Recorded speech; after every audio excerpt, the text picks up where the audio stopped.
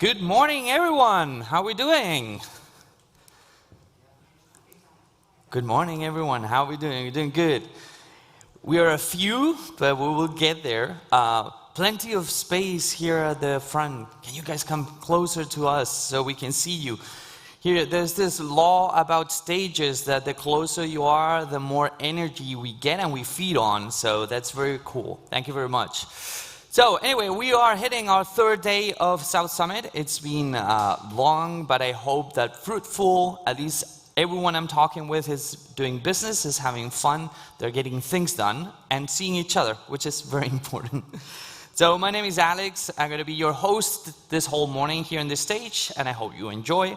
And to start our first talk of the morning, well, first of all, mention that this track is sponsored by Wayra, so thank you very much, Wayra, for being our sponsors. As always, as anyone that has done any event knows, it's the sponsors that make a lot of these things happen, so it's always our pleasure, and we always thank them very much. So as I said, the Wayra stage this morning, and to open the morning with our very, very hot talk. And I'm very happy to introduce our next speakers. First of all, because I haven't seen some of them for a very, very long time. And second of all, because they're two very, very smart people that are doing extraordinary things.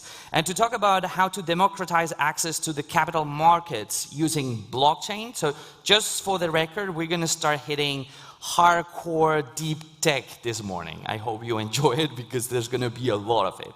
And precisely to talk about how to use blockchain to democratize access to the capital markets, I want to welcome our next speakers, the interviewer and moderator. Big applause for Juan Jose Güemes, Vice President of Finance at IE University. Big applause, please, for Juanjo. And to join him on stage, our good friends, Carlos Domingo, founder and CEO of Securitize. Good friend, super smart to people. Stage is yours, enjoy. Thank you. Thank you very much, Carlos. Welcome back to Madrid.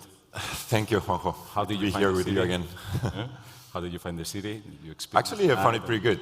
I'm glad that the pandemic seems to be past, and hopefully soon everything will be back to normal. Everything seems open. The city feels very alive and very lively. So I'm glad that everything is back to normal. Now that we are recovering our lives, you have many more chances to come back more often. Great. So, Carlos, I don't know if it was the last time we met. Was it in Dubai or maybe in Castellón? But previous to that, it was in Dubai. Yes, it was in Dubai. And you were trying to find a way to tokenize your fund, Spice VC. And then you moved to Miami. You launched a new company that you're growing now. What happened in the middle?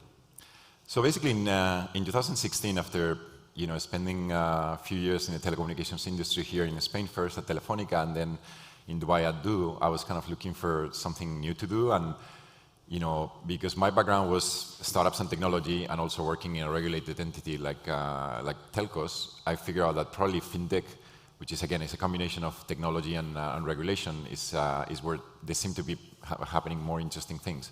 And within the fintech space, at that time in 2016, blockchain was kind of emerging as a new platform for developing financial services applications. So I got interested in the topic. And then, as somebody that has been investing in startups all my career, here in Spain and in many other places, one of the problems that venture capital has is that as an asset class, is very inaccessible. It's very difficult for people to invest on venture capital firms. And it's also very illiquid, which is problematic for everyday investors, right? Because if you invest and it goes very well, but you cannot, liquidate your position when you need cash, then this is a problem.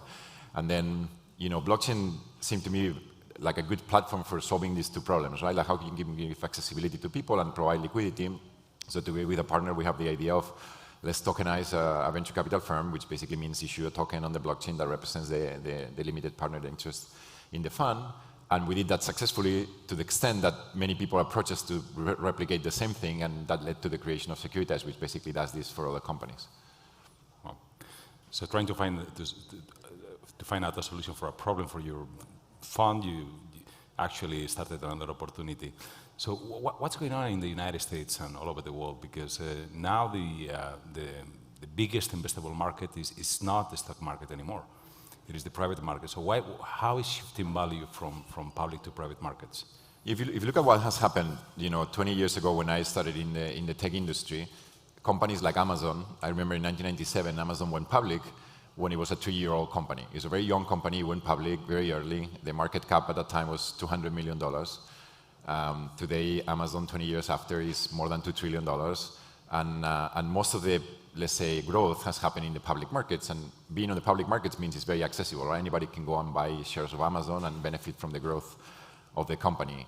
If you fast forward 20 years after today, it's actually the opposite. Like another startup that everybody knows, Airbnb, went public recently when it was 16 years old. So it's very, very long time that was private. And when the market cap was 100 billion. So even if Airbnb is extremely successful, it's never going to be, accessible anymore for, everyday investors because most of the money was made privately. And that's been a trend that has been happening since, let's say, Google and Facebook went public very late. That less and less companies go public, and when they go public, they're very mature. So the value creation has shifted to private capital markets. And that's a problem because private capital markets are not accessible, they're illiquid, and they're very difficult for people to Only for very deep pockets. Yeah, you have to be some super, a private equity firm or a VC or something to be able to invest and also to be able to hold the position for 16 years, right?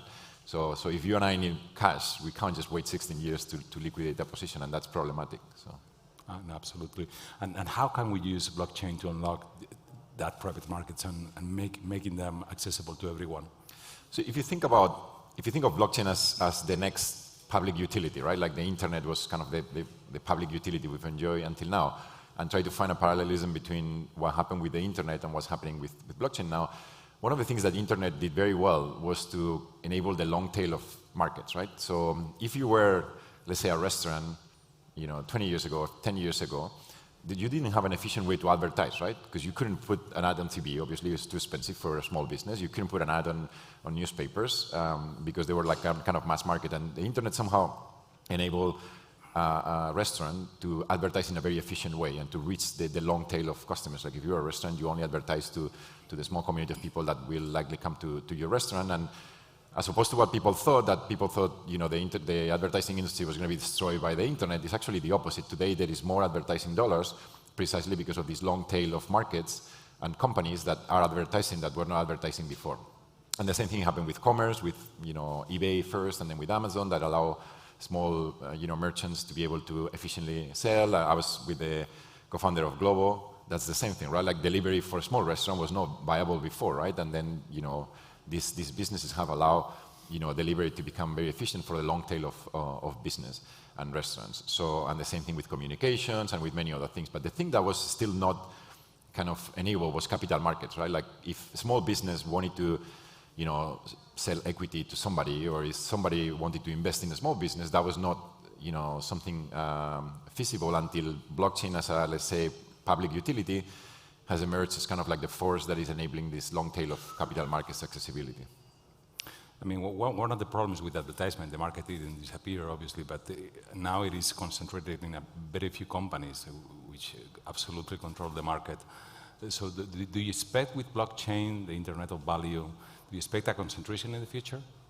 That's a good question. So when Internet started, people thought that Internet was going to be a democratizing force, yeah, and has been in terms of giving accessibility to new tools to people, right? Like advertising and things like that. But what has happened is that those tools have concentrated in new, let's say, gatekeepers, right? Before we used to have, let's say, telecommunication companies controlling how you communicate with people. And now, to some extent, you can argue that Facebook with, Facebook, WhatsApp, and Instagram control how people communicate. And actually this week that they had this outage, it became very clear, right? That without those tools, people don't know how to communicate.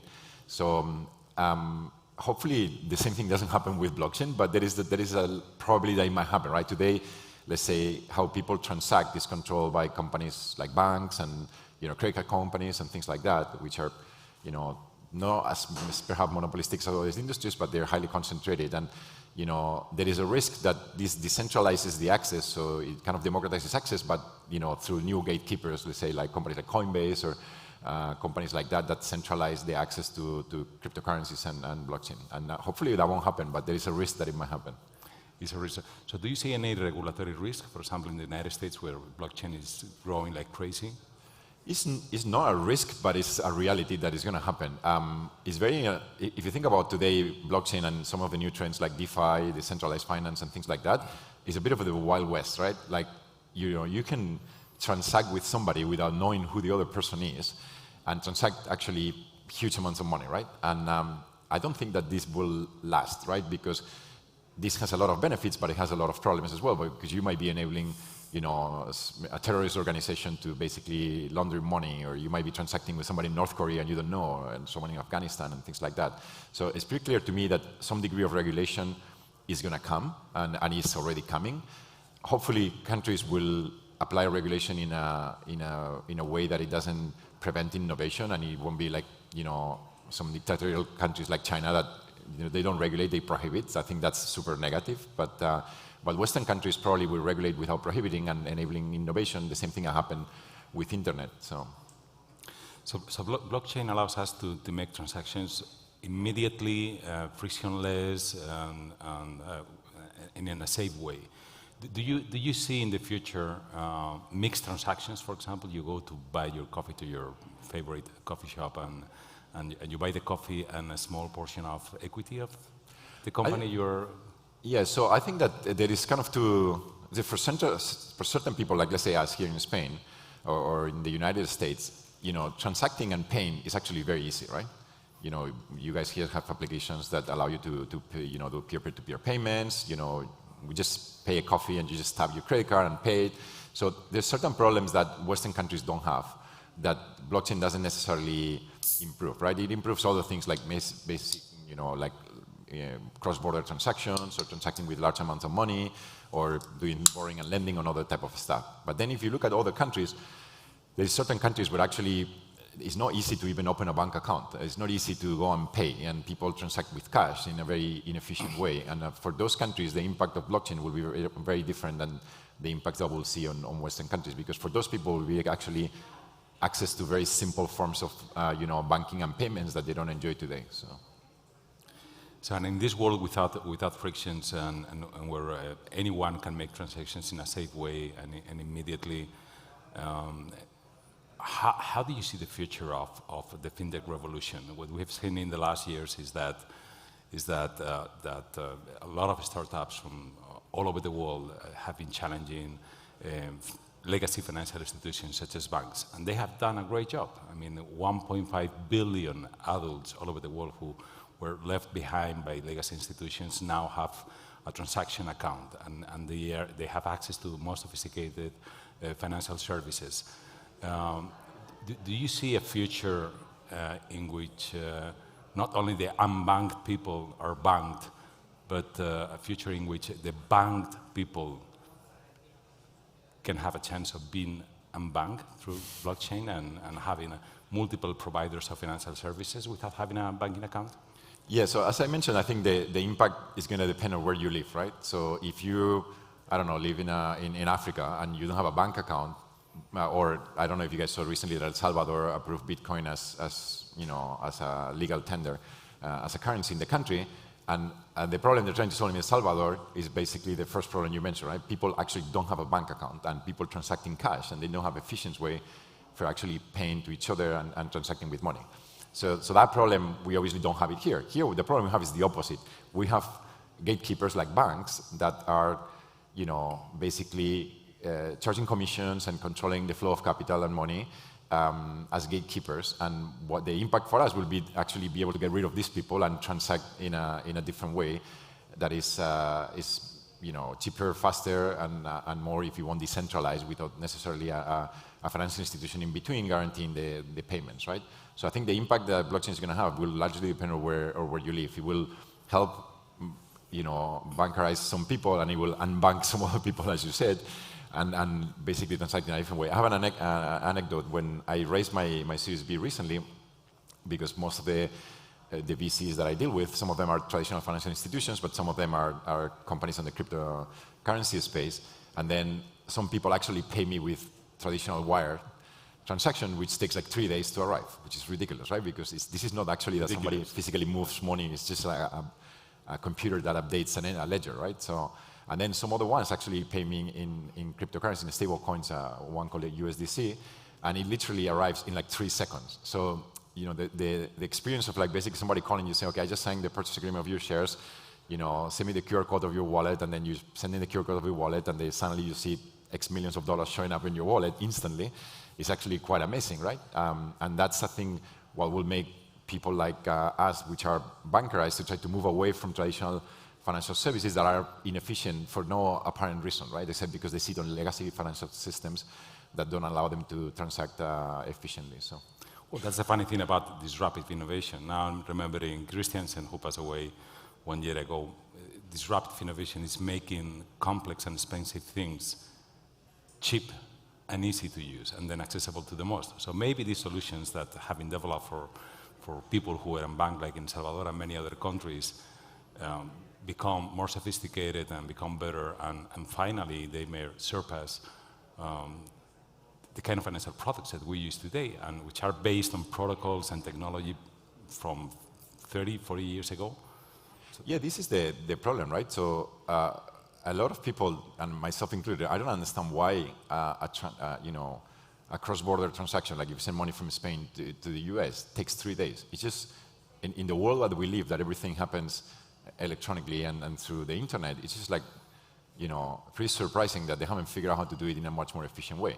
And I think this is part of the problem that, as you mentioned, Clayton Christensen described, of this disruptive innovation phenomenon, where cryptocurrencies today are actually, in some sense, maybe not better, because you have to carry a wallet and you have to know how to use it, and maybe the user experience is not as simple, but it is so efficient and so cheap that it would kind of disrupt these guys and come from below, right? Like the young people first, or the people that don't have access to bank accounts will start using it, and you'll get to the point that it might be too late for traditional financial institutions to be able to shift to a better way of doing things, because it also disrupts their business model, right? I mean, it takes 3 days and they charge you whatever, $50 every time you send money from Spain to the US. If suddenly that costs $0 and it takes seconds, those banks need to figure out a different business model, which they might not be able to actually sustain the cost structure and the way they're set up today to do business.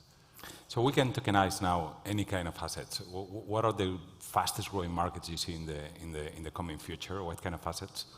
So I think that the crypto market started basically trying to replicate currencies. That's what I call cryptocurrencies, even though all of the cryptocurrencies like Bitcoin are not really acting like a currency, because they're not necessarily good for payments and stuff like that. The kind of next wave that came were all these payment tokens and utility tokens that will allow you to transact within a protocol. And I think that started a trend that people don't realize, which is a way for rewarding people for participating on a network. Here in Spain, there's a very good example of a very famous entrepreneur, Martin Barsaski. He had a company called Phone. I don't know if you guys remember that. They were basically giving you these routers where you could share Wi-Fi with each other. And that, went okay, but it just didn't really take off, right? Because there was not a lot of financial incentive for people to share their connectivity with others, right? And now there's kind of like the next generation of that. It's called Helium, where they actually give you these tokens that you can, accumulate if you actually provide this connectivity to other people. So there's a financial incentive for you to participate in a network, and suddenly these networks are actually growing much faster because there is a financial incentive. And this phenomenon is being replicated in games, in how people are treating with collectibles, with NFTs and things like that. So this concept that when you contribute to a network, you actually get some sort of financial reward is what blockchain is enabled, that is opening up very innovative use cases, right? Do you have any questions for Carlos? Any from the public?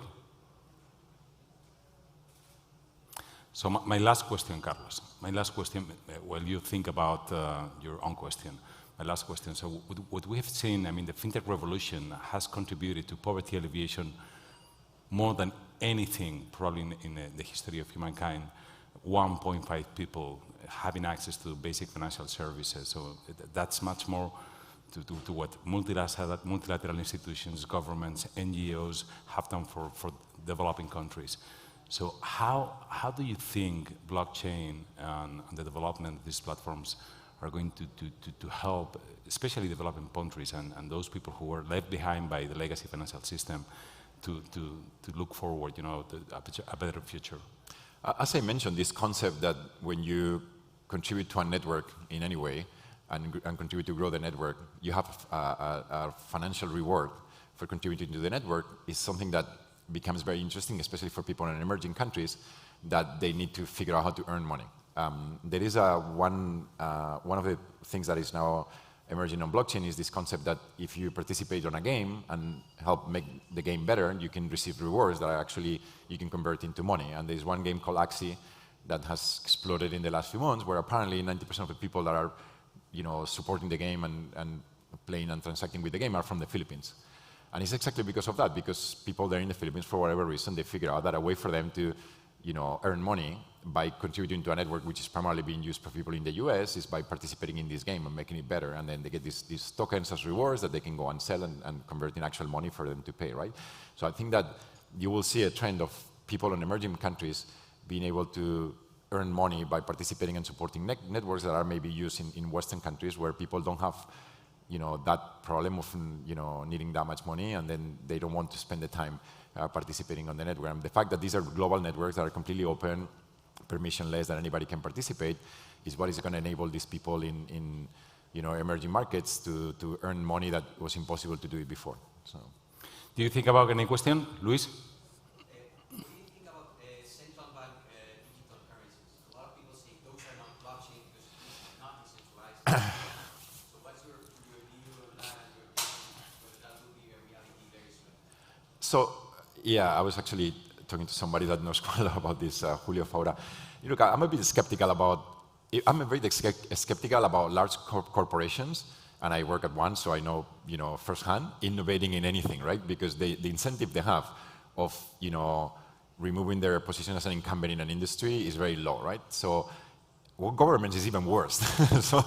so the fact that the government can actually create something much more valuable than a private company or a startup is just very foreign to me, and it has never happened in the history, right? So I think that governments should just do what they do, and then, probably by the time they come up, if they ever come up with a central bank digital currency, we will have stable coins that are produced by startups that people will be transacting, and that for everyday people, there will be no difference, right? So maybe for large financial institutions, the fact that that money has been issued by a central bank means something, but for the rest of the population, it doesn't mean anything. So I'm very skeptical that will ever be a thing. Maybe in countries like China, that will be imposed by the government. It's a different story, but in Western countries like Spain or the US, where we have a democracy that people can use whatever they want, then I don't think that will ever be a viable solution. As long as we keep democracy and freedom. We're running out of time. Thank you very much. A big hand for Carlos, please.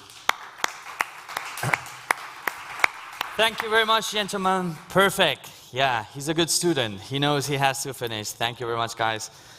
Carlos. Yes. Give your wife a big kiss. I haven't seen her in ages. Thank you. Okay, welcome back, everyone. We keep rolling with our deep tech track this morning, and I don't know if some of you were here yesterday, but we were hitting the drum on the supply chain lines and the issues and challenges around supply chain. And today we're going to go slightly deeper in. I'm very, very honored to have our next panelists, because we're going to be able to dig into probably some of the cutting edge of what's actually happening in tracing the supply chain in the industry. So without further ado, we're going to be talking about tracing the supply chain, the ethics, and the sustainability on how to achieve that. And to do that, I want to welcome my panelists. So give a big applause to Ellen Carey. She's the head of sustainability at Circular. Big applause for Ellen, please. Come on, applause. It's just a couple of us, but we can do this. Ellen, over there. Okay. Then we have Francisco Maroto. He's the head of blockchain and digital assets at BBVA. Fran, big applause for Fran, please. And last but not least, we have Pablo Rodrigo. He's the co-founder and CEO of Traceable. Pablo, where are you? There you go. Big applause for Pablo. And I'm going to sit here with you guys. Okie dokie. So, how are you? Well. Well, everyone well. Caffeinated. So, when we're discussing this, there's maybe one notion that is hard for, and we even had a discussion around this, is what do we mean by supply chain, right? How far do you take that definition, and how is the tracing done right now? So we'll start with Ellen. You have also a very deep background on the auto industry, so. That's true, yes. So I know the auto industry from the OEM side, where I led basically the communications and PR strategy for Audi in the US particularly launching the e-tron, the global reveal of the e-tron. So in terms of, now I'm at circular, which is attacking and addressing scope 3 supply chains, GHG, ESG compliance and tracing. I think circular has the most in-depth solution because we've gone to where it's hardest first, batteries. And we're getting to lithium sources, cobalt, nickel, tantalum, et cetera. And I think we realize, though, today it's not just about what's coming out of the tailpipe, but if we're going to go to EVs, we need to recognize that EVs have 80% more emissions in the manufacturing processes than an internal combustion engine vehicle. So we've got to go down to the mine, and we work with our customers, the OEMs, like the Audis, the Volvos, Daimlers, et cetera, to go down to the mine, reveal and create transparency of the supply chain, understand the risks that they're trying to solve for, and then also track the GHG and the emissions of that whole process. I was just thinking that really supply chain is probably one of the closest problems, maybe with the ecosystem and ecologists of what we call system thinking, right? It's like all these nodes connected and how things move from, we were talking about graphs a moment ago. What about you, Fran, from your perspective? How do you see the supply chain from the bank's perspective? So, supply chain, it's in the consumer goods industry, it's around 90% of the environmental impact that a company has. So it's really relevant when talking about sustainability and about ethics. This is why when we are talking about introducing sustainability and ethics into the supply chain, into a company, a very relevant part of this is the supply chain. So this is a key part, and we have to take it into account. And us as a bank, we need to help our clients, our enterprises that work with us, be able to adapt their processes, their systems, and to invest in applying solutions like the one we have just heard about, which is great, and applying ESG principles to the supply chain. But this has a cost normally, and normally a high upfront cost that needs to be overcome. And banks like us can help with financing this type of building these solutions. And in this space, BBVA has already mobilized 67,000 million euros up to July of this year for helping the customers transform their businesses and be more sustainable. And we have now a target to mobilize 200,000 millions up to 2025, also helping the companies, enterprises transform their processes and be more sustainable. No? So yeah, for us it's really relevant to help the enterprises move towards this new supply chain, to introduce this new function into their supply chain equation. So you have speed, reliability, cost, and now you need to have sustainability. No? Reduce your impact in the environment and have a positive impact in the human part of all the chain, no? The local ecosystems, etc., etc. And internally, we are also trying to apply it and introduce risk management metrics related to sustainability, so that once we do an analysis of a company relating to the risks, we introduce the sustainable factor also into the equation. And in our procurement process, we also ask our providers to comply with the UN Compact principles, not only environment, also labor, also human rights, and so they are able to be compliant, and that also their suppliers are also compliant with it. Yeah. So there are several axes to try and it feels interesting because you're kind of, to a certain degree, you need what Ellen and Circular are doing because it provides you the data to then decide who do you give loans to, who do you finance, right? If you want to hit the SDG goals, right? That's very, very interesting. What about you, Pablo? how do you see that? What is supply chain for the food industry, right? It's probably slightly different. Well, in our case, at Trazable, we are a platform focused on improving food supply chain, in our case, by digitizing quality departments, no? So why is important, no, this supply chain concept, no? I agree with Ellen. It's not only, you don't have only to measure your impact in your organization, because the sustainability impact of a product is its impact in all the supply chain, no? In all the stakeholders that participate in this production, no? So, for example, if you are retail that you are fully digitized, you don't have paper, for instance, or you have recycled plastic bags, but you want to have orange all the year, no? So that's not sustainable, because you have to bring this orange from Africa. It's not sustainable at all, no? So this is the concept right now, no? And people, I think we as consumers, we are increasingly aware of this importance, no, of the sustainability.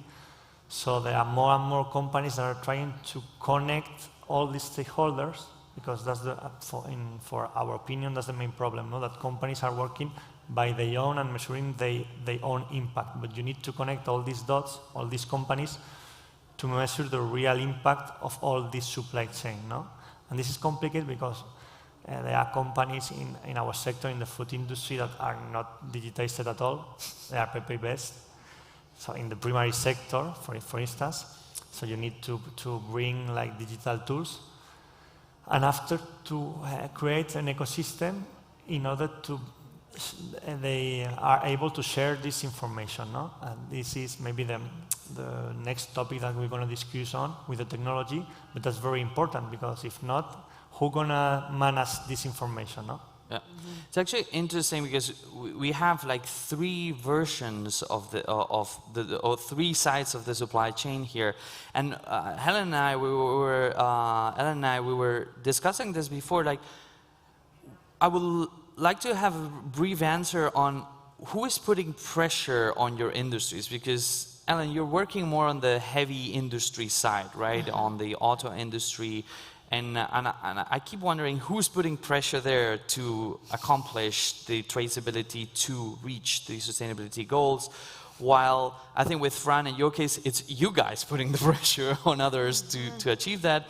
And in your case, it's probably the end consumer putting pressure on the supply chain to achieve those goals. I mean, obviously the consumer is everywhere, but I think in the food chain, the consumer has probably slightly more power than you have in the other chain. So how do you see that? Who's exerting the major pressure or pushing the change towards more sustainability on the supply chain side?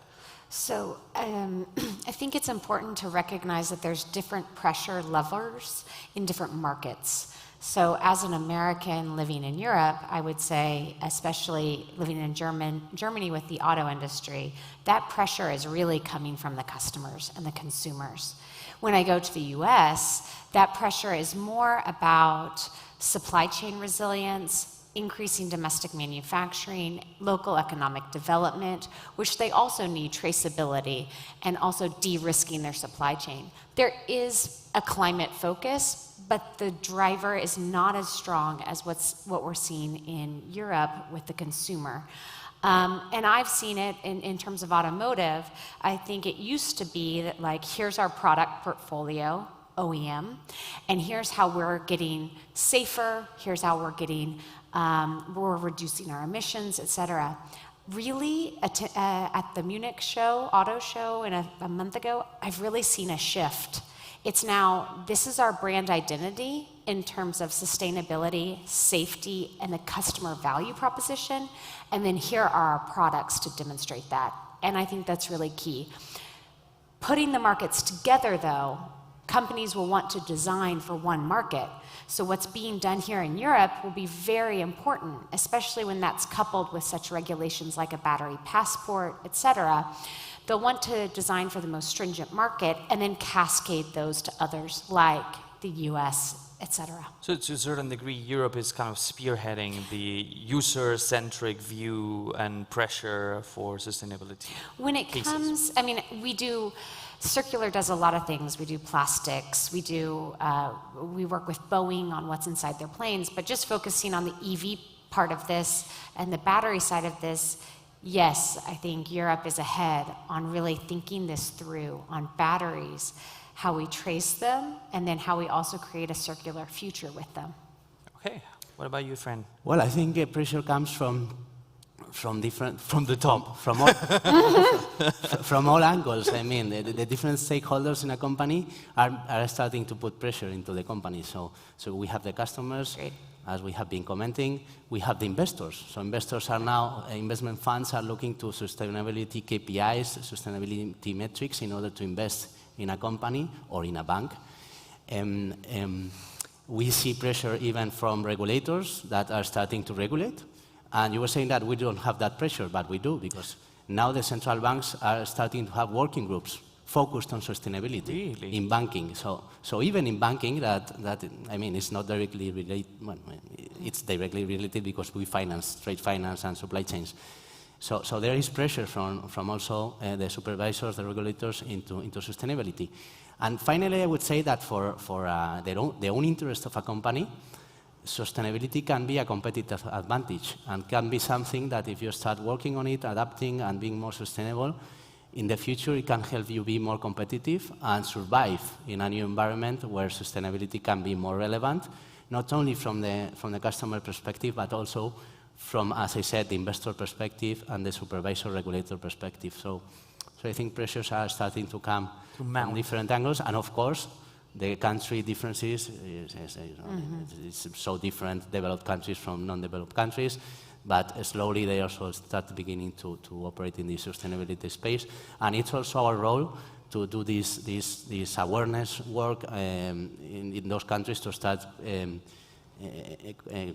conscientiating our customers that they need to be more sustainable and start working in this space. This actually brings a question, like, especially you guys have a very large footprint in South America, so I was wondering, do you see that even though Europe is spearheading the mounting examples on sustainability in different areas, including regulators, do you see that that's trickling to, for example, South America, and that they are catching up faster, or it's kind of taking more or less the same cruiser speed, if you want to see it like that? I mean, Europe is spearheading, as always, I think, on regulation space. We are the best thing that Europe has is innovation in regulation. Then the States and Asia innovate in everything, not in regulation, and then they copy the regulation that we have in Europe, and we copy the innovation that we have in the other places, no? So this is a little bit of what we see. I think they are going behind, but not only in sustainability, also in other aspects of regulation. But I think they will follow as they can, and depending also on the customer segment and the different markets, you might have more pressure on sustainability or less pressure. No? And what about you, Pablo? How do you? I mean, we said customers, but I'm guessing that you also have other pressures there. Yes, of course. Well, sustainability is a transversal topic. No, it's applied to all of us as consumers or as fans, as Fran said, which is very true. No, there's a lot of fans that are seeking for this sustainability part of your project to invest or not. So this is very, very important. No, and that's why because we are increasingly aware of the importance of the sustainability, that we can decide which kind of products we buy. No, and with this decision, so companies need to provide one solution or another. An example of that is that when we started with Trazable in 2017, we do like some MVP, and it was an application that shows the Nutri-Score of the food you buy. No? It's very some crazy thing, because now it's more normal to scan the QR code or the barcode of a product. Yeah. But this time, so 4 years ago, there was no application that do that. So we tried to validate this idea, and now we have Yuka, for example, that in France or in Europe is crazy, the quantity of users that take the application to know if one product is better or not for them, no? With like light code, red, orange, and green.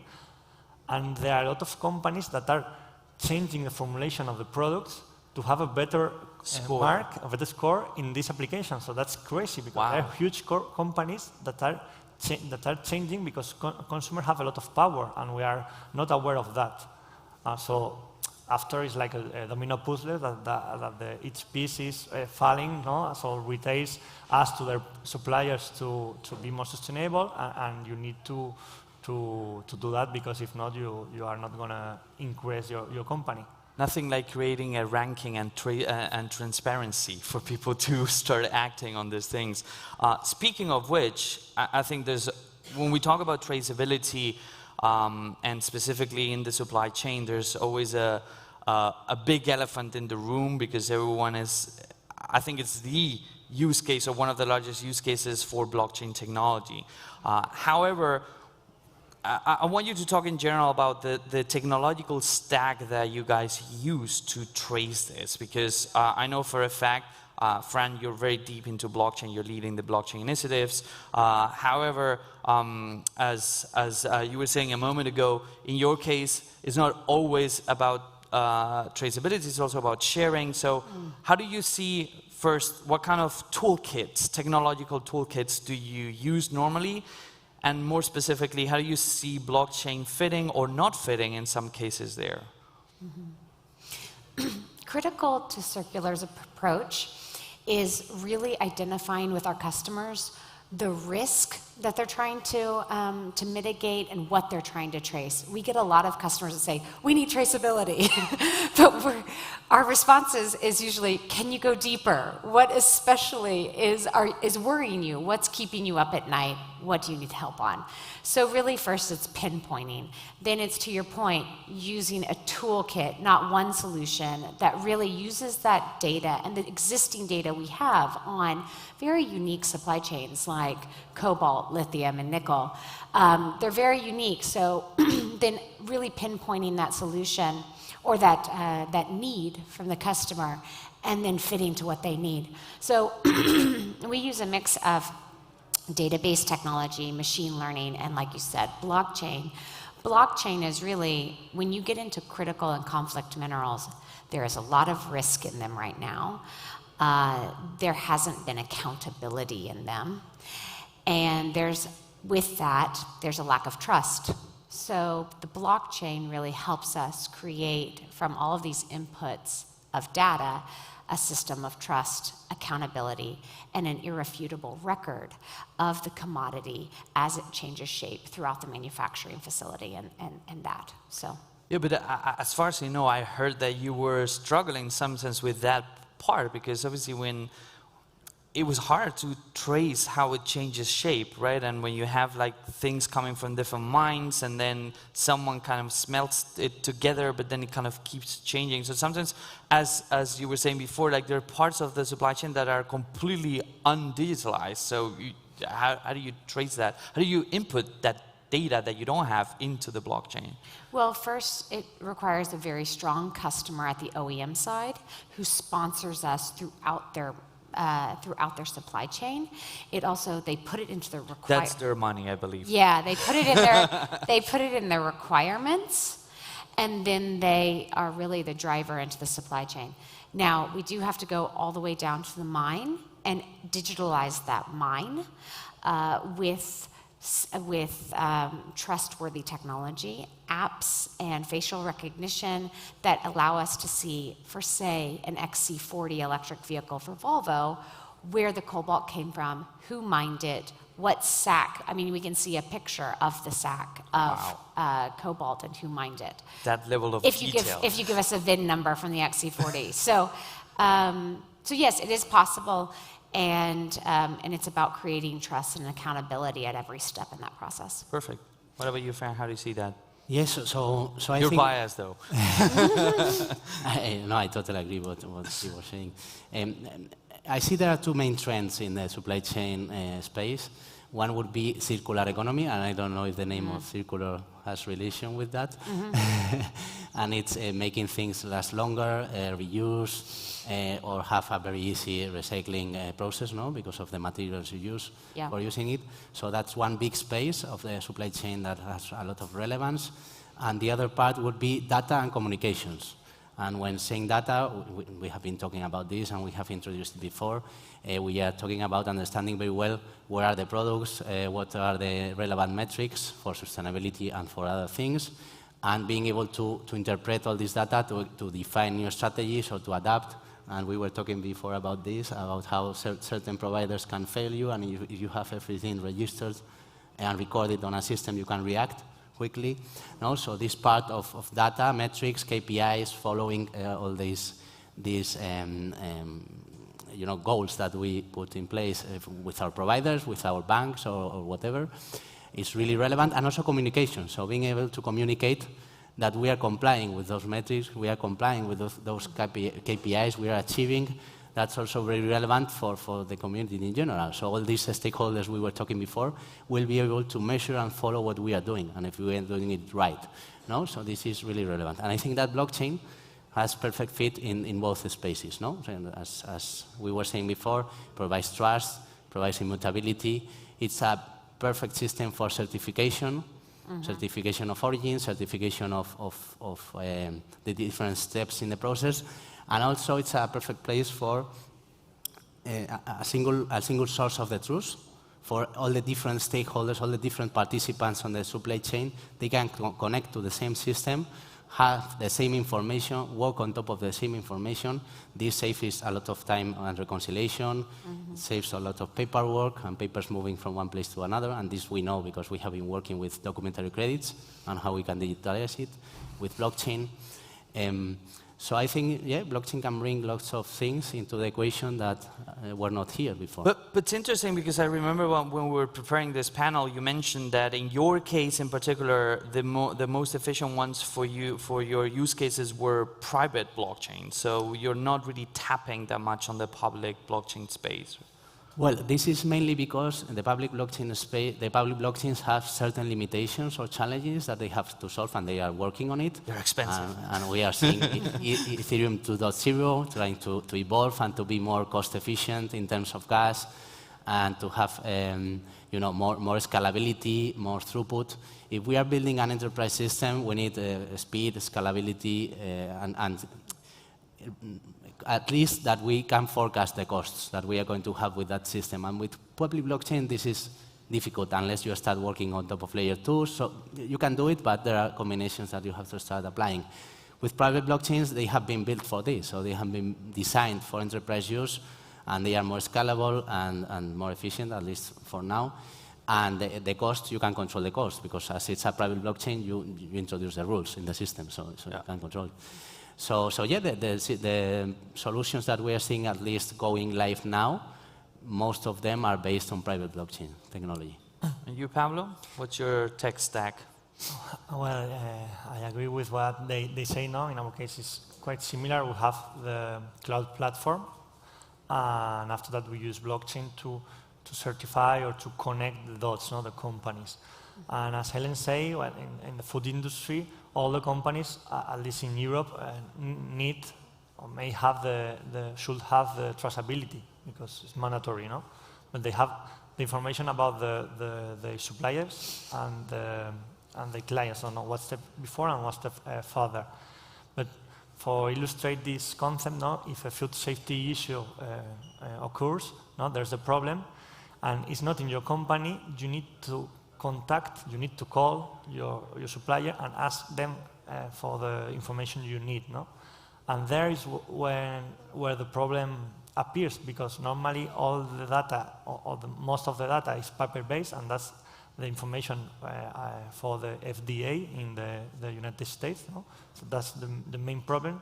You need, before using like blockchain or other technologies, to digitize all the process, digitize all the companies, to after that be able to connect them in order to, as I said before, share this information in this trust framework, using, for instance, blockchain to be able to share this information in a trust way. to react fast when a problem appears, but also, as Fran says, to communicate all your information, because you can use this technology for risk management, but you can use it because you are sustainable, or your supply chain is very sustainable and ethic, and you want to communicate that to your consumer in order to add value to your product, because you are doing things well, no? It's informing and tracking, both going up and going down, right? Now that's something very important for the end consumer. Okay, so we only have 1 minute left. So very, very quickly, 2-3 words. What is, as it stands right now, from your point of view, the biggest challenge in 2 words on your side? Biggest challenge that needs to be fixed? Who wants to go? A public perception that all data is created equal. A lot of people are collecting data on their supply chains, but that doesn't mean that you're de-risking your business and you understand exactly. They're not acting on it. Yeah, they're not acting on it, and again, you can't achieve what you don't measure and you don't track holistically. Fran? So I will focus on blockchain, which is my area. I would say for blockchain to become mainstream, we have 2 main challenges. One is that everyone understands how to use it, and this is training and awareness. Good luck with that. But And the other one would be a network effect. So these tools are really useful Scale. when we have all the different stakeholders in the same system, working in the same platform with the same data. And for this, it's difficult. So we need to have lots of different people from different places. So. you, Pablo? Well, I agree with Fran, network effects and collaboration. No? There's a lot of initiative, but we need to work together, and it's transversal topic, so with administration, companies, startups, to collaborate. It's interesting, 3 different sides of the challenge. Well, we're out of time, and it was my absolute pleasure having you on this stage today. So please give our panelists a very, very loud applause and warm applause. Thank you very much, Ellen. Thank you very much, Fran. Thank you very much, Pablo. Hopefully we'll see each other next year, and we will have more stuff to talk about. Thank you. Okay, and I'm staying here because we're gonna give, people are finally coming. This morning we were a little bit alone, guys. We felt the cold. Anyhow, welcome, those of you that are joining us right now. We're going deep into the deep tech track. So we're going to be talking about very unique technologies that are being used that require a long process. And to talk about that, we have our next fireside chat. And we're going to be talking about rewriting the rules from within, how new ecosystems are created for a new era. And to talk about that, I want to welcome the moderator, Irene Gomez. She's the Open Innovation Director at Telefónica. Big applause for Irene, please. And to join her on stage, please welcome Oscar Candiles. He's the Chief Strategy, E-Verticals and Wholesale Officer at Telefónica. Big applause, Oscar. Irene, stage is yours. Enjoy. Thank you. And thank you for joining us. We are going to share with you a nice conversation. We are going to talk about where we envision future, which new verticals we see at Telefónica, and how we work together from the open innovation space and with a strategic team at Telefónica. And as it's a colleagues conversation, we have decided to do something different, and we are going to, because we are not going to have a moderator in this conversation. We are going to have a game. So the game is going to manage our conversation. So let's play, Oscar. Okay, let's go. Okay, so let's begin with the first question.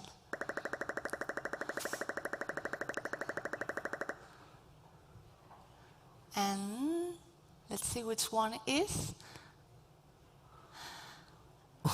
I think this is for you, Oscar.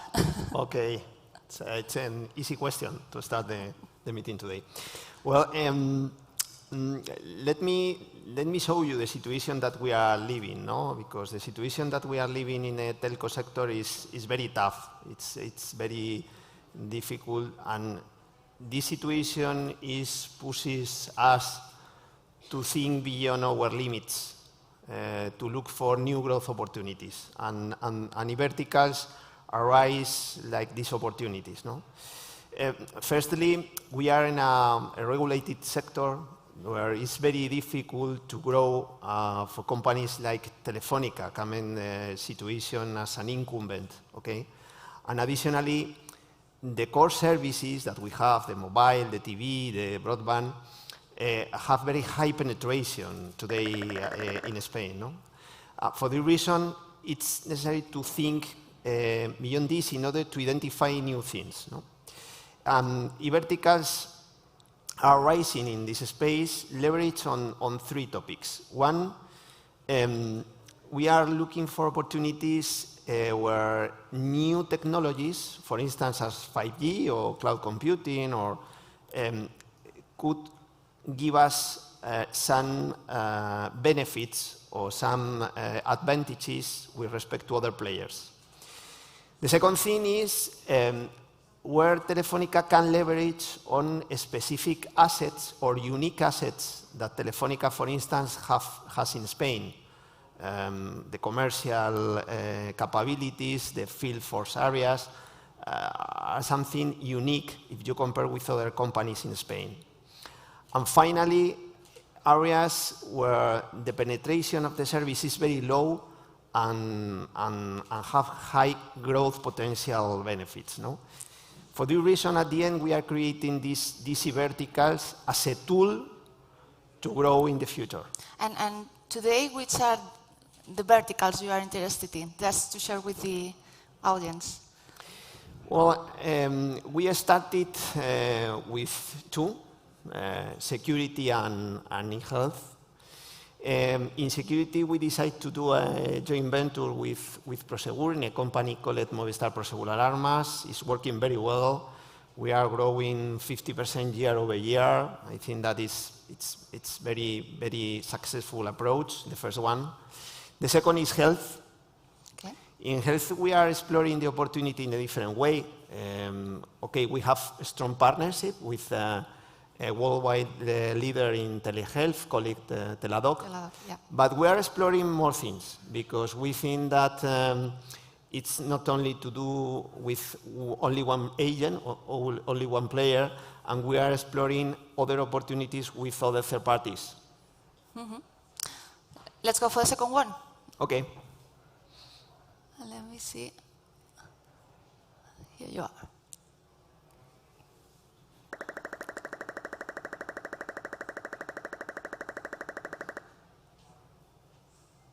Okay. 5G will change how we, what do you think? Drive. How we drive. Why?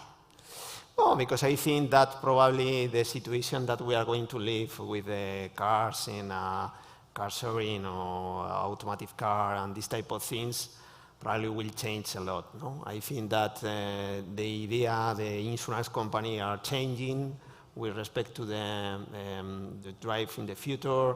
I think that 5G will be key for the sector, the automotive sector in the future, and I think that probably will change everything in terms of the ownership of the cars, the insurance, many things.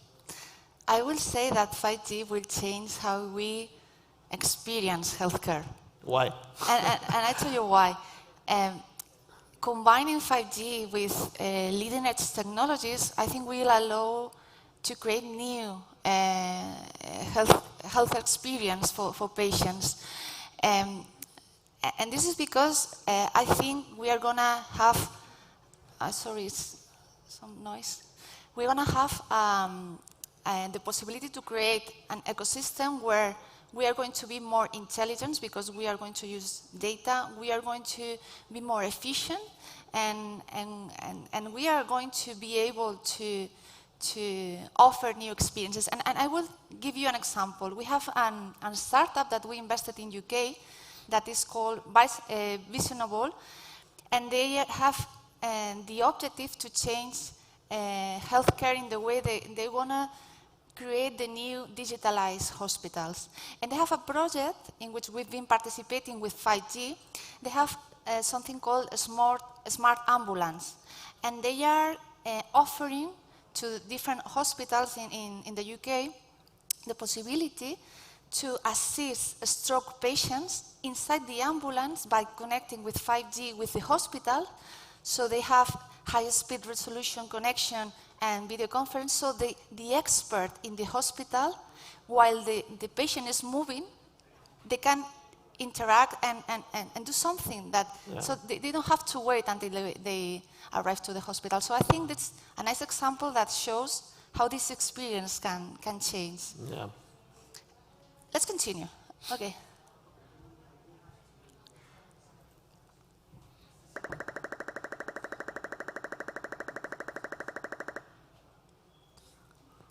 Okay. This is a video. I don't know. Let's see.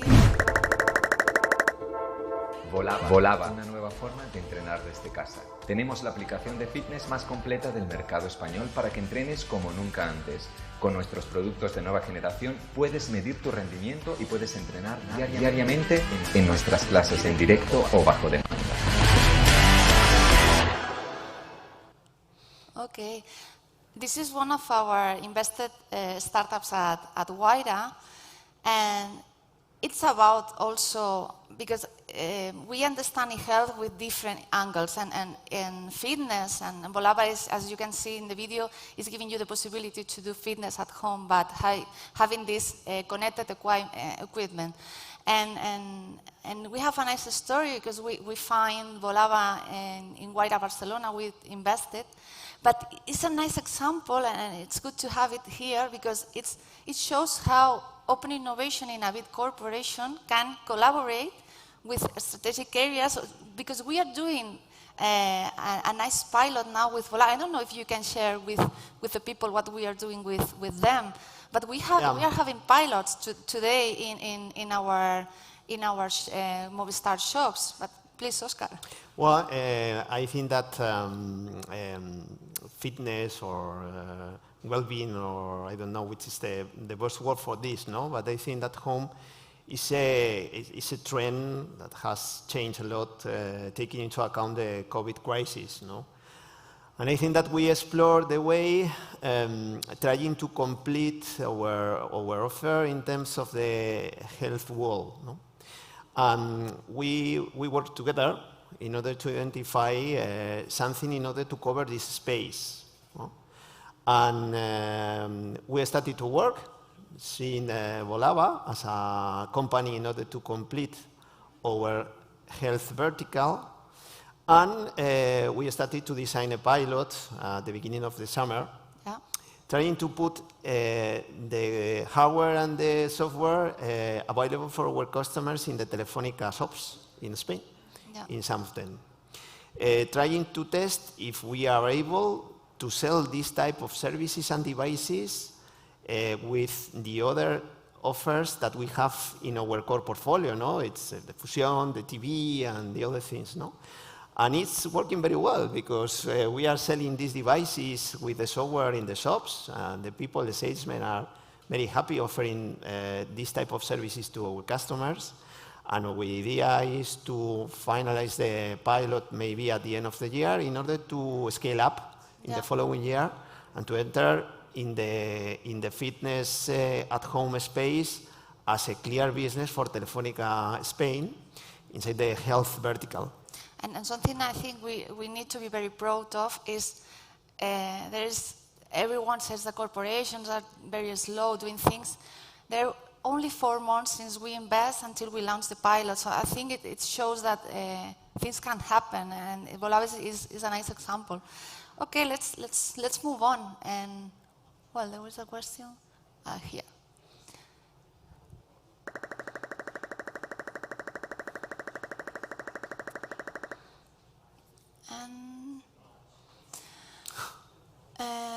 Well, Telefónica has a great pool of runners. Would you like to bring the passion to your customer homes? Volava is an example. I know you are a nice runner. Yeah, but I don't know if Telefónica is a big pool of runners. No, I think that, well, as I said before, I think that running, spinning at home, I think that it's a clear trend. I think that probably I hope that the situation will change with respect to the COVID, but I think that the activities at home will develop for the following years in a clear way, and there will be different businesses around this, no? And I think that Telefónica is going to be a powerful agent, at least in Spain, with this opportunity, because I think that it's a very good fit with our communication strategy, with our partnerships, with our activities, because at the end, we have a strong presence in sports, in our TV channels, and I think that there is a clear fit with many things in Telefónica Spain. And additionally, it's the clear extension of the health vertical, no? I think that, as I said you before, we are going to finalize the pilot, and the idea is to push a lot about this trend with Volava, no? Because So I invite all of you to go to our shop so you can see the experience there. yeah. Okay, let's continue. Let's see.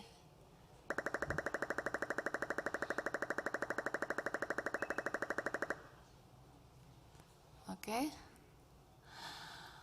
Innovation is. Let me go with it.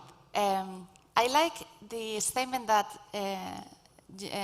John Foster said, because he used to say that innovation without execution is hallucination. And for me, it makes totally sense, because ideas are nice, but if you cannot execute them, doesn't make sense. You can have the best idea, but I think, and in this kind of events, we see this execution, the startups, the way we do things, and for me, innovation is the execution of our of a big differentiation with creativity. I would say that way. Okay, I think innovation. I think that from a business point of view, I think that innovation is key to survive. I think that it's not only innovation in terms of product. I think that if you see a company, you can do innovation in many things: efficiencies, culture, managing people or HR. I think that it's impossible to think to have a company with almost 100 years as Telefónica without innovation. I think that is key. It's necessary to launch new services, to do the things in a different way, to address new opportunities. I think that it's key. I don't understand a company without innovation, but probably will die.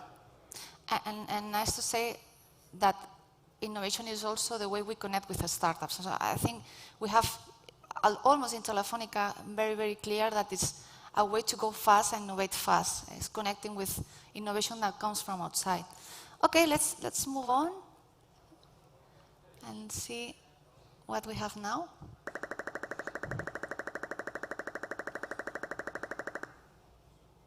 Okay. Movistar Salud. We've talked about e-health, but why we decided Salud as a vertical? Well, I think that first of all, because people is a top priority for Telefónica. It's in our hearts, no? Because I think that we are doing all the things in terms of the sales approach, product, and many things. I think that Movistar Salud address an opportunity emerging after the COVID crisis is telehealth, no? And because I think that one of the effects of the pandemic is the way of attending patients is totally different. I think that the remote approach is key today, no? And we decided to launch this service as a part of the vertical health in order to address this opportunity for us and opportunity in order to enhance the life of our customers, no? Putting on the table a service in order to connect with the doctor when in Spain was not possible to connect with the doctor some months ago, no?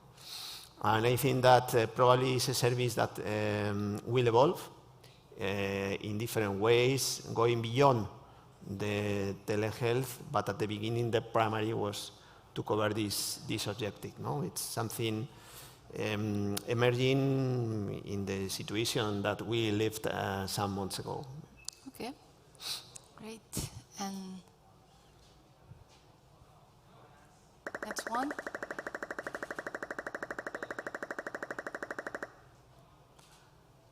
And there we have a video.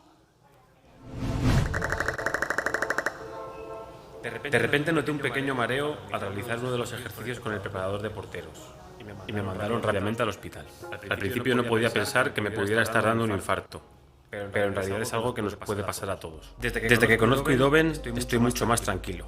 Te mandan un kit a casa y me monitorizan el corazón mientras hago vida normal durante varios días. Mis latidos se registran en un electro que es analizado por el equipo de Idoven con la ayuda de inteligencia artificial. Al terminar, lo recogen y al cabo de unos días recibo en mi móvil el informe de alta precisión con recomendaciones personalizadas. Cuida tu corazón. Idoven is another of our invested startups, and it has to be with this creation of ecosystem. In this case, as they were mentioning, they want to detect in early stage heart problems and be proactive. And what they do is analyzing by the combination of artificial intelligence algorithms and wearables, no? And they are working on this early prevention of this heart disease. And I think the kind of investments we do at Wayra that complements the strategy of eVertical. So at the end, we are generating an ecosystem around eHealth, and this is a nice example, but we have more examples in our portfolio that can complement this strategy. Okay, because we have 2 minutes, let's go. Okay. In which other verticals are we moving on? Well, I think the answer is very short. In everything we can. I think that, as I said you before, we need to grow and we need to explore many things. I think that now, for instance, we are scanning opportunities around mobility, around logistics related to the last mile management. I think that, as I said you at the beginning of the meeting, we are exploring opportunities where technologies could help us, telephonic assets could be key, and opportunities with very low penetration and high potential growth. No? I think that all the ideas welcome. Okay. And we will be looking for startups that complement those verticals. Okay, and I think we have time for last one.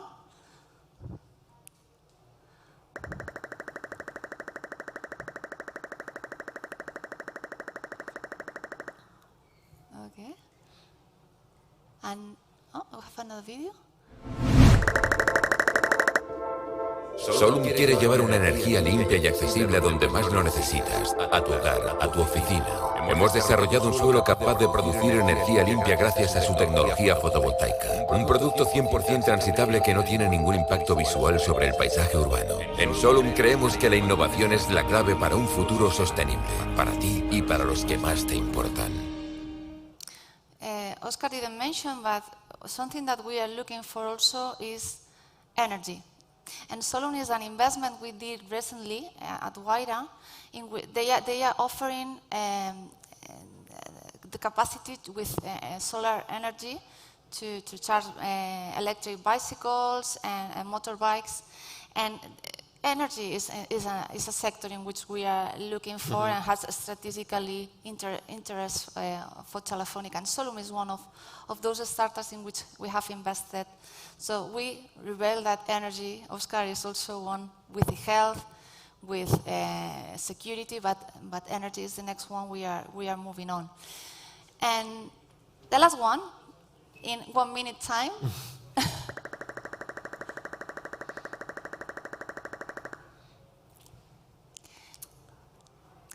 a sustainable world is a world that needs more.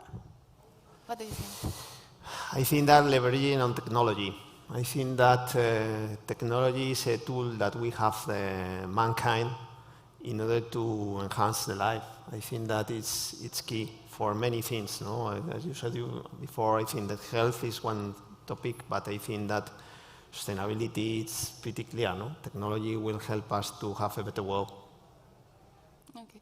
My opinion is, I think that a sustainable world is a world that needs to combine more ethics and purpose of how we use technology. And in my opinion, I think we're going to see in the next year how sustainability is something is going to be by design. As we in the past, we have privacy by design, security by design. I think, and this South Summit shows that it's something important in the way we design products, services. So I think it's going to be something that is part of the design of the new products that we are going to see in the future. And I think that's it. Thank you for joining us in this conversation. Okay, thank you, everybody. Thank you very much. Big applause. Thank you, Irene. Thank you, Oscar. Pleasure having you.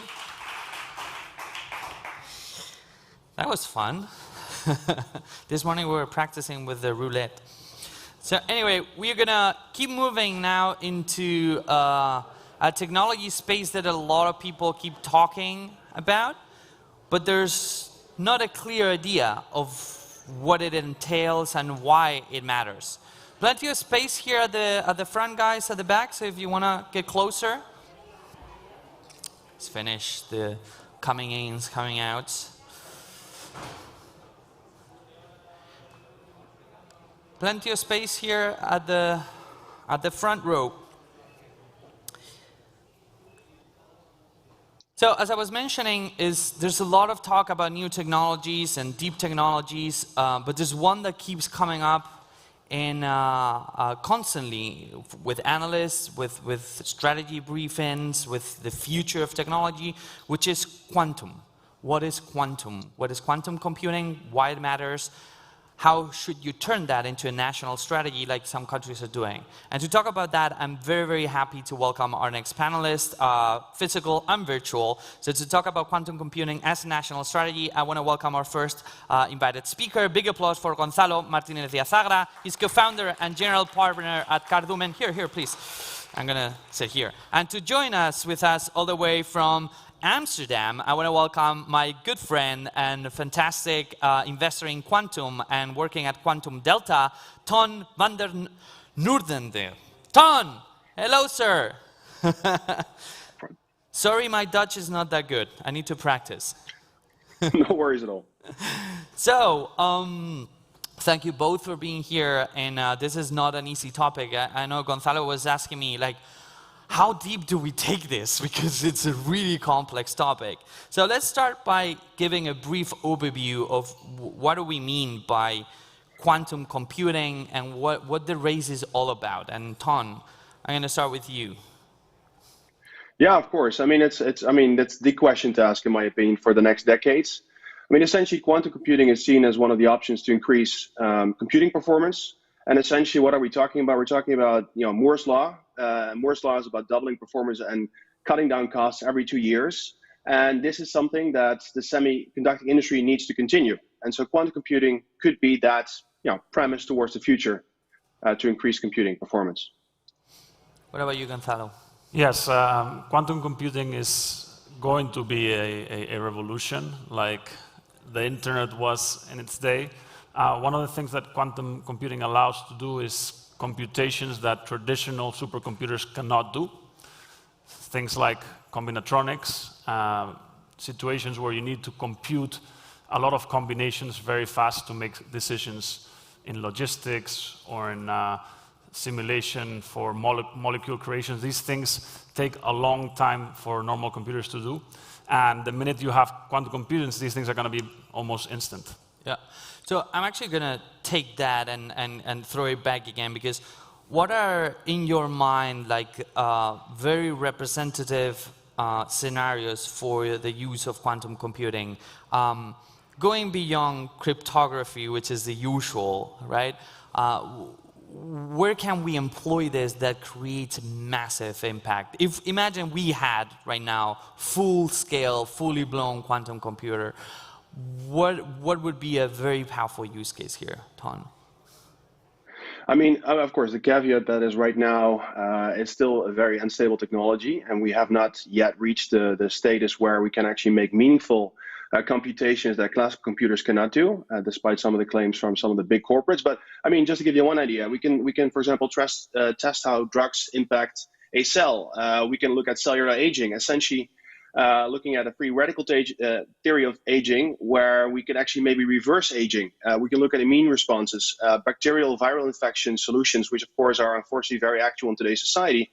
Material degradation, the development of new materials, chemical design. I mean, the possibilities are endless, and I think it's going to completely revolutionize everything we know in today's society. Gonzalo? Yes, according to analysts, the industry that's going to adopt this first is financial services, like they did for big data.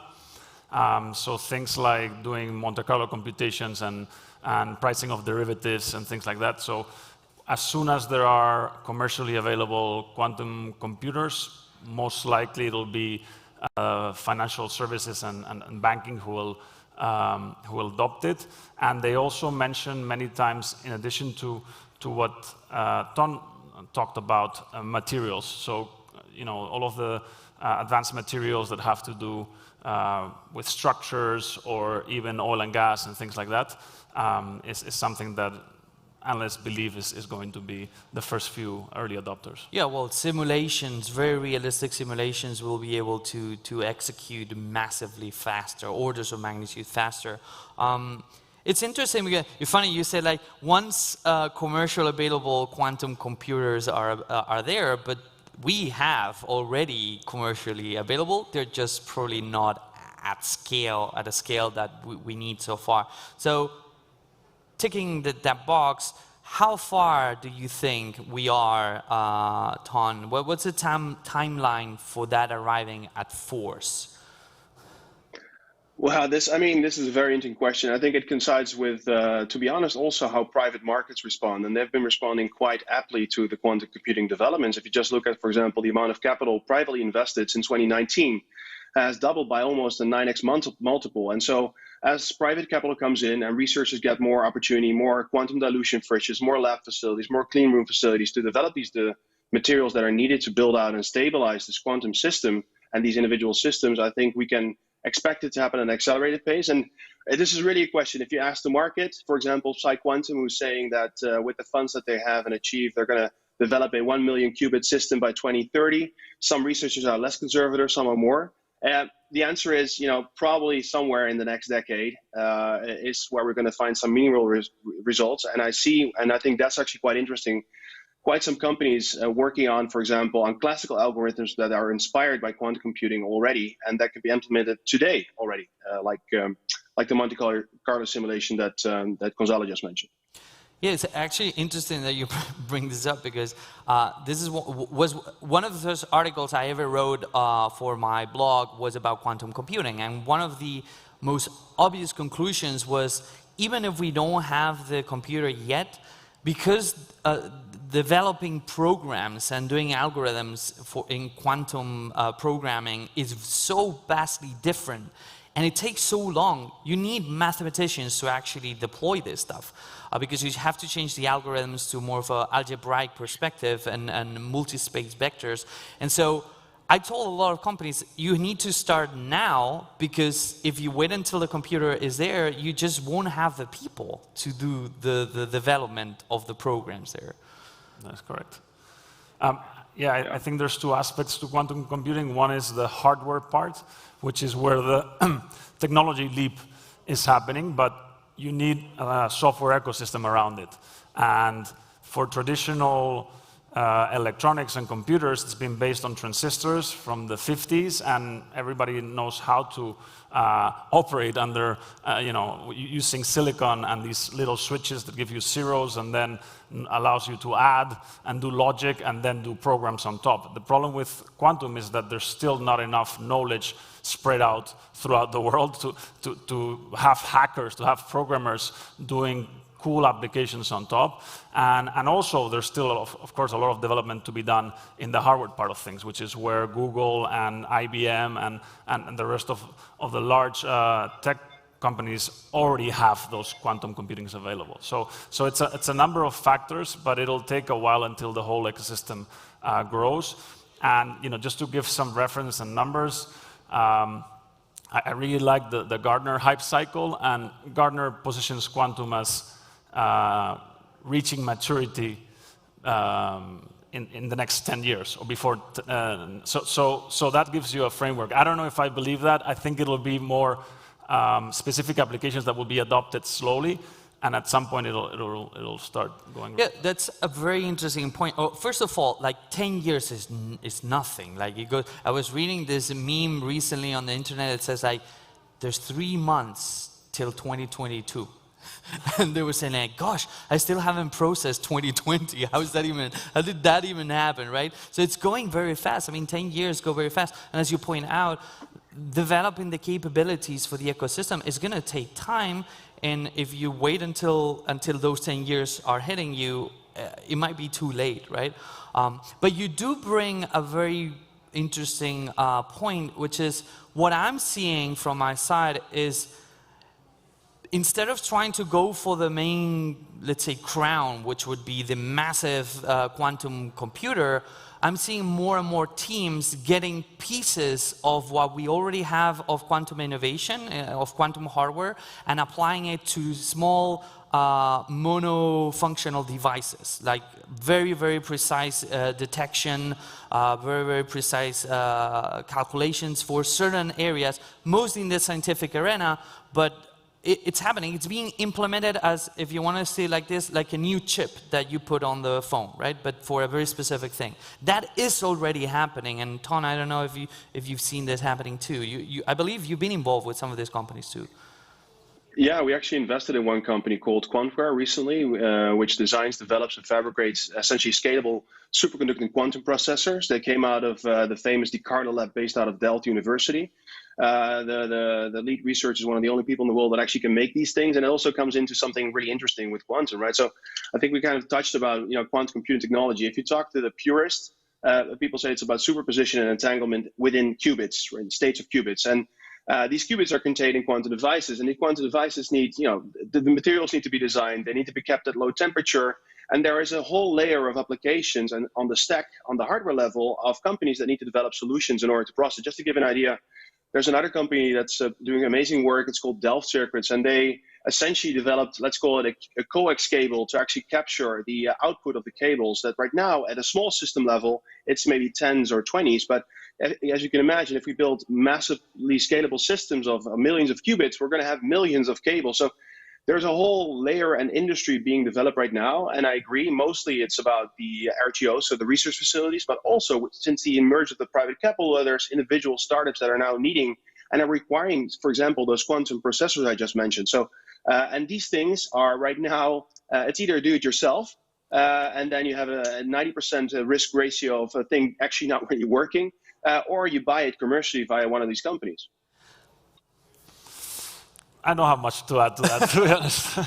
I was just remembering that I read recently there was this company, I think it's also Dutch. So, by the way, and I'm going to get to that in a second, the Netherlands is one of the key areas for quantum development and research in the world, not just in Europe. And I was reading, I think it was a Dutch company, that they were already selling quantum communication devices for instantaneous communication, and you just bought the whole thing. And they were already commercializing this stuff, and I was like, what are you talking? Like, I can buy that? And like, yeah, I mean, we have to do testing and calibration and stuff like that, but yeah, you can buy that. I'm like, okay, that's pretty rad. Anyhow. I mean, essentially, yeah, you can buy those things off the shelf these days. Go No, ahead. I mean, you can essentially buy them off the shelf. And I think the reason why we're not seeing an even faster development there is the fact that a lot of these startups and companies, they are requiring massive CapEx investments to do faster research. For example, just to give an idea, getting access to a lab or owning a quantum dilution fridge takes what costs around 1.5 million. And we haven't talked about setting it up and characterizing the system and bringing in your own software application. So that is, I think, the next big step, which is also, I think, one of the primary concerns on the European level, which is, where are we going to attract those massive funding rounds that are needed to build those companies into the next level to actually develop a sizable, massive industry like one of the things, and I think my good friend Michael Jackson actually mentioned it the other day in a post on LinkedIn. But I mean, if you look at the most valuable company in Europe right now, you can arguably say that's ASML. And so how are we going to, from a European perspective, build companies that are core in the supply chain infrastructure of these future technologies? Well, for those of you that don't know that company, he said the most valuable company, they do the optics for the semiconductor industry. So the capacity to build 5 nanometer chips and transistors comes from a Dutch company that's reselling this technology to the Taiwanese and, well, anywhere in the world. And they are the most valuable company in the world and one of the most, I would say, strategic and critical assets that's coming out from Europe. And speaking of which, so, because this is so complex and so expensive, what are the roles of institutes and universities and research centers around this? Because that's one of the things that worries me a lot from a national strategy perspective, is that you have to deploy a lot of resources to become proficient in quantum. So what are the roles that we're seeing of those research institutes and universities? And I know for a fact, Ton, that you've been researching this extensively. You've been talking with universities all across Europe. So what's your take on that? Well, this is a multi-layered, I would say, challenge. So it starts, of course, with the research and institutes and universities themselves that need to open up and be more receptive towards entrepreneurship, for example. So there's different options to license and sell IP coming out of universities. But just to give you an idea, I find it crazy that when there's an announcement of a university spin out that raises 35 million or gets sold, that's actually news. If you look, for example, at universities from across the Atlantic, like Yale or Stanford, they're deploying massive amounts of capital into the venture capital ecosystem. And now, if you look at the bottom line on the balance sheet, almost, for example, in Yale's case, 40% of all revenue flowing back to university comes from investments in, among other things, foundational technology like quantum computing. And so what on the bottom level, we hopefully can change a little bit of the perspective there, where we will give more freedom to research and postdocs, for example, to have a gap year or a pause or become co-founders in a company by still being involved with the lab facilities. And on the other side, there is, I think, and this is mainly a concern right now, is that Europe is incredibly scattered and universities collaborate on the scientific level, but not really yet on the venture level. So we need these technologies to combine. There's not one country that will develop a singular quantum computing or a singular system. So yeah, we need to see if those national programs actually add up and stack up to a collective approach that will lead to a more sustainable outcome for the entire continent and hopefully the world. And Gonzalo, how do you see that here, so for example, especially in Spain? Because it's like... Yeah, I mean, I'll touch upon Ton and I'll bring Spain into the picture, but I do think that there's two aspects. One which is what Ton talked about, which is sort of the private aspect of things and investment in venture capital. And the other one is investment, public investment, right? And there has to be a partnership between the two, and it has to be managed. And there has to be a strategy around it where there's more collaboration, there's more visibility, and things start to work even from the level of high school where we're encouraging people to learn about these things. Of course, university having specific programs, clusters, and so on. So there's a lot to do. There needs to be a bigger plan. From the perspective of venture capital, I'd say that if referring back to the Gartner hype cycle, we're beginning to go up the curve in terms of investment. People are talking about it. In 2019, there was around 200 million in investments, maybe a little more. These are sources, PitchBook and so on. But they claim that in 2021, it's going to close at around $1 billion, probably a little bit more. So it's going up very fast in terms of venture capital investment into quantum computing companies. But like Ton said, the deals are happening in the US, right? Or sometimes some Israeli companies as well. Where's Europe? again, I wouldn't say we've missed completely the boat because we're just beginning, and so there's still a chance but we're a little late already. And when it comes to Spain, I'm not an expert in quantum computing strategy in Spain. I just researched it over the last couple of days. I haven't found anything, right? And that is a disaster. So we need to come up with a plan. Each of the European countries, I would say, would have to look for a niche. Coming back to, we can't win against the 10 billion that the Chinese say they're going to invest, or we could perhaps compete with the US because, as far as I understand, they didn't devote much more than the European Union, but still, we need a better plan. It seems like the US is already better organized around universities and research centers, collaborating much more than Europeans are. Yeah, and that kind of gives me space to bring up this, and we were just talking about this on the backstage around geopolitics and how quantum computing is becoming like this geopolitic weapon or weaponry. And it's a convergence of trends, right? You have the fact that the semiconductor industry right now is highly disrupted, right? So most of a big chunk of the supply chain is in Asia. It's being taken over by China to a certain degree, but all the IP and all the knowledge of how to do that is in Western countries, as Tom was saying in the Netherlands. So the question is, are we going to skip one rung of the innovation ladder and go directly to quantum? And it seems that China is investing heavily in quantum computing, specifically more on the quantum communication space and quantum optics. And if you look at the patents that are pouring out, they're the fastest growing country in terms of patents around quantum anywhere. Now, you have on the other side, you have the US, that is also pouring a lot of money there, and Europe sandwiched in between. And so I wonder, what is your take more maybe from that quantum as a political weapon, like as a national weapon in this kind of semiconductor computational race that's happening right now? Ton?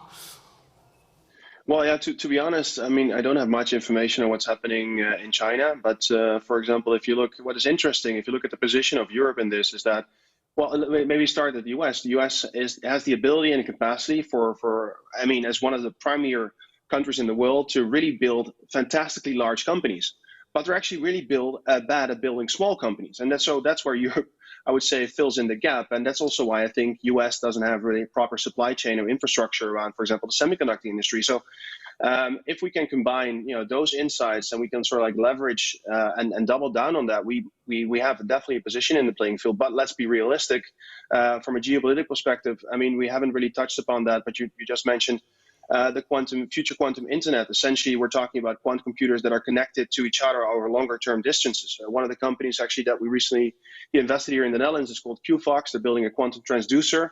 Again, TRL level is probably close to 1 or 2, so nothing yet in the pipeline, but they're developing based on the theory. And so, yeah, these are of course key technologies that we need to make sure that you have a proper fundament, also on a national level, and also of course on the European level. So yes,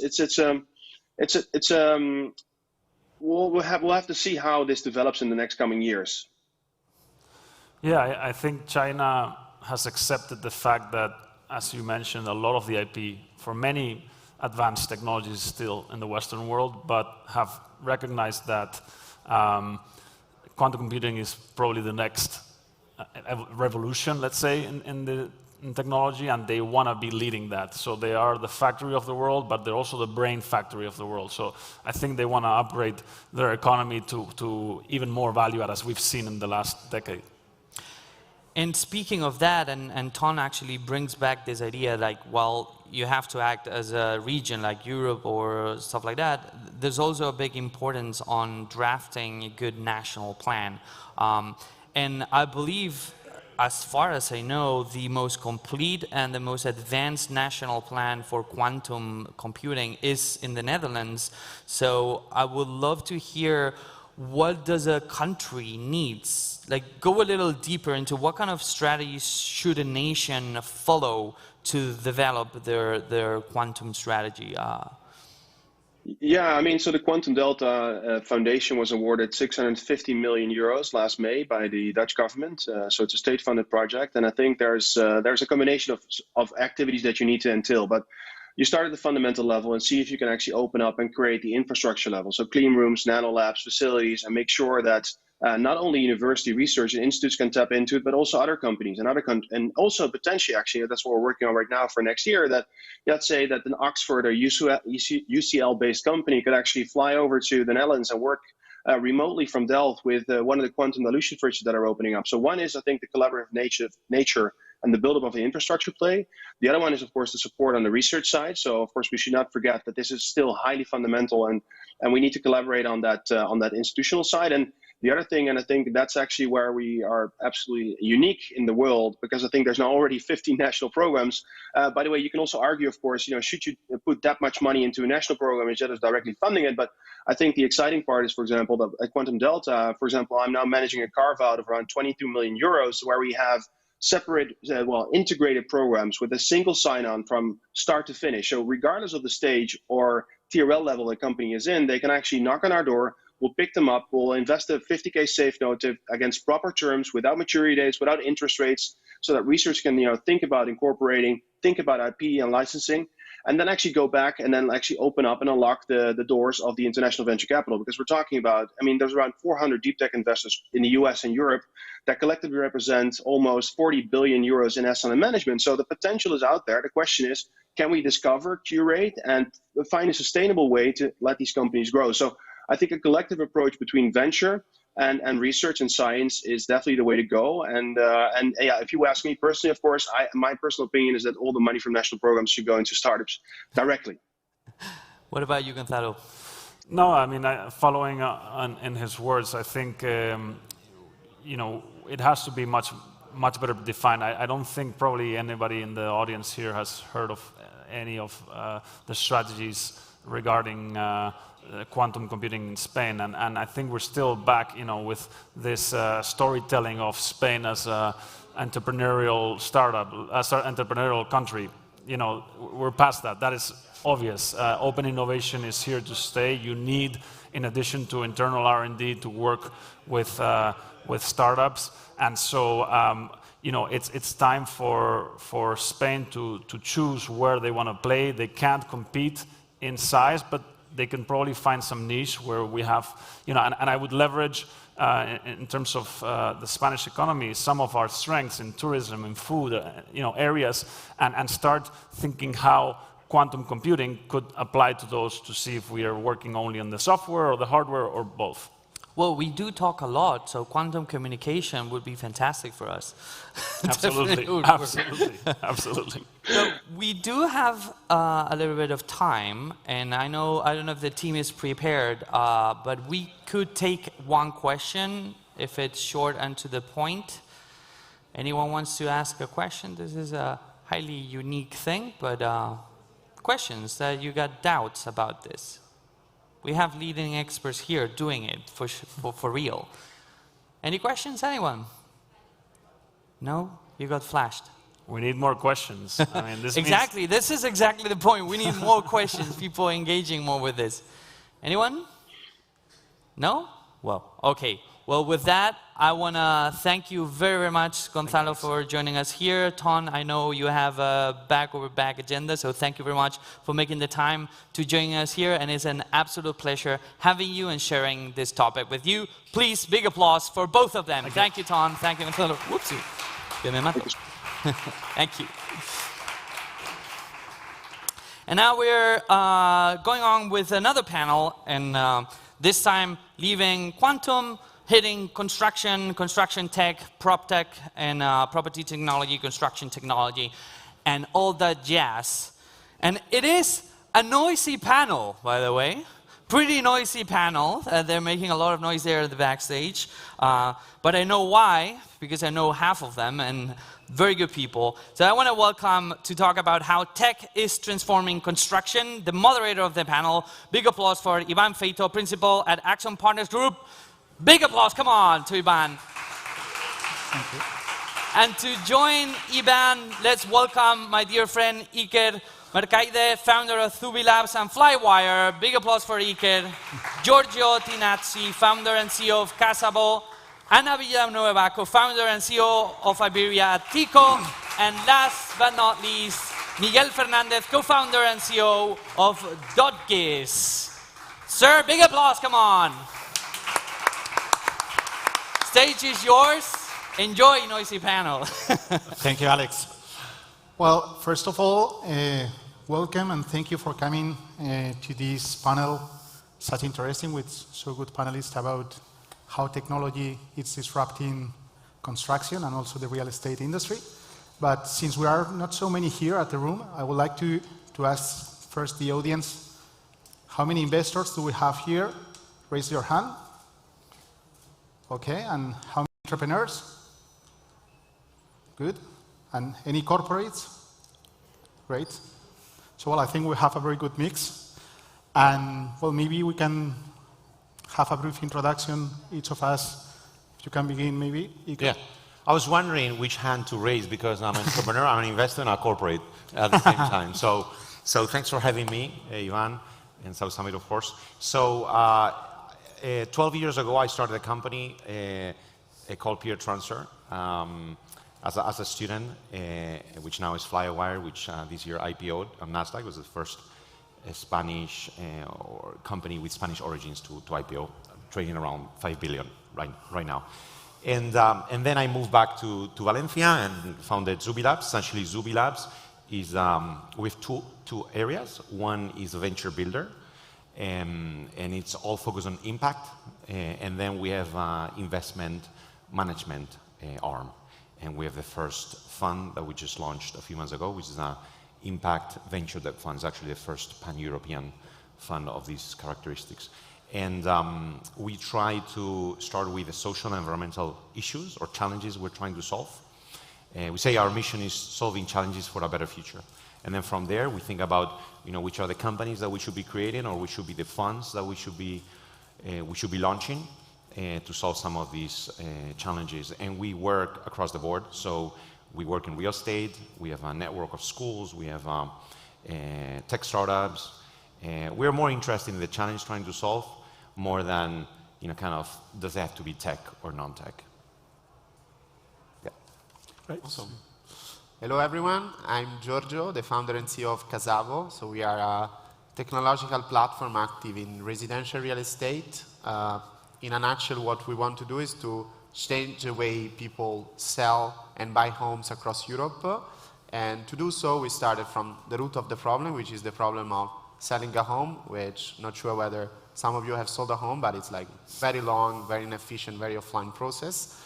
And to do so, we provided an alternative way to our customers to sell their home, which is very simple and extremely fast. So if you want to sell your home, you go to casabo.com, get an instant online valuation, and then we are able to buy directly the home. So it's ourselves, Casabo is a platform that buy directly the home in a matter of days, your home. So the process is extremely fast and efficient.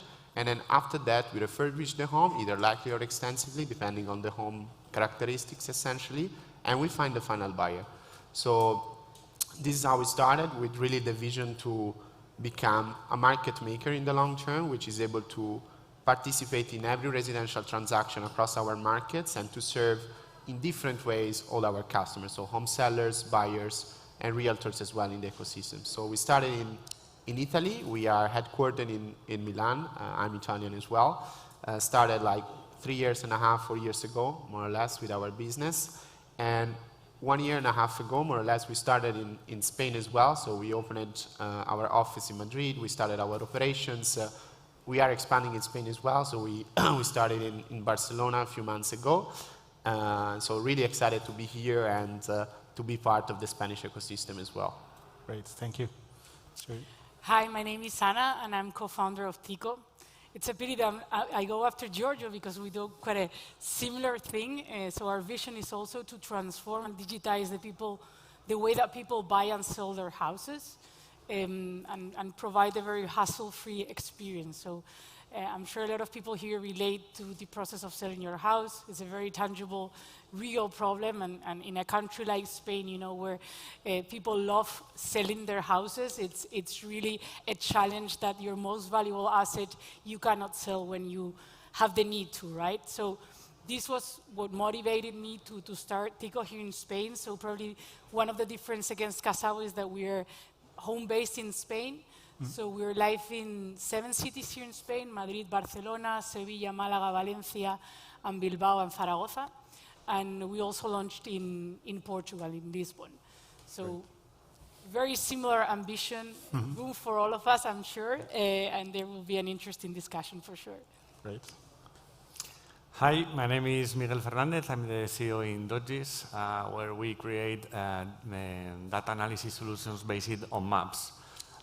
We combine different technologies with location intelligence, such as big data, cloud computing, or computing vision, in order to create these solutions that helps our users to get smarter solutions and quicker solutions. We start working in 2016. We are based here in Madrid. We have worked in more than 70 projects, both in Spain, Portugal, and the UK. For different sectors such as real estate, retail, energy also. What else? Everything. Okay, thank you. So, well, I think we have a very good mix, no? From a founder like Iker, serial entrepreneur that has been, well, actually his first startup was the first company to IPO on the NASDAQ from Spain. But it's something incredible. We have two founders of companies that have raised actually a lot of, a few $100 million that are disrupting how we are buying and selling homes. And Miguel, from Dodgis, I think that, well, the technology that you are developing, I know it quite well because you have worked with companies that I know, and I know that applied to big data and geolocalization has a lot of sense, no, for many companies, and it's a solution that can be useful for PropTech and also for other industries. But even though it's a little bit different, I will understand that the beginning of every entrepreneur is completely different. And I wanted to ask first Iker, how did you decide, after being involved in so many different projects and after the IPO on the NASDAQ and all that, why did you decide, what were your motivations to enter into the real estate industry, that it's a kind of brick and mortar industry? Yeah. Well, actually, it was much earlier, because in 2014, when I moved back to Valencia, maybe I'm not a very strategic entrepreneur. I find problems and try to solve them. Initially, was getting my money lost to make tuition payments, and that's kind of how this company was born, the original company. And then it was finding a school for my children in Valencia, and finding that I didn't like any. I decided with 2 friends to create a school for our children, and now has around 300 children. It's Imagine Montessori School. And then from there, we started thinking, how could kind of the environment be, look like to enhance the experience of that community around the school?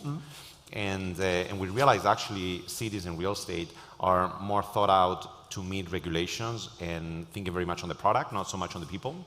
So we launched this ambitious project, or how can we reinvent cities and create something of a certain scale. It's 300,000 square meters for thousands of people to live there, and with very social and environmental ambitious objectives around carbon footprint, biodiversity, sustainable mobility, social inclusion, affordability, et cetera, et cetera. The thing is, when we started this, we realized that cities and real estate was really an ecosystem.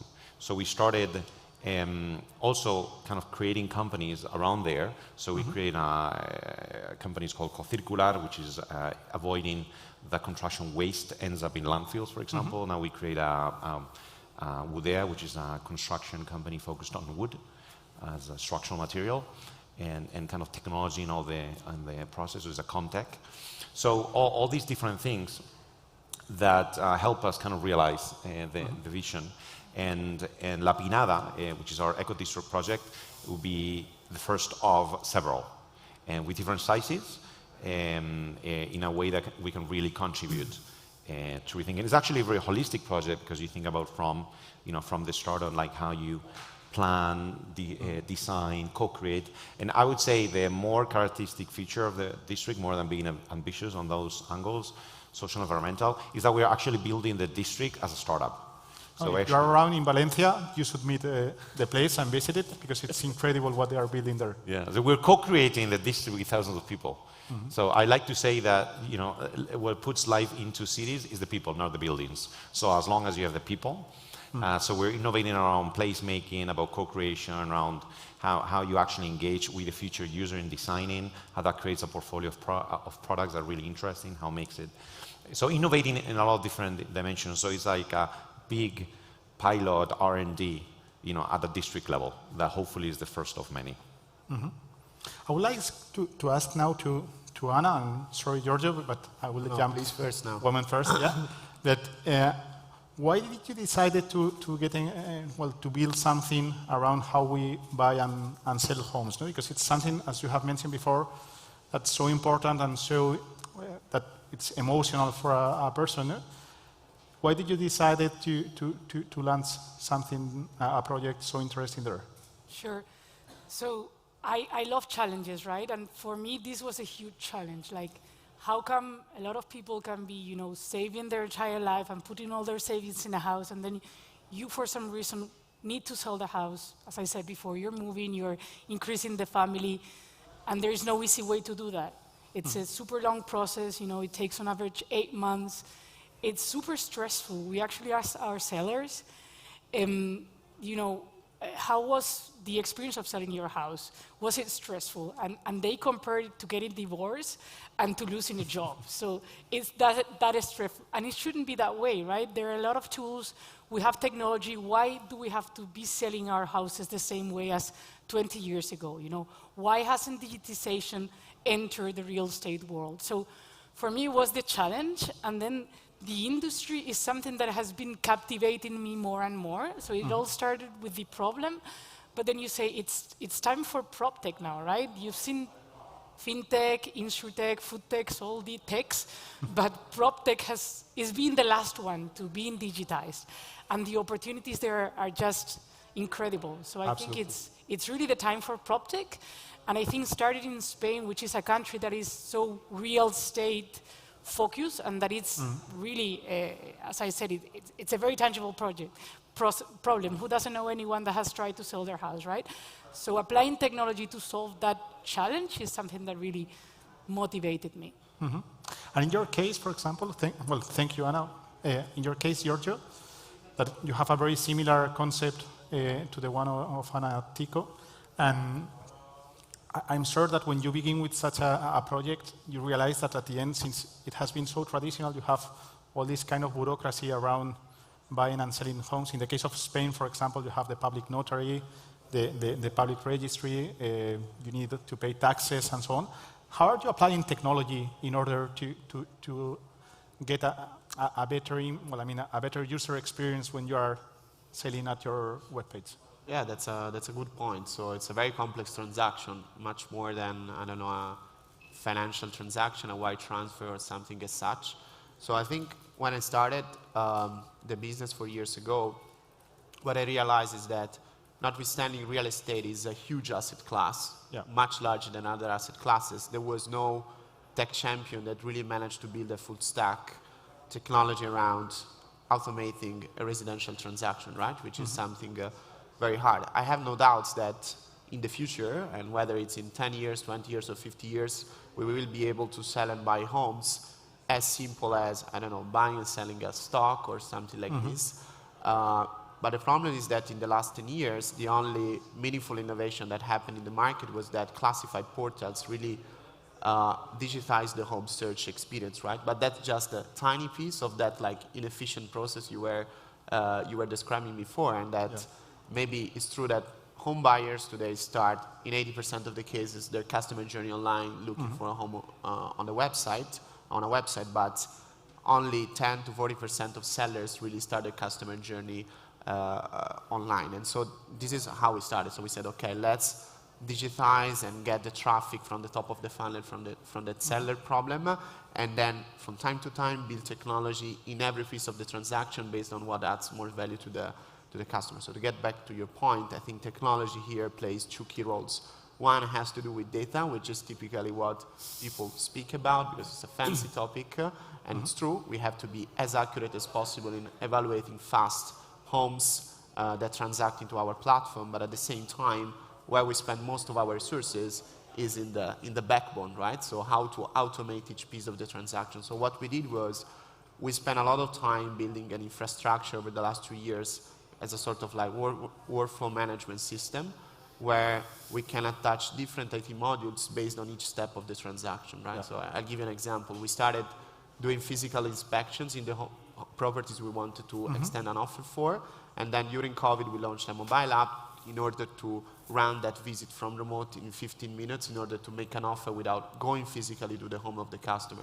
And then this turned into something more. It's more of a self-data gathering experience. So in most of the cases in our first markets in Italy, for example, we don't even visit remotely anymore the home, right? So it's an iterative process, long-term play, and we need a lot of players, us, Tico, and other players in the ecosystem to reach that end game picture and build that kind of platform that can serve all those customers.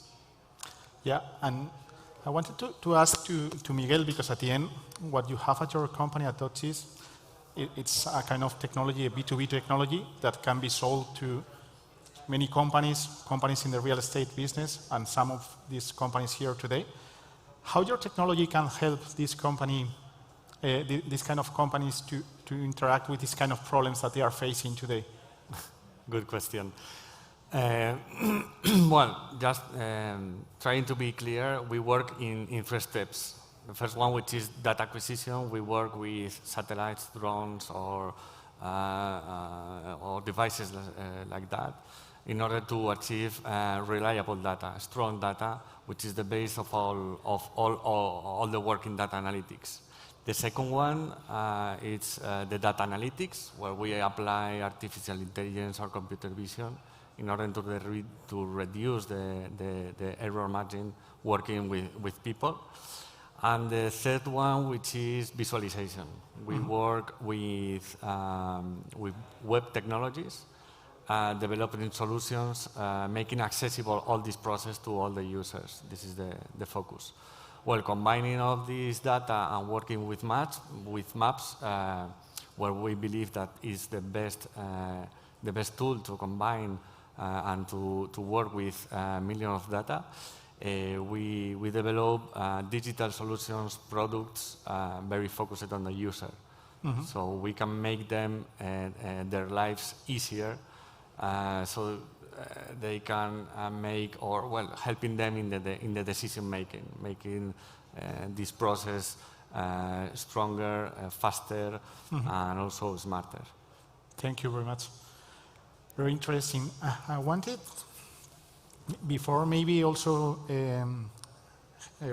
asking the audience for some questions, I have a question open to any of you, so please answer whoever thinks has a good answer. But basically, I was thinking that at the end, the real estate industry, as we have mentioned, it's an industry where we have a bunch of old school players. I mean, like traditional companies that have been doing this for almost centuries, I will think, no? And do you see them as competitors, or do you think that there is an opportunity to collaborate with them? I mean, how do you face your work together with these kind of traditional companies? And I mean construction companies, real estate agencies, etc. I can jump in. So for me, it's clearly a collaboration situation. So obviously there will be some parts where there is some overlap, but in general, you know, these players have the expertise, the real estate penetration, and we normally have the tech. So I think the combination of both of this is it's a win-win situation. And then I think maybe 5-6 years ago, there was some questioning on whether technology was that relevant for property. But I think nowadays, everyone wants to embrace technology. How we do it or they do it is obviously another conversation, but I think people want to embrace technology, and there is an opportunity to collaborate. So in our case, for example, and I'm sure George's as well, like realtors, there are so many ways of building an agent-cooperator networking, which in the end what we are looking for is that the customer has a better experience, right? Either they go with an instant buying solution or a more brokered solution, et cetera, et cetera. So for me, it's a super clear win-win situation. For me as well, I share the same. I mean, like we cooperate with, we have a very inclusive model with technological solution developed ad hoc, for example, with some of our partners, say partner brokers, but we cooperate with renovation contractors, with, I don't know, technical services, due diligence provider, notarial firms, and all of that. And I think that we see ourselves like as a platform where all these players can add value and they can add their distinctive value. So I don't think, for example, that brokers will disappear. I don't have like that kind of aggressive view. I think that the process of selling and buying a home is very emotional, so it will require still a very like a relational, let's say, support. And so we think that we can contribute with technology, and these players can add value for based on their experience and what they're good at. So I think very much inclusive. I think I'm also in the world of this intersection of sustainability and tech, right? Yeah. And kind of innovation. So I see that sometimes tech companies or startups can play a role in meeting kind of their customers' objectives. So if you think about, some of our clients from our waste management company are people that are committed to, a more sustainable management of their the development companies, or incorporating some of our innovations, or building in wood and all those things. So I would see that kind of as a, hey, it will help you, right? But something very particular, I think, that the real estate, if you think broadly, is that it's real, right? That's real estate. So it is very capital intensive. So I think delayering what's actually the asset ownership versus the asset management, layers and all those things is very important, because it's two very different games as I see it. So for example, La Pinada, we actually purchased the land ourselves, right? So we're the asset owners and also the managers and developers. But other projects we're looking at, we're actually decoupling that. And the owner saying, hey, I want to create something that, I like your mission of sustainable living made easy for everyone. How can you make it happen on a line that I own? It's very different, because you're thinking about the investments that are required for developing districts and cities and all that stuff is a very different game than the budgets you need to operate and manage technology companies. So it's clear that at the end it's a matter of collaboration. So we have a few more minutes. I'm not sure if maybe we have any question from the audience.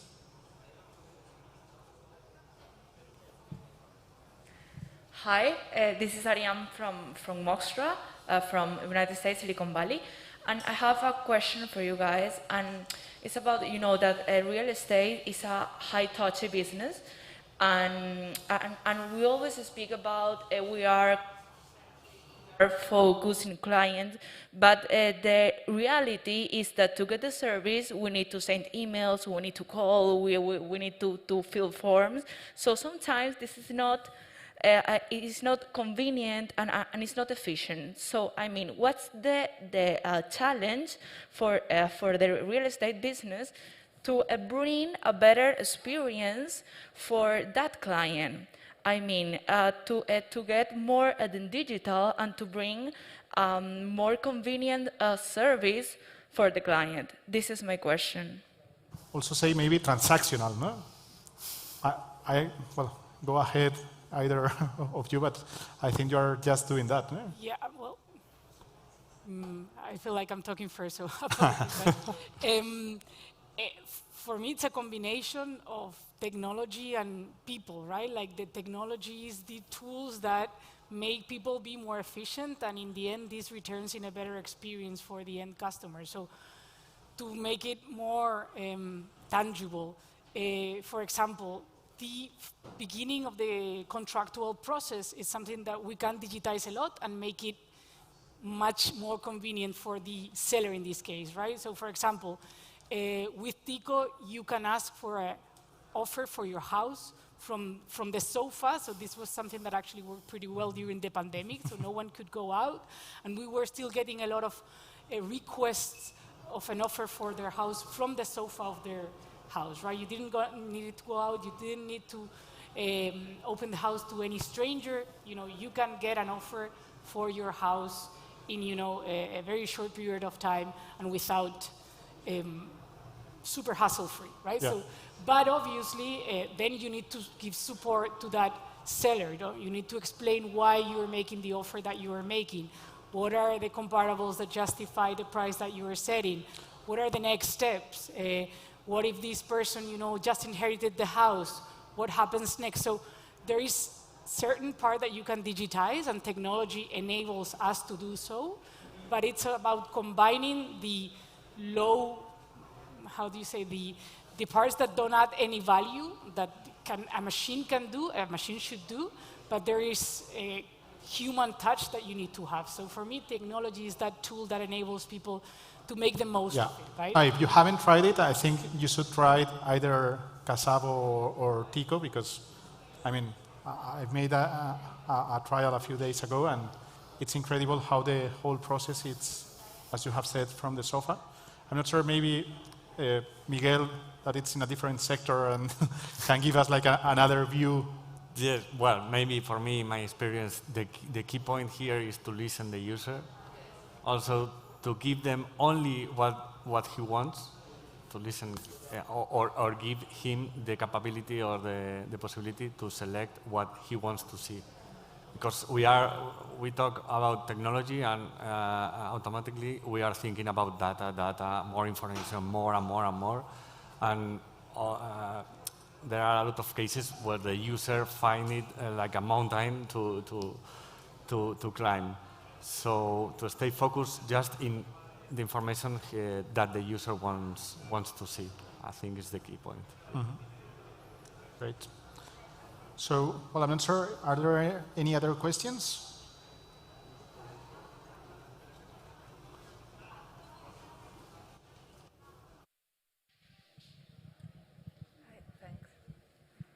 Hello? Whoa. Okay. Hi. My name is Rita. Hi, Miguel. I do have a question. Well, I work in a startup, in a PropTech startup. So in your experience, when you try to work with big corporations in this sector, it's quite difficult because they are very big, really big, and you are very small. So in your experience, what are the 3 most important factors that make any of you more attractive to work with these companies, and they make them choose you to work with instead of just, okay, let's keep the things as they are? I can take it. We don't have much time left, but yeah. Quick answer. Yeah, I would say from my standpoint, I think you have to understand first of all whether you need to work with the big ones or you prefer the small ones in terms of enterprises. Then it depends on the business. But I would say the 3 things probably it's about the technology that you can provide and the kind of like innovation mindset that being large corporate they don't have structurally. The second piece has to do with like bringing a fresh mindset. So typically you are a very young company and they are like very old fashioned. So you bring, let's say, out of the box thinking into solving their problems. And the third thing I would say is the dynamism and the velocity at which you can do things that maybe they lost somehow, right? Being a large corporate. So I would say these 3 fields. I'm the evil guy. Yeah. You're the guy that everyone hates because comes here. Guys. Well, thank you very much, Alex. Go for it. Yeah, well, thank you all for attending to this panel, and thank you to the panelists and to South Summit for organizing it. So it's been a pleasure. There you go. Big applause. Thank you very much, guys, for joining. Sorry I have to be the evil guy. Okay, we are hitting the end panel of the morning. So gear up for our next one, which is going to be very, very interesting. Spain being what we are a country not of quantum computing, as I was saying before. We are a country of construction, real estate, prop tech, and precisely to talk about that, how tech is going to transform, sorry, And how can you bring construction into the 21st century? We have our next panel, which is actually, I believe, a hybrid panel, so we're going to have some people online. So please welcome our moderator, Jerónimo van Schendel, Program Director at AI and Master in Business for Architecture and Design. Big applause, please, for Jerónimo. Thank you. Sorry for my Dutch, I keep butchering my Dutch. And to join Jerónimo, we have José Ojeda, co-founder of 11 Hours. We have, come on, big applause for José. We have Alejandro Artacho, co-founder and CEO of Spotahome. Alex, pleasure having you back. Big applause, come on, we can do more energy, we're nearly there. We have Dr. Joseph Bolmeyer, co-founder and managing director at Limehome. Joseph, thank you for joining us. And virtual from the Intertubes, we have Deanne Ace-Noor, CEO of Core Construction. Deanne, thank you for joining us. Big applause for Deanne. Okay, good morning, everyone. First of all, thanks to everyone that is on the panel, and it's a pleasure to share this time, and thanks for inviting us to South Summit. And welcome to this panel about bringing construction into the 21st century.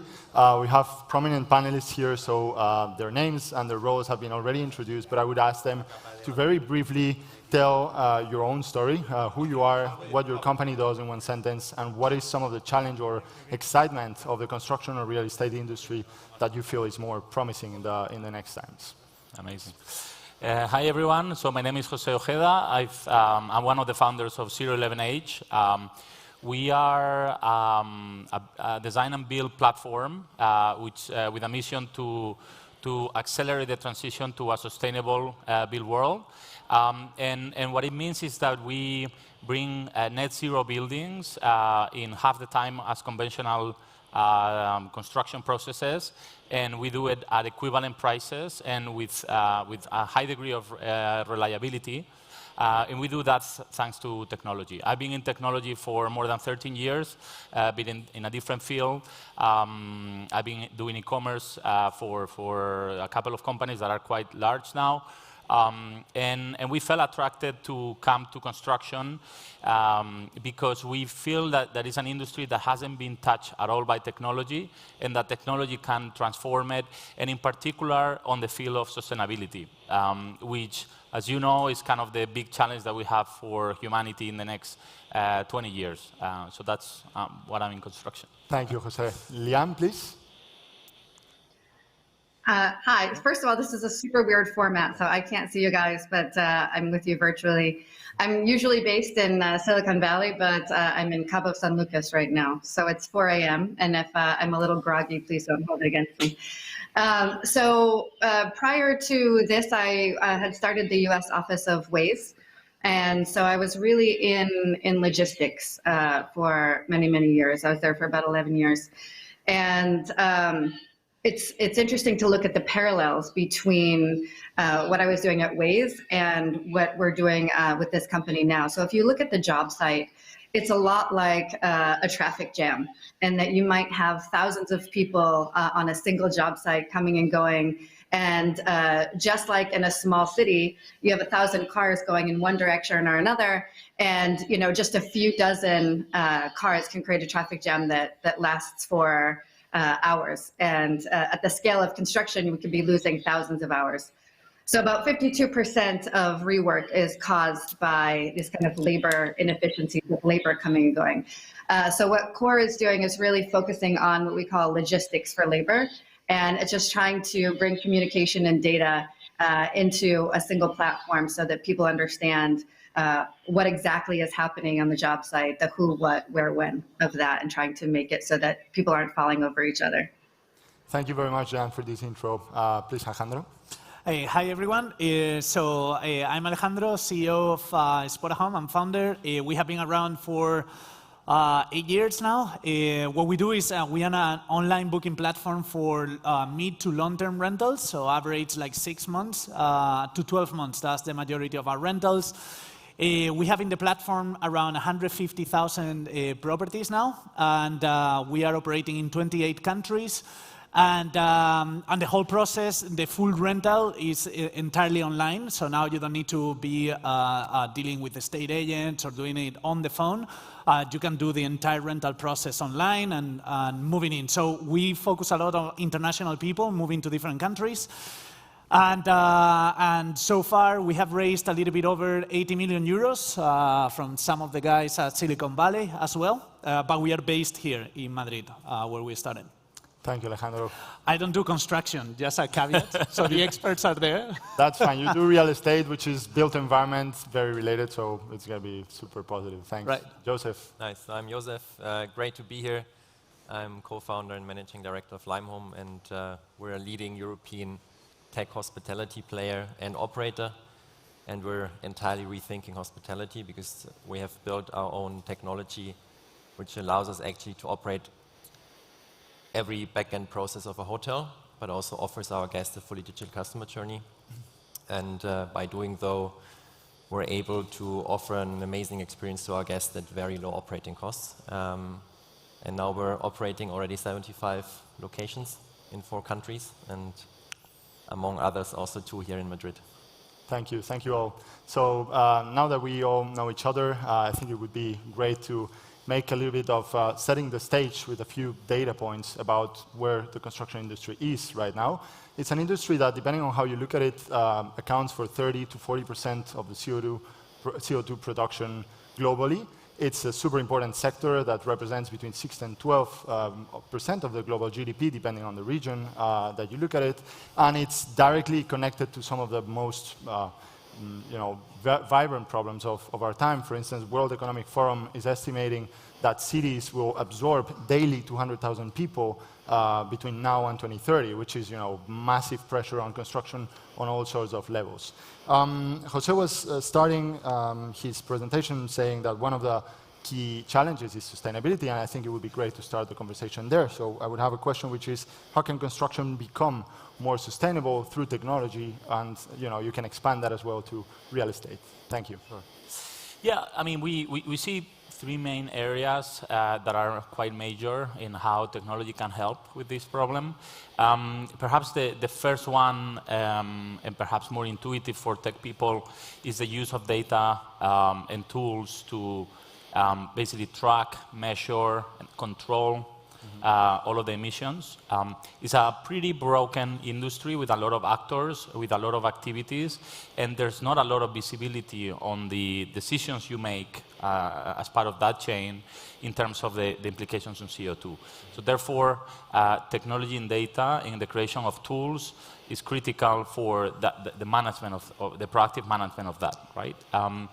Then there's been quite a lot of advancement in material, new type of materials for construction.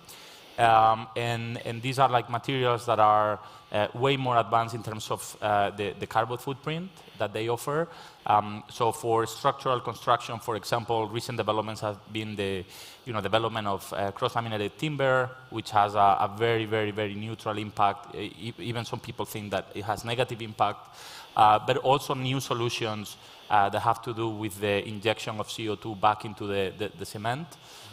So that's another super exciting area. And then the third area for us, it's been the inclusion of modern manufacturing in the traditional construction process. So while traditional construction has always happened on site and with very manual processes, now there's methods that are like going from 3D printing, automated manufacturing, and that allows to have a lot less waste and also to reduce the cost of these new type of materials that have lower footprint.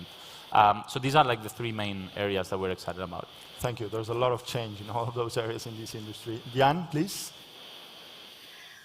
First of all, I agree with everything that he just said. I think the one contribution I would add is that there's a huge workforce in the field, and then you've got the office on the other side. And usually the decisions are made from the office about which materials are going to be made.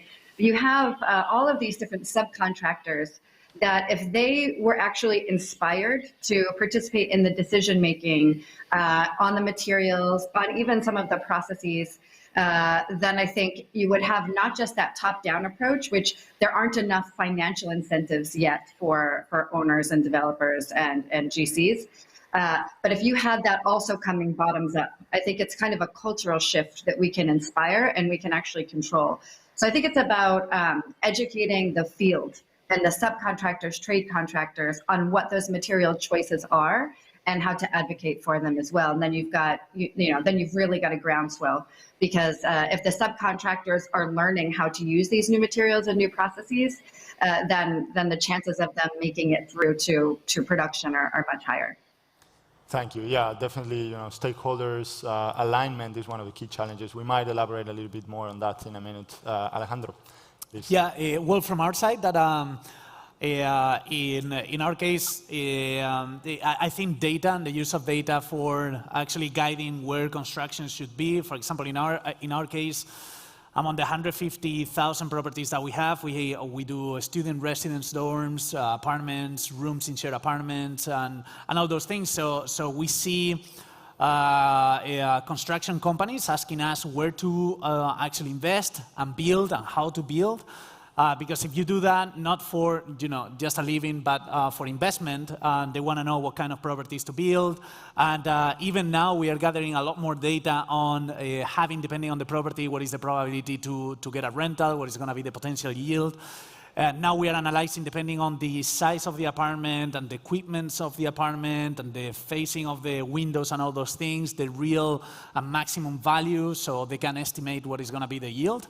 I think that is somewhere where we can provide, in our businesses, a lot to construction. And one thing that you guys, I don't think you guys mentioned is I was reading about workforce in construction, that it may be a challenge and a risk in the future that the work, there is not enough workforce to actually speed up construction or be at the required levels, and then also if you digitize a lot, and then so there is going to be some tension there.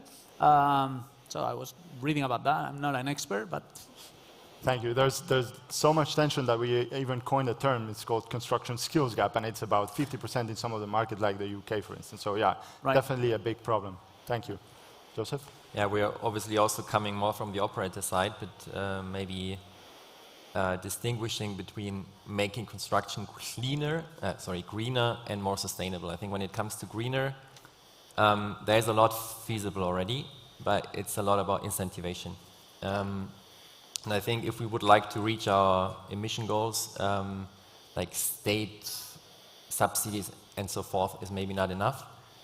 We should be a bit more radical there. So maybe it's a solution actually that the landlords have to cover a certain percentage of the energy costs, for instance, because this would give a lot of incentives to them to build with what is already feasible. And when it comes to more sustainable, I'm a firm believer of mixed-use assets and also large developments, because I think the quite symbiotic relationship between the different asset classes, it got a bit out of balance. And we need to make sure that we do not only develop these large monolithic buildings anymore, which are easy to finance, but to make sure that also a bit outside of the Instagrammable hotspots, our cities stay lively. And this is important to have these mixed asset classes in buildings. Thank you very much. We've spoken about educating the market, about tension between different stakeholders, and I had thought about asking you about the main challenges in the industry, but perhaps if you think about digitization, you're changing a lot of how the status quo of the previous industry and moving it to a different scenario in a way. What is your experience when bringing together stakeholders that are generally or quite often B2B with super different motivations and that have to somehow change their culture? If you could expand a little bit on that, both on the construction side and on the real estate side, that would be super interesting. Thanks. Yeah. Yeah, I mean, for us, the biggest challenges that we are encountering, because, I mean, we're new to the sector and we are coming with fresh eyes. And for us, it's like surprising to see the level of disintegration and decision making. I think that you were mentioning before is basically a very complex sector with a lot of these decision makers with different economic incentives, and it's very difficult to coordinate them all to make systemic change, right? Yeah. So that's one of the reasons why there's not innovation, there's not the degree of innovation that it should be, right? And this is one of the big areas. The other area that we've seen, it's obviously is the production model. Production model is based on a almost like 200 years ago model where everything is done pretty much like manually on the side in not the right way, and with a labor which is very specialized and is becoming more and more scarce because young generations don't want to work there, and that means that the supply side is extremely rigid. So you have a sector that cannot change the production model because people are, let's say, fragmented and not coordinating a new model, and a model that is extremely rigid, right? So these are like it's a Molotov cocktail for attending the needs of new housing that is expected. People say that in the next 30, 40 years, globally we're going to have to be like a new New York. Yeah. I think it's every week or something like that. It's extreme, right? So these are like the big challenges that we're encountering. Thank you, Jose. Diane? I guess it's funny, Jose and I think, are seeing a lot of the same issues. I guess I'll focus a bit more on the workforce management piece and also the labor shortage. In the US, we have now probably a half a million jobs that are left open that are needed for this. And I just want to say that the reason that people are not wanting to come into the field, it used to be safety. For example, there were some really hard things. I feel like safety has really come a long way, and that's also in part thanks to technology. But primarily, it's perception, right? It was around in the 80s that you started seeing plumbers with butt cracks on TV, right? And I don't know if this interprets well in Spanish, but it's really negative imagery. And so I think the media has a big role to play in it. Some of the good news, though, is that you do have lots of incentives coming right now for people to go into the trades again. And I feel like the perception is changing. So millennials, for example, they're much more interested in doing what they love. And a lot of people are comfortable working with their hands. And I think they've seen previous generations come and they are leaving four-year colleges, even though they didn't necessarily want to go, and they're having student debt, but then they end up in construction anyway. And so I think we need to look at the value of this work and understand that a couple of great things happen, right? Because construction workers used to be the heroes, right? And then they became kind of made fun of. And now they're kind of becoming even more than heroes again, if you look at the potential to be wearing exoskeletons and to be able to lift higher weights than you could before. Or, there's a lot of really interesting worker adaptation technology that's coming out.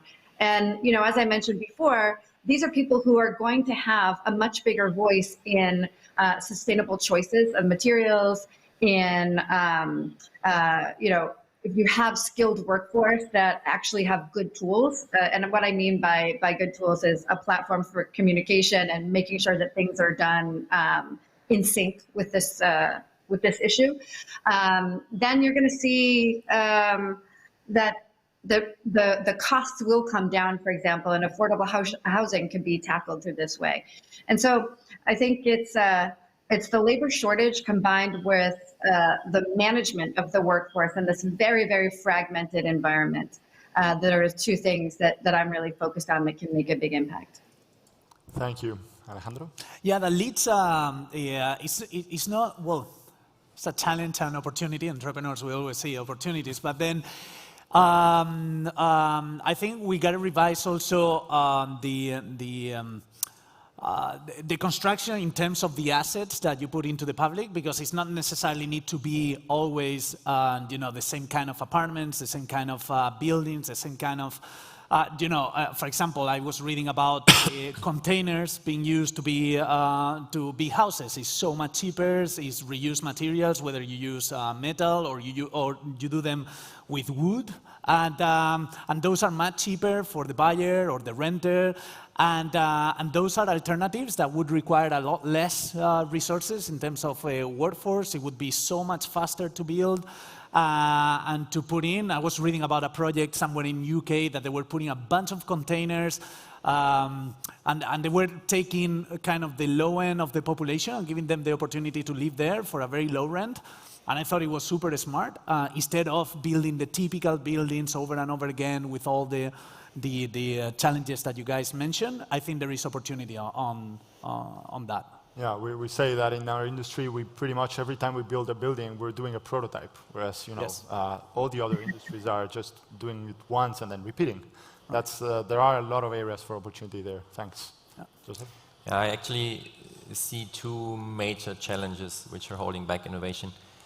First, it might be a bit provocative, but I think the huge dependency on cheap financing is one factor, because like typically it gets built what gets easily financed and exited, and not necessarily what's the best use for a space. And typically financing institutions are quite conservative and rather backwards looking. Secondly, I think the biggest value driver in this industry is still access to a network and information not everyone has. And therefore, the most successful players have a certain interest in not having too much transparency in the market about cost, about yields, and so forth. And very often the players themselves don't know what comes out of it. And this is also one of the key success factors for us, that we have these data, we know in which micro-location, how much yields, how much revenues can get generated, so we can convince the landlord quite easily, showing them, this is your business case, these are the costs, do it with us. Thank you. For this last part of the panel, I would like to ask you, as a startup or as a company, working in the built environment and in the relationship between construction and real estate, what would be the factor or the switch, or the push that you would like to see in the environment so that you can thrive better? Like what needs to be changed either in mindset, in structure of the market, or in collaboration between different stakeholders so that you can actually thrive better? Yeah, I mean, for us, I mean, hearing to everyone, I think like the reason why we're so excited about this, right, is because we see that the decision making is not really aligned between like a chain that contains like maybe 20 parts or 15 parts, right, and the person taking decisions at the end of the chain doesn't understand the needs of the first one, right, and once that you start understanding this need and then you have a holistic view, then you can start making significant changes on the solution, right? And then orchestrate and coordinate everyone behind that solution, right? That's our thesis. That's what we're building, right? Like we are working very close, very deeply with our clients, understanding their needs, understanding the financing issues, understanding what the final user needs, and then basically building a platform that integrates and has the capacity to bring new solutions to the system, right? That's it. Thank you. Jan? Well, so much of the cost, and especially being over budget in this industry, is really about delays and about being, not being able to stick to it. And so I think look at it as kind of basic. Nothing else you need a platform that some people are using. I just froze there, sorry. Did you hear that? Yeah, if you would like to summarize what you said kindly, thank you.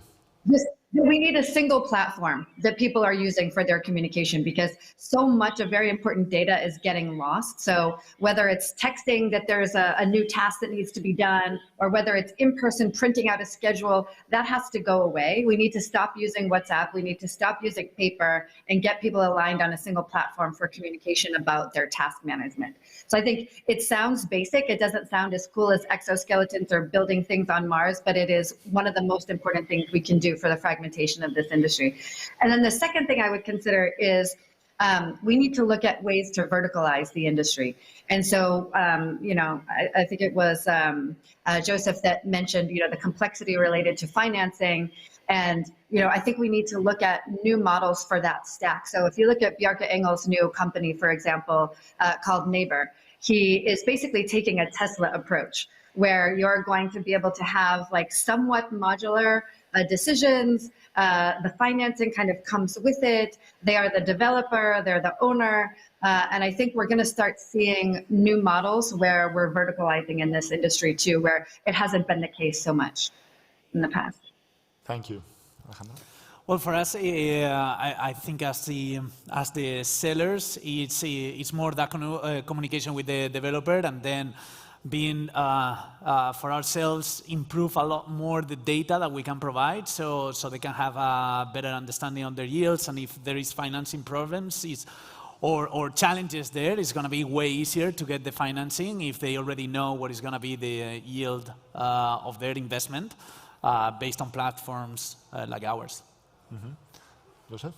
Yeah, I can to 100% align on what has been said before. I think it's mainly the inefficiency between the different steps of the value creation, and it could be more vertically integrated partners, but in any case, there needs to be more transparency and also more automated processes between the different steps, which is actually quite hard because it's super local market, it's super fragmented, it's highly regulated on a local level. And this is probably one of the other levers that should be pulled. Thank you. Well, we have a tiny bit of time. I would ask, for instance, Jose, from the perspective of being a new type of construction company. So say, how has been your experience while dealing with your final client, which in the end is a real estate developer, and it's the figure or the type of company that brings the financing to the industry? What do you think about that relationship between part A and part B, in brief? No, look, I think developers see these problems also coming their way. We have conversations. They are concerned about the threat of a change in regulation to force sustainability, and they also want to make the change, right? But I think they're victim of the existing model, and it's very hard, even if they want to push for it, they cannot reach, how the industry is structured, right? So I think there's a high willingness to transform the industry and bet for this. But I think people that has been in the industry for so many years, they don't have the DNA to do it, right? So that's why platforms or companies like ours that come with fresh eyes and come with the technology background, we are more prone to affect that change, right? But I think everyone sees the same challenges. Everyone is willing to change.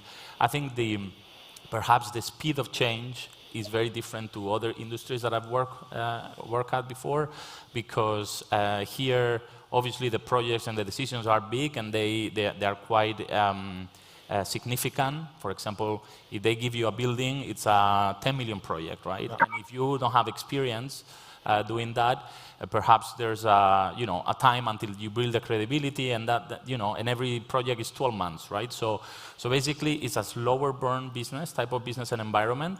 But I think we're making steady progress to change the industry as a whole. Thank you. Yeah, actually, there have been different studies that put the percentage to that productivity gap between big corporates and real estate developers and other construction agents in about 20%. So that willingness actually exists. And it's one of the key forces to leverage on to sort of push the change. And you mentioned the speed of change is slow, but at the same time, the depth of change is really visible. So that's a huge opportunity for the investment world, for the entrepreneurs to change things globally, and that's the reason why, in part, probably our industry is attracting a lot of capital in the last years. So finally, I would like to thank you all and thank our audience, and finally, thanks to South Summit as well for having us. Yeah. Thank you. Thank you so much, guys. It was a pleasure having you. Come on, bigger applause. They were here talking. Give them a well-deserved applause. And with this, people, we are shutting down the stage for the morning because the Startup Awards are being given in the Arena Auditorium, and our dear President of Spain is going to be hosting the award ceremony. So I hope you enjoy. Best of luck if we have the startups. Goodbye, everyone online. See you from my side next year. Have fun.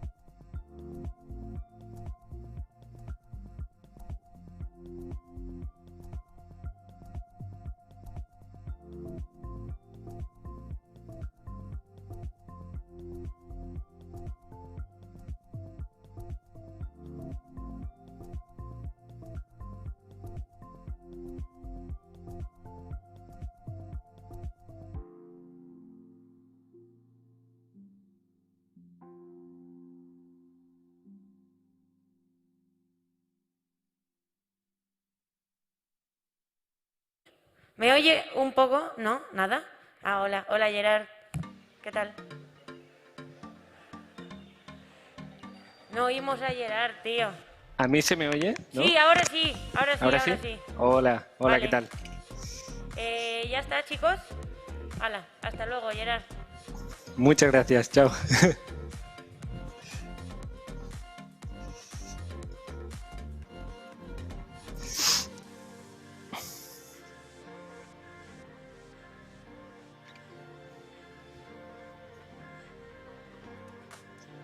¿Qué?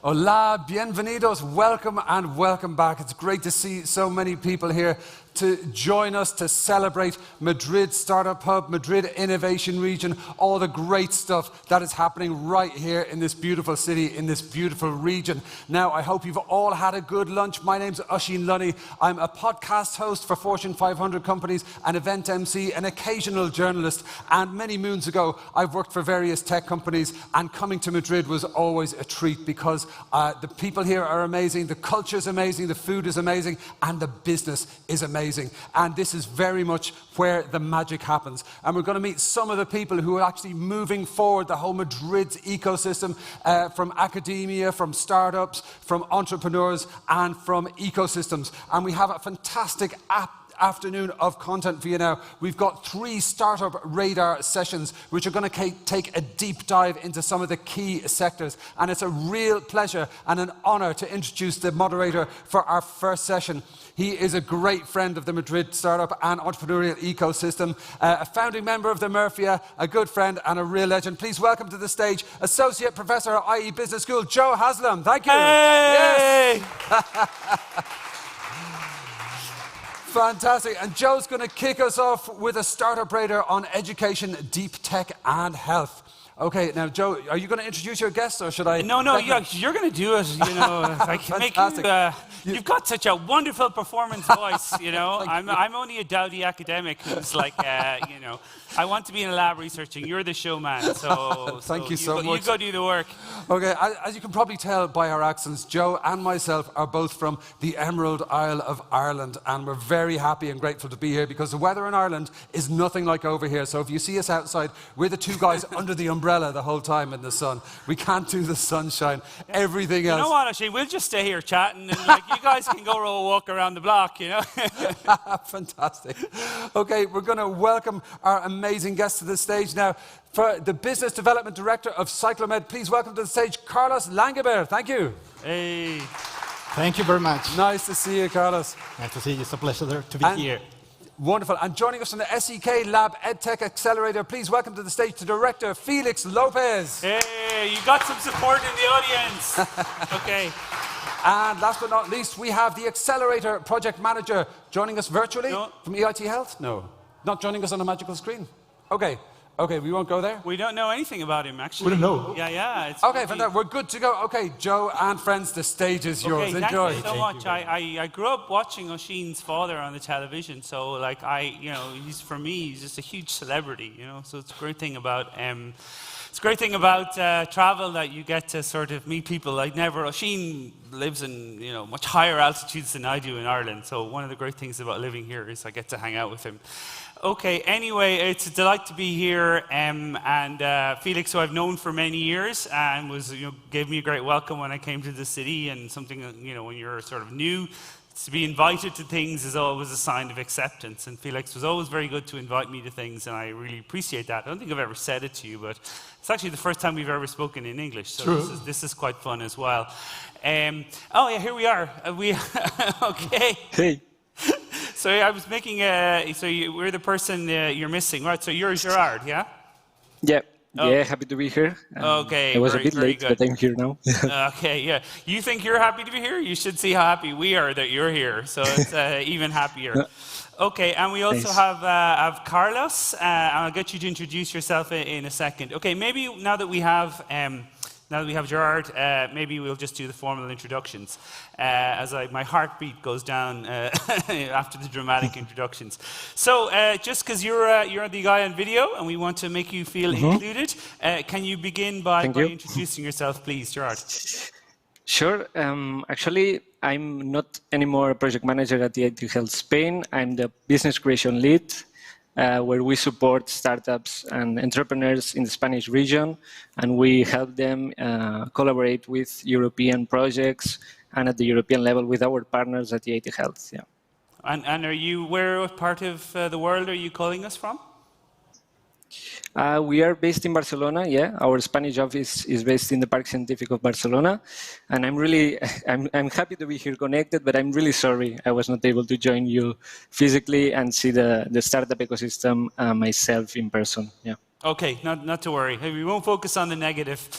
Okay, then we go to Carlos. Could you introduce yourself, please? Of course.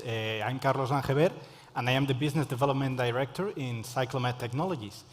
Cyclomed Technologies is a spin-off of a research center here in Madrid. The name of the research center is el Centro en Investigaciones Tecnológicas Medioambientales. El Centro en Investigaciones Energéticas, Medioambientales y Tecnológicas. And we are focused on the development or the co-development and the exploitation of a compact particle accelerator for improve the techniques in personalized nuclear medicine. And our technology allows to produce radioisotopes which are used for track the position of different biomolecules inside patient bodies. And this is very important and this is very valuable because the information of the position of these biomolecules allows to the doctors and the medical staff to select or to choose the best treatment for the patient. So basically, Cyclomed Technologies is a deep tech startup focused on radioimmune oncology. Yeah, it's funny, I've done 2 interviews in the last 2 days, one with ABC and the other with Business Insiders, and they kept on asking me about deep tech. So you suddenly become the thing, unless you have a deep tech startup, Felix is going to have to pretend like EdTech, we have a deep EdTech startup or something like that. So there's a real kind of a recognition that Spain in general, that we have to move away from kind of photo sharing apps and parking apps and stuff like that and have particle accelerators, I mean, I guess a superconducting particle accelerator. I mean, that's that's intergalactic. That's kind of amazing. That impresses people at parties, It's like, oh yeah, my friend works for a particle accelerator. But it is true that, that's how wealth is built. Wealth is built by intellectual property and deep tech and, those kind of investments that just can't leave, And while things like investing in car manufacturing and stuff like that has been good for Spain. That was then and this is now. And there's no reason why we can't do more of deep tech in this country. So Felix, can you introduce yourself, please? Yeah, easy. I'm the director of SecLab EdTech Accelerator, and we were 6 years ago here in South Summit. So I started with a PowerPoint, launching the first EdTech Accelerator, because I'm missing, as mentor for startups, I'm missing just a vertical focus on education. We have Wayra, we have Lanzadera, but any of them support specifically the industry of education, that it's quite hard. It's like health. You need 2-3 years to validate, to having innovation in schools or in universities. It's part of SEC Educational Group. It's a company that has more than 120 years, so they have tradition in education. And they decided just to launch this accelerator, just boosting the open innovation. So it's something nice that we were pioneers 6 years ago, and here we are.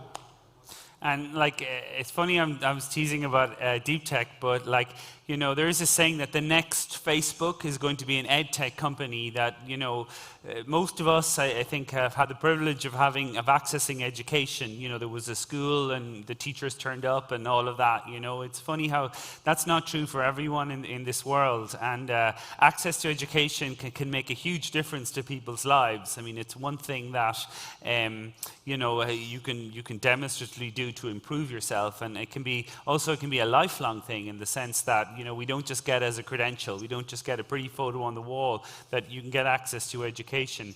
I mean, I grew up in a country, we had one television channel that was on for half the day, you know, and it was like, I see my kids now on YouTube, and you know, I just think that their access to education is wonderful. So let me go to that, Felix, about what are the misconceptions people have about EdTech, right? I mean, are people, do they believe that it's something that isn't, or what do they think people get wrong about EdTech? Well, 6 years ago, when I say EdTech is on fire 6 years ago, everyone is logging. But it's clear that it's on fire. Spain also is on the map of the top EdTech companies, like Smartick in maths. It's a global app for teaching maths. So it's an industry, a vertical, that demonstrates that it's really necessary. And due to the COVID period, they demonstrate that they were prepared to transform education. It's an industry that needs to really transform. Like health, like other industries, so education needs just boosting to innovate. And the EdTech startups are there just here, just to innovate in all the areas of education, from kids, university, and corporate. Sure. I mean, what often we say in IE is that these, you know, EdTech startups are like a complement to the core thing. So something like Lingo Kids or something like that is a way, but that the core experience of education isn't just acquiring knowledge, it's also social skills. I mean, I don't know whether any of my students are in the audience, but, you know, the thing I always say to them in the first session is education builds confidence. That's fundamentally, it's not just about knowledge, it's about confidence. It's about, you know, believing that you're as good as other people, and some things you get that from education. You know, you get that from learning so many things and feeling as if you're knowledgeable and feeling if your opinions should matter. So a lot of the EdTech startups can like fill gaps, maybe if your maths teacher isn't very good or something like that, but the core education still has a place in terms of social skills and those kind of things. So let me move on to Gerard, and you know, health is a sort of known as a graveyard for investment. You know, it's a sort of seen as being, you know, I mean, energy, I like to, so that I'm not just giving you a bad rep, but energy is often seen in the same situation, that lots of people have invested a lot of money in healthcare, but, you know, a lot of doctors, and they like things just the way they are, and they aren't as excited about these health tech advances. So do you think we're at a real inflection point where people are starting to see more and more health tech? Yeah, I mean, for sure, this is the right time for investing in health and taking results out of it, because it's a time where doctors are starting to use and to believe more in these new technologies, in deep tech, in how health tech platforms can actually help them be more efficient, see more patients, and bring more value to patients as well. So definitely, I think it's really the right time, and we have to take advantage of this. At EIT Health, we are really putting a lot of effort to increase our efforts of spreading the word, sharing our programs, scouting the best startups that are out there, because it's the best time for you. If you have a health tech startup, it's the best time to go out and to make yourself, you know, noted and meet investors because they are really willing to listen to your health technologies. Sure. I mean, what kind of problems are they solving? I mean, I know one area, for instance, is femtech. You know, you see this kind of space about everything to do with women's health, which was neglected for years. You know, people sort of thought, you know, they design products for men and hoped that they work on women. But that's one area I think that they were thinking of. I mean, but what other sort of exciting areas are you seeing a lot of people, you know, what problems they're solving? Yeah, for sure. I would say that remote monitoring, reducing the number of visits that patients do to hospitals and to doctors. Yeah. This is a really hot point at this time, and actually I'm thinking of a startup from Madrid actually, that it's called Leuco. They are also based in the US, and they are developing this remote monitoring of your white blood cell count, which is really important, you know, when you are under cancer treatment, for instance, and you are under the risk of getting an infection. So it's important that you have these tools at home, that you don't have to go to the hospital to take a blood draw, that you can just put the fingerprint in a small device and check if your white blood levels are fine. Do you count your steps every day? Are you one of these people who counts your steps? I don't, because it's not a nice thing to see, you know. I'm working at home, so most of the time. So for sure, the pandemic has not helped my exercising. From Ireland, and at the end of the day, he hadn't reached his 10,000 steps, so he went outside to walk around the block because he didn't like that the graph had a kind of a depression in it. So, wow, I was like, maybe this is a real thing after all. Okay, so if I wanted to find, like, you know, really smart particle accelerator people, where would I find them? Are they coming out of universities? Like where do you guys meet? Well, this startup. It's an unfair question. I should probably ask it in terms of the professional way. Talent. Is talent an issue in your industry? How do you find the best talent? Well, that's a tough question because you need to mix a very talented people of different sectors in the or different parts of stakeholders in the entrepreneurship ecosystem. You need to mix to have a very good entrepreneur to track the startup in order to do the market fit. But for do that market fit, you need to have a deep technology. That one question. Let me say one thing that I have to mention here. That deep tech is not a sector at all. So it's not an industry. Deep tech is not an industry. Deep tech are technologies, and they should be treated as technologies. Yeah, they haven't. Yeah, and a technology is a technology. Solving a problem is a business. Exactly. Yeah. Because this is one thing that we don't understand in many occasions, and we make that mistake. Yeah. And this is this mistake makes more difficult to short the ecosystem of deep tech. You could spend 10 years developing a technology before you have a single customer. Yep. You know, so imagine walking into like Kibo or K-Fund or somebody and saying, "We want money and we've no customers and don't expect to have any for 10 years." You know, that's a but that's a deep tech conversation. That's how it works. Yes. But taking your question, you need to look to the knowledge partners. You need to go to universities, to research centers, because they collect all the knowledge of different scientific or in the engineering areas that are very valuable for develop that technologies that will be the base of the product of a deep tech company. So you need a good entrepreneur and also good scientists from the academia. Sure. No, and I mean that's the sort of the deal. So let me go back to Gerard, and I'm always conscious of forgetting about you so you know, what kind of, like, I guess my question is, how can we help you? You know, if you know what that is. So if you like, what's the email you would like to get in the morning from somebody? Tell me what would the ideal email. What would that be? From me, like, how can you help me? You would get an email, and don't say, like, I don't know, think of some Spanish supermodel or something saying, hi Gerard, do you want to go and, get a Kanya? But, we all go into work every day and we hope this will be the day that everything changes. So do you want, like, money? Do you want, what's the thing that you struggle for every day that you'd really want to happen?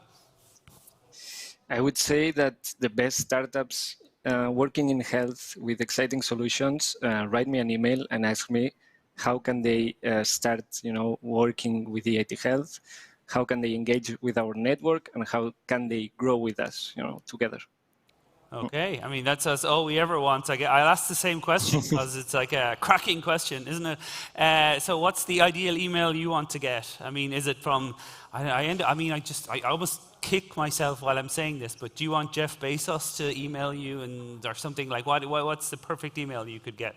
The perfect email for me, that's a good question, but I think that the innovation minister... It's like you're going to deep thought about deep tech. Yeah, the innovation minister. Okay, the innovation minister sending an email for creating the first or a big venture builder for improve the ecosystem here in Spain. That could be for me the best email to... But, I mean, I read Nadia Calvino is certainly, she's saying in the newspapers she wants to create a deep tech fund. Do you know anything about that? Or of the deep tech fund of Nadia Calvino? No.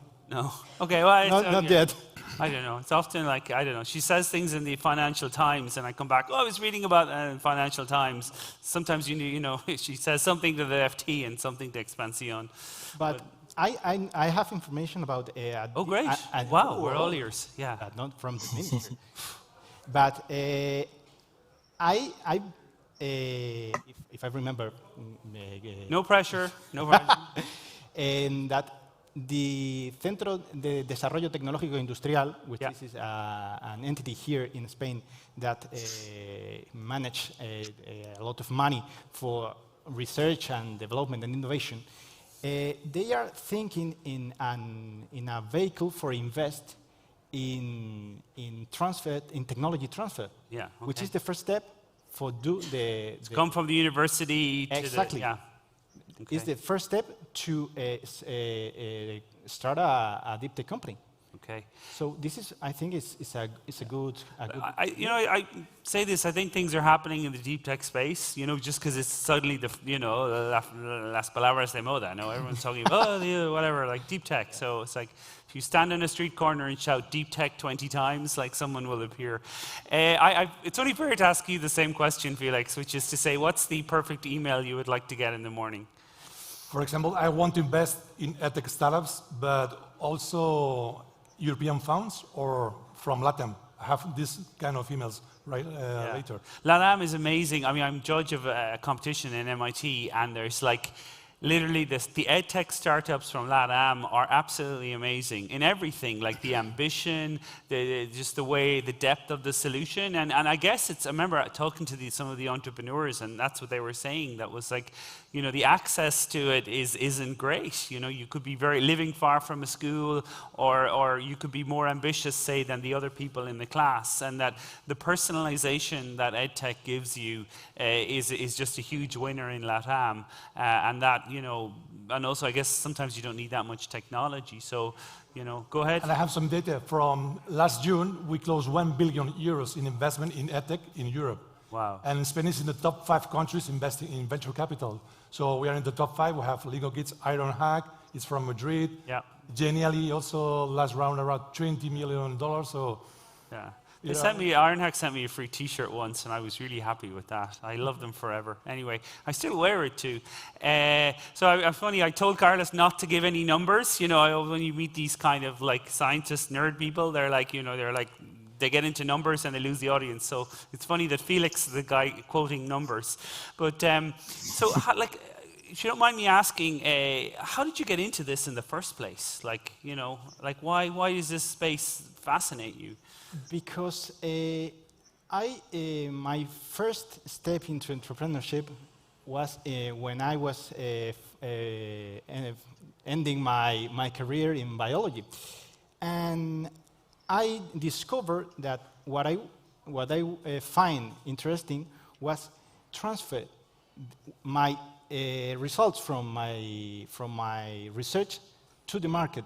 So the first step was with a little startup about focus on the development of a transparent solar panel that allows to grow plants in a greenhouse and that also collects energy from the sun because it was a photovoltaic panel.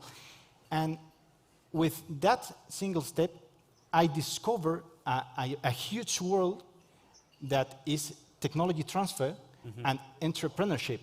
Yeah. And looking those parts, I think, why don't we mix this, but in a bigger scale? Yeah. And despite, instead using the research results from a student, use the big results of researchers. Wow, it's an interesting story because, like, one of the things in a way about Spain is that a lot of researchers are allowed work on whatever they want to work. You know, whereas perhaps in the US, they're sort of forced to work on where the money is. You know, you follow the money in the US. In Spain, you're sort of like, the money is small, but at least you're allowed work. So some researchers say, I wish, you know, all the US guys say, I wish we have what you have in Spain, and then all the Spanish people say, I wish we have what you have in the US. Yeah. So, you know, maybe we need to sort of fertilize the two. Let me ask the sort of the same question to Felix. I mean, you know, education is often discussed as a vocation. I mean, did you go home, like, at the end of the day feeling, you know, you've made a difference in the world, or do it's just a job, you know? It's like, how do you feel? It's pure vocation. Last year, I organized the EdTech Observatory in Spain. We discovered that there are around 300 EdTech startups in Spain, compared with France, there are 400 EdTech startups. In Germany, around 400 startups. So we are competing with France and Germany. And 50% of the entrepreneurs in education, they worked previously in education, 50%. And 50% are second-time entrepreneurs. Yeah. So these are one of the reasons that they are resilient. So 5 years ago, the startups that started with us, they are still alive. 80% of the startups that joined our program, they're still alive.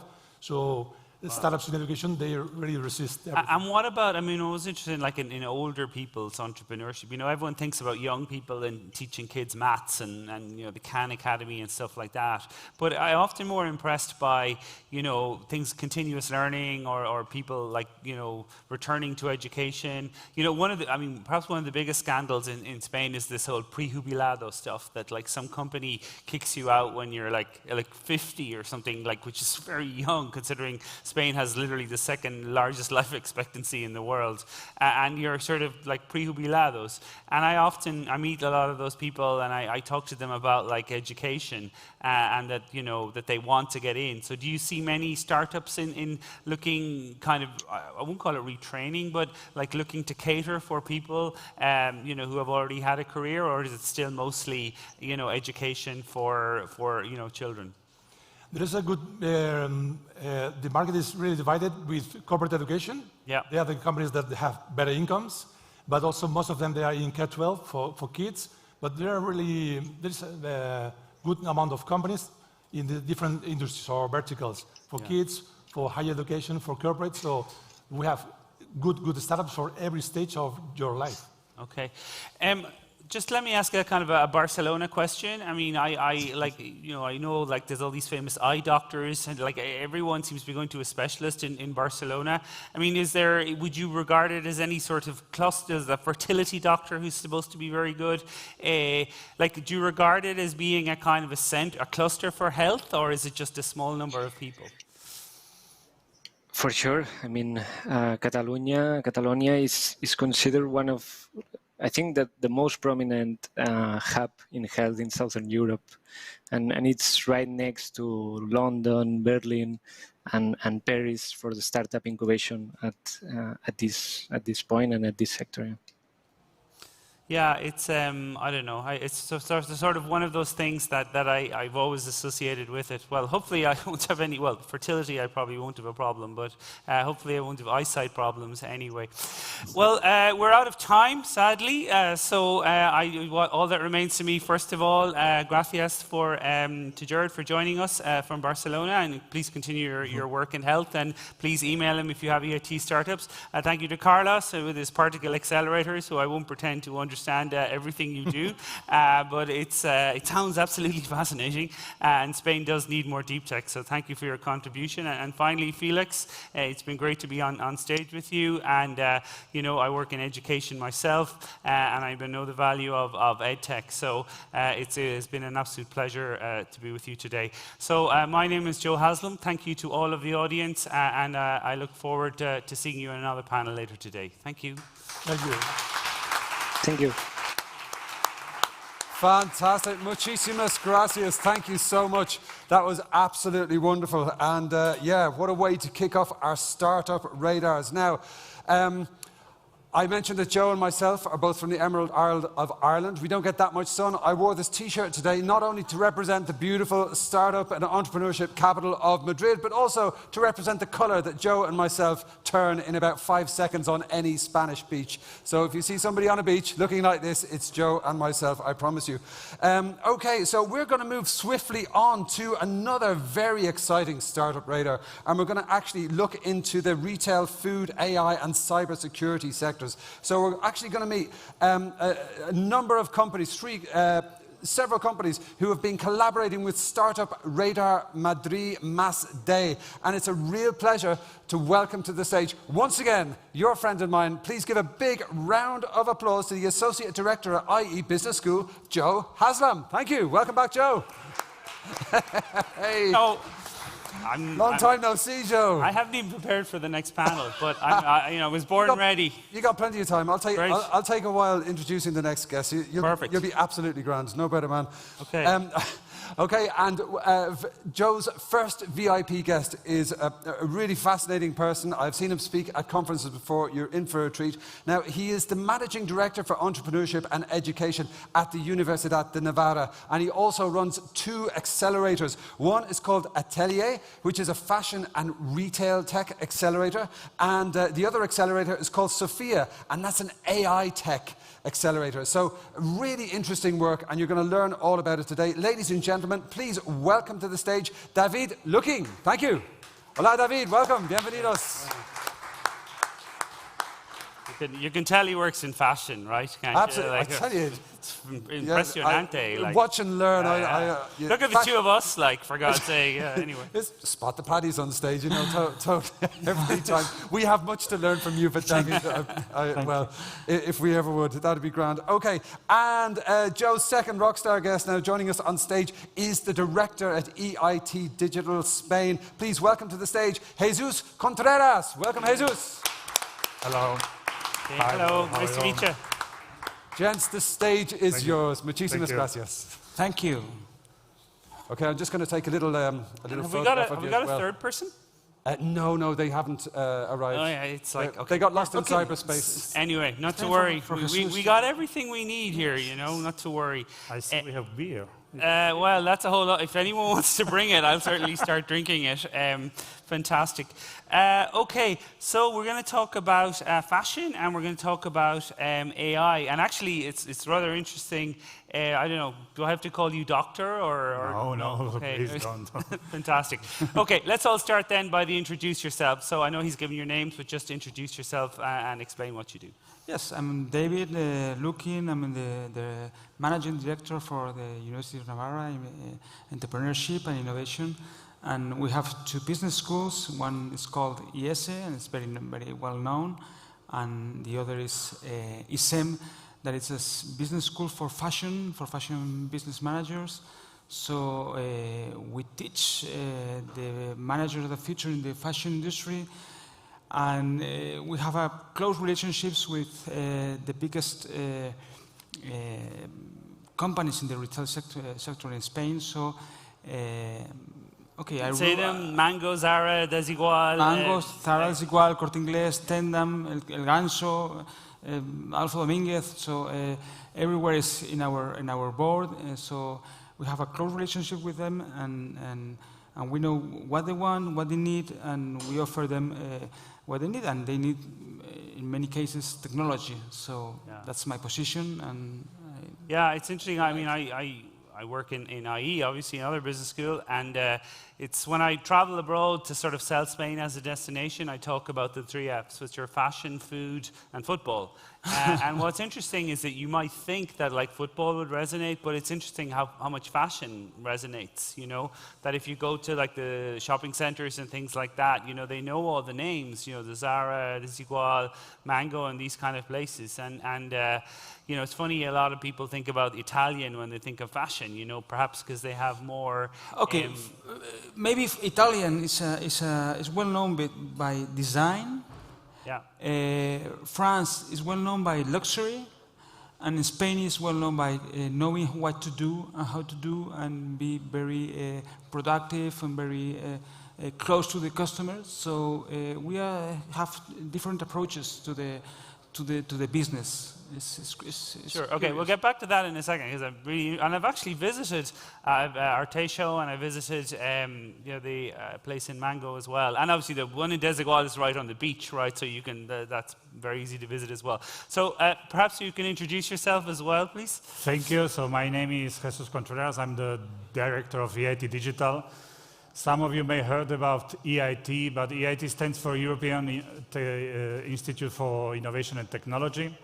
And we have only one goal. It's how to speed up the process from lab to the market. So my goal is in the area of digital is to create large European deep tech companies in AI, in cybersecurity, in any kind of digital area. So if you look at the first 50 companies in digital, you see that there is one European, one out of 50. So it needs to be changed. And urgently, if we want to speed up and we step up with the rest of the world. That's there's a couple of Dutch kind of cybersecurity. Which one is Avast, or is that who's? SAP. Oh yeah. Oh God, you forget about those guys. But yeah. But anyway, the irony is a lot of the great companies are created by Europeans who live in Silicon Valley. But I guess SAP is the one that that people go back to. But I mean, for instance, it's interesting. I often talk about Facebook, which is very much in the news. You know that the head of AI in Facebook is a Spanish guy, and the head of growth is a Spanish guy. So Joaquim and Javier are you know responsible for the good as well as the bad of Facebook, which, you know, if we could get you to explain about that, that would be fun, but nobody ever wants to go on record, you know. This is the difference between moderating panels in Spain, moderating panels in Silicon Valley. Everyone gets on and saying, like, Facebook are bad, they should be shut down, and, you know, in Spain, everyone's kind of very polite, which has its values. It's, you know, it's nice to be, you know, walk down the street and not be worried about, like, running into fights with someone. So the interesting, I mean, cybersecurity is one of those areas, right, where, you know, I saw this, you know, did extensive research, which is like one documentary on HBO talking about like the fifth element and stuff like that. So do you find like people are starting to get more interested in the things you're talking about, or do still people go to sleep? Absolutely. I think cybersecurity is one of those areas that are ramping up right now due to the political situation and the multipolar world. So it's a very safe bet to go into cybersecurity. And you can see that the area of cybersecurity has done some movement here in Spain. So some big company has acquired small one. Yeah. We do have companies in Madrid that are whole providers, integrated whole providers. We have some niche companies, but only a few of them. I think what we lack here in Madrid or in Spain in general is that companies need to have attraction from the market. So there is no big defense industry that would track the market and would pull the market out. And also companies struggle a little bit with the infrastructures. So if they want to test whether the nuclear facilities are secure, they need the nuclear facilities to test that. Yeah. And they are a little bit struggling with that. So we have a lot of potential, we have talent, Well, we need to step up. I mean, it's a familiar story. I mean, I worked in Panda Security for a while, and we had this product called Collective Intelligence. We had the first cloud AV. I mean, our technology was like miles ahead of everybody else. And every time I would like come in as the English-speaking foreigner to try and say, like, I used to say, like, in every other technology company I ever worked, like, marketing decided what to build. And here, you guys build whatever you want and then give it to us to sell it. Yeah. It was like the opposite way around. Absolutely. And I mean, and then idealistic me thought with my overwhelming communication skills, I could convince them to do differently, but it got worse rather than better. So, but it was, it's kind of oddly fascinating. And then you find these like little companies, there's an amazing company in San Sebastian doing something extremely clever. You might know them as well. I couldn't believe, how come this company isn't more famous, Yeah, absolutely. and then you see all the Israeli companies, and they're excellent. Let me just sort of contrast it with probably with fashion. I mean, what's the genius like behind? Like, let me just run through them quickly. Okay, what's the genius behind Inditex? What do they do that's brilliant? The genius is the genius behind Inditex. Like, why are they like one of the best companies in the world? The genius is the one and only. You have to say it for me though. Like, it's the owner of Inditex. Amancio. Amancio is the genius, and the genius that created the idea, and the genius that put it into the real world, into the action, and that hired the best people to go into it. So. People say that like Elara is a logistics company. It's not really a fashion company. Is that a fair comment? Fashion is about fashion. It's not only about logistics. All of us are wearing fashion right now, so fashion is about fashion. Yeah. Maybe the logistics is very important, but maybe the technology is very important, but it's all about fashion. So what about then, I mean, obviously a lot of my students, particularly the younger ones, are mad for Shein, this kind of like fast, like, here was me talking about corporate social responsibility and everyone was moving away from fast fashion. And then along comes like Chinese companies like Shein, and not only do they want fast fashion, but they want even faster fashion. So the big kind of contradiction is always about, like, is sustainability a trend, or is it actually, do customers, they just want, like, if you go to the Primark on Gran Via on the first Saturday of the month just after payday, I mean, it's like Dante's Inferno. But let's make a test. So right here, how you are passionate with sustainability, are worried about sustainability. Which of you are worried about sustainability? Please raise your hand. It's okay. And how?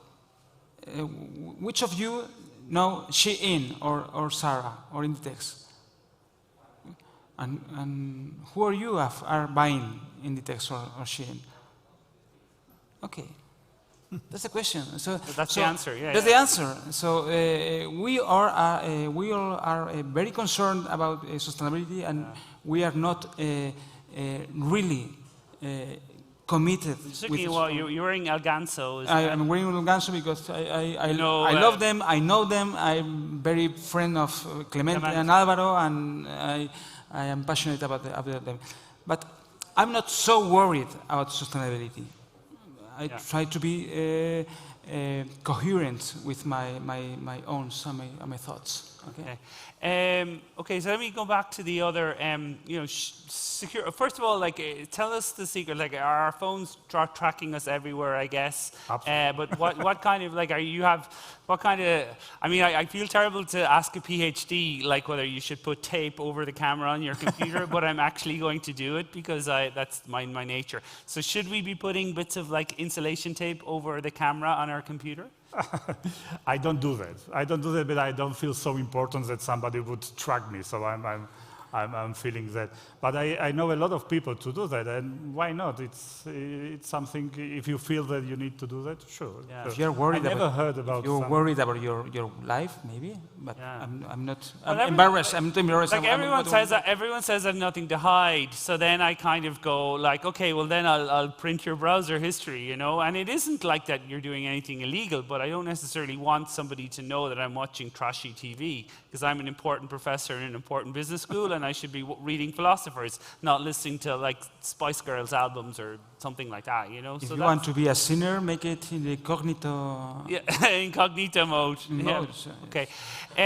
Do you think more and more people are, first of all, I mean, everyone's getting into fashion, so I'll come back to you in a second, but Jesus, do you think young people are taking cybersecurity and AI as a career? Do you see more people choosing that? Yes, I think they do, but both of them are technologies. So there's a technology career.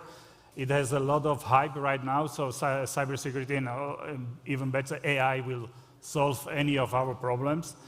But then you need to step one step further, and you need to find it useful somehow. So we do all believe that AI will change the world. Yeah. Why not?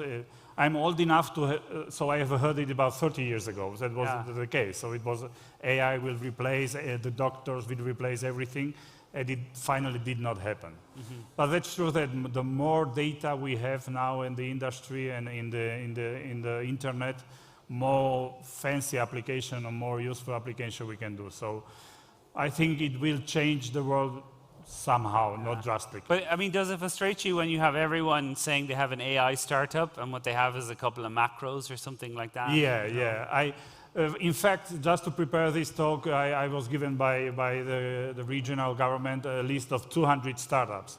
And I went one by one to see how much AI they use, because they claim they use AI. Yeah. And I found out 50 with really deep tech AI that can be called AI. There's a joke that you see a cartoon and that it's if you see the raw, it's statistic. If you put flowers around it, it's artificial intelligence, and if no, it's machine learning. But it's the same technology we've been using 30 years ago. Yeah, I mean, it is an absolute nightmare for somebody to be on a panel, and then we'd like to introduce someone with a PhD in AI, because then you can't spoof kind of in the way that any of us would have been doing. So what's the job situation then like in the fashion business, David? Or I mean, David, are people kind of as enthusiastic about fashion as they've always been? Okay, there's a difficult moment right now because of the pandemic. So there are some questions about how it's evolving, how are the shops evolving, the e-commerce, and the sector and the fashion industry is very worried about how it's evolving the sector. And okay, for me, as an independent viewer of the situation, it's very fancy, but not for them, because they are. The shops are not behaving the same way as always, as usual, as you and me were using the shops, and the e-commerce is getting higher and higher, and okay, and the rental and the second-hand fashion is growing. So there are a lot of questions. It's really amazing. Are there any great, I mean, where's the next Tobias? Where's the next Amancio? Where's the next Yitzhak? Where's the next kind of generation of great, even the great Loewe? I mean, is there a new generation of entrepreneurs coming that will do great things? Okay, you see Shein. It's amazing. It appears from nothing, and it's selling a lot, more e-commerce than Zara. Yeah. So it's I don't know. I'm not a guru. If I were a guru, I won't be here. I will be in San Francisco earning a lot of money and saying what to do to the companies.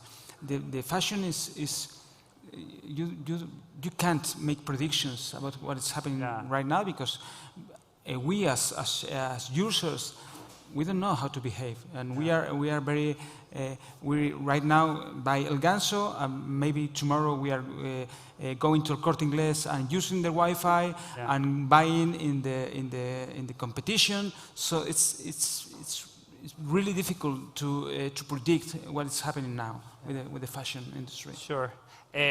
Jesus, as far as Spain have set up some sort of AI council or something like that. I mean, like Yeah, that's just something I read about newspaper that like was a one-day story. First of all, are you on it? And second of all, like, do you think it's necessary? Don't ask me that tough questions.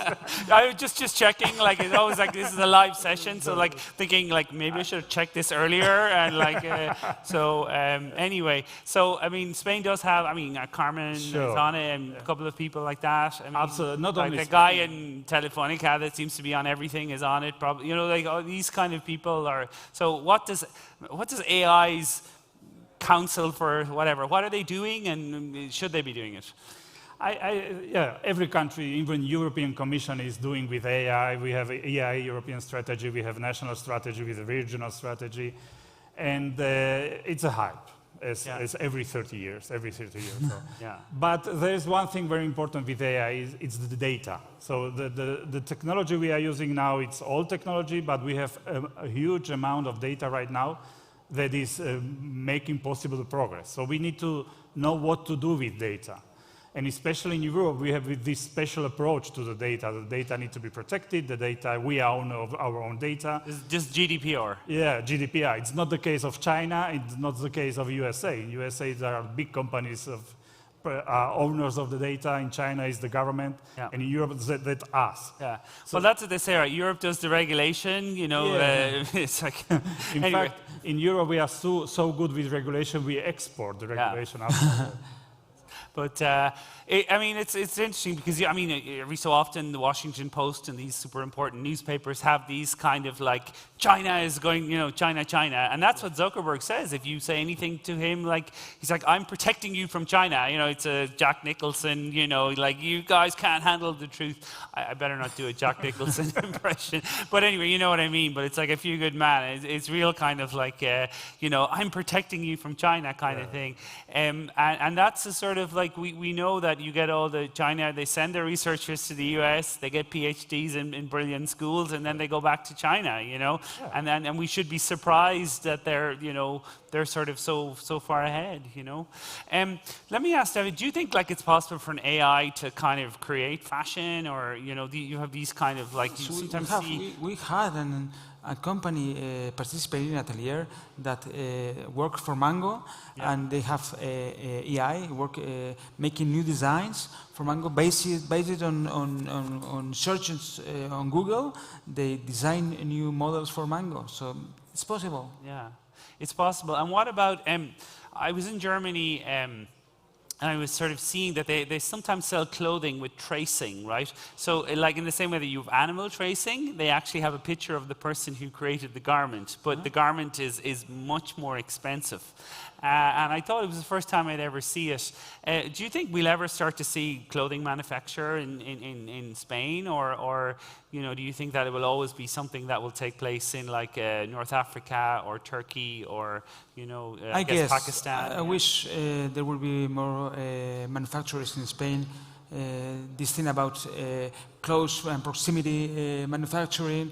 And I think with new technologies, it's possible to make some shorter batches for making the clothes more cheaper.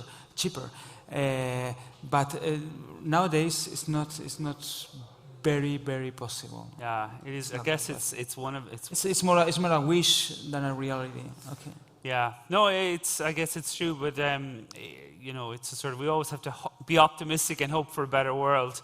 And I guess I just want to quiz you. I'm running out of time. What an interesting panel, by the way, putting fashion and cybersecurity together.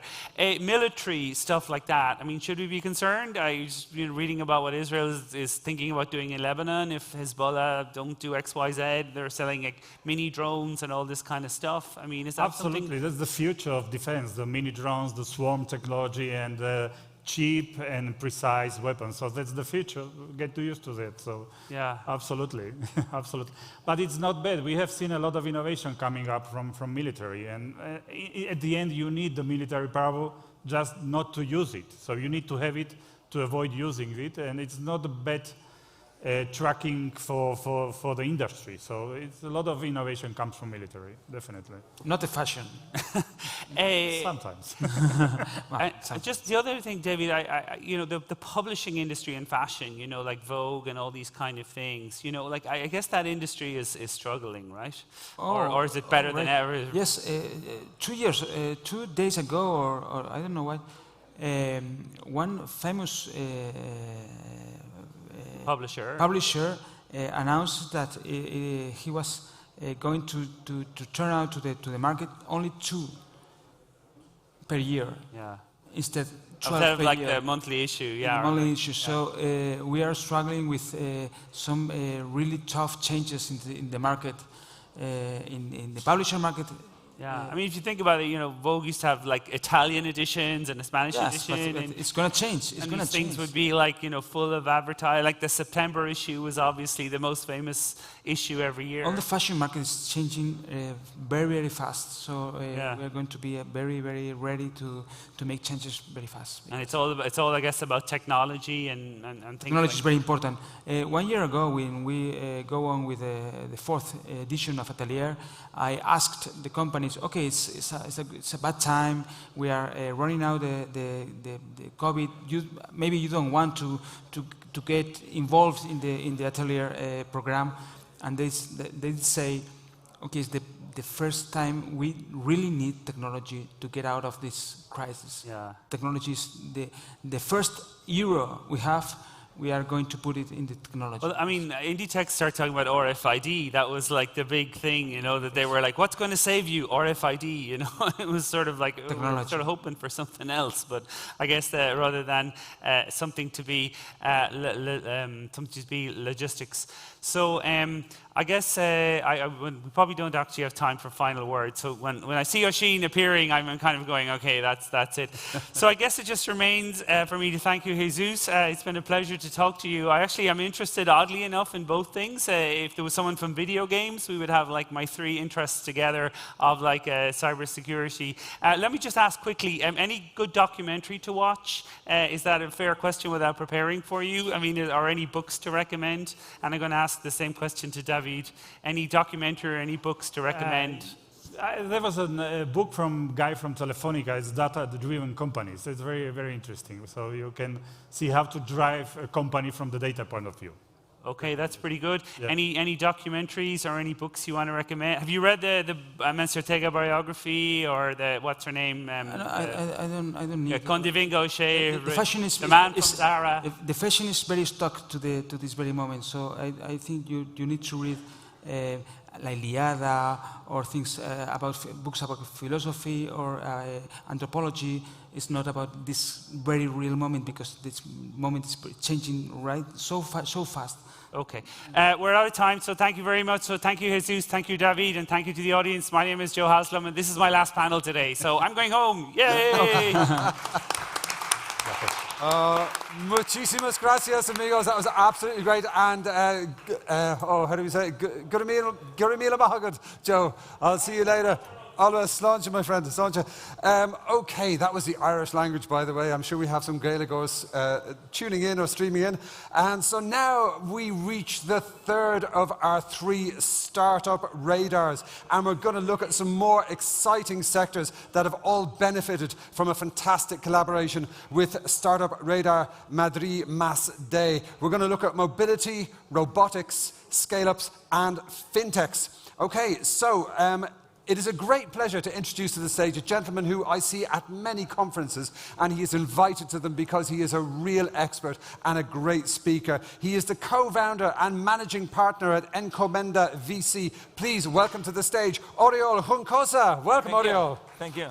Bienvenidos. Great to see you. Thank you. Great to see you. Fantastic. Excellent. And we're going to welcome to the stage as well the head of the ISDI Accelerator. Please welcome Jesus Tapia. Welcome, Jesus. Good. Fantastic. Just a reminder, we have many people doing the live stream at the moment. There's probably a lot of people watching on demand. So it is so great to have you all here. Okay, next we're going to the stage the founder of Empresa y Sociedad. Please welcome, we welcome next from Finnovating. and CEO Rodrigo Garcia de la Cruz. Thank you, Rodrigo. Disculpe. Okay, I got to say things in the right order because we have the chairs in a certain order.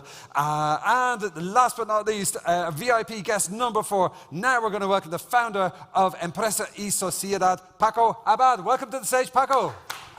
Fantastic. Okay, gentlemen, the stage is yours. Thank you. Great. Thank you. Thank you.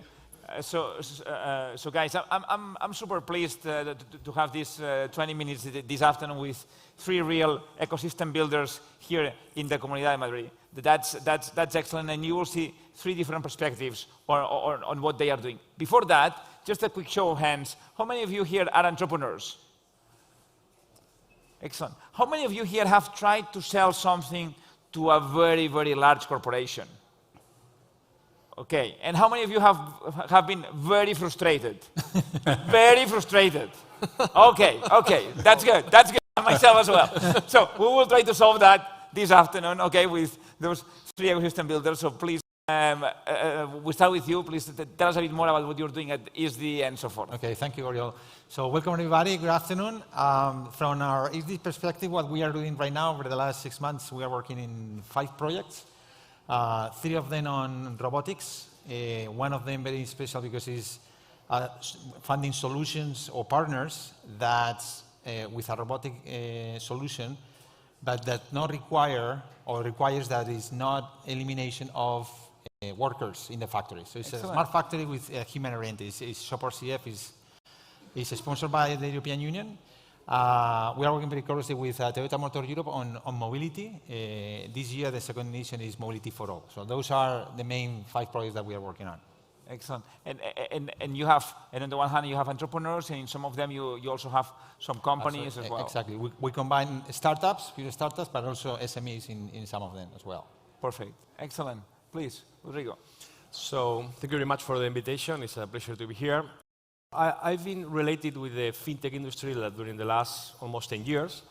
During all this time, I've been related with the ecosystem with different roles, investing, as a president of different associations, and also helping fintechs to growth. And I realized that during the last 5 years, fintechs have changed from B2C from B2B. In fact, right now, almost 70–80% of the fintechs are B2B or B2B and B2C. So the way of scaling this kind of startup scale-ups, B2B, is to help them to scale and connect and distribute their products with big corporations, because at the end you are creating a technological solution for other companies. This is why a couple of years ago we realized we need to change the way of business between startups, in this case fintechs, insurtechs, proptechs, this kind of business with corporations, mainly with corporations. And we create something scalable, digital, and global. What we create? A platform. So we create a B2B platform, and we call it a matching as a service platform, where all the fintechs in the world can connect with all or most of the corporations in the world in order to achieve this way of distribute all their business and based on data, because at the end we are able to connect every fintech. It doesn't matter one of the 500 business models that you can find for all around the world, from 50,000 fintechs all around the world, with the company that are looking for specialized this service. It doesn't matter if it's one technology or one size or in each country. So, and the only way to do it is with technology. With some people say that we are like a LinkedIn for B2B, but we are a platform that connects different sides of the company. So before coming on stage, he gave me this flyer and said, we're connecting 50,000 fintechs worldwide, okay? So if there's a fintech here, please make sure that you're there. Of course. Okay, excellent. So please, tell us a bit more about what you're doing. Hello, thank you very much for your invitation, and thank you guys for being here. We are a foundation, Fundación Empresa y Sociedad. Our aim is to change the world, and we are like an association with 2 kinds of members. One of them is corporates, and the other one is what we call scale-ups, B2B. We try to link the needs that corporates have with solutions that scalers B2B have. We are not specialized by verticals, but by, let's say, company areas. We are organized in 4 areas, which are solutions for business development, marketing, and sales is one. The second is about solutions for human resources. The third one is solutions about sustainability. And the fourth one is about operations. So we try to link more or less 1,500 scale-ups with more or less 4,000 company executives.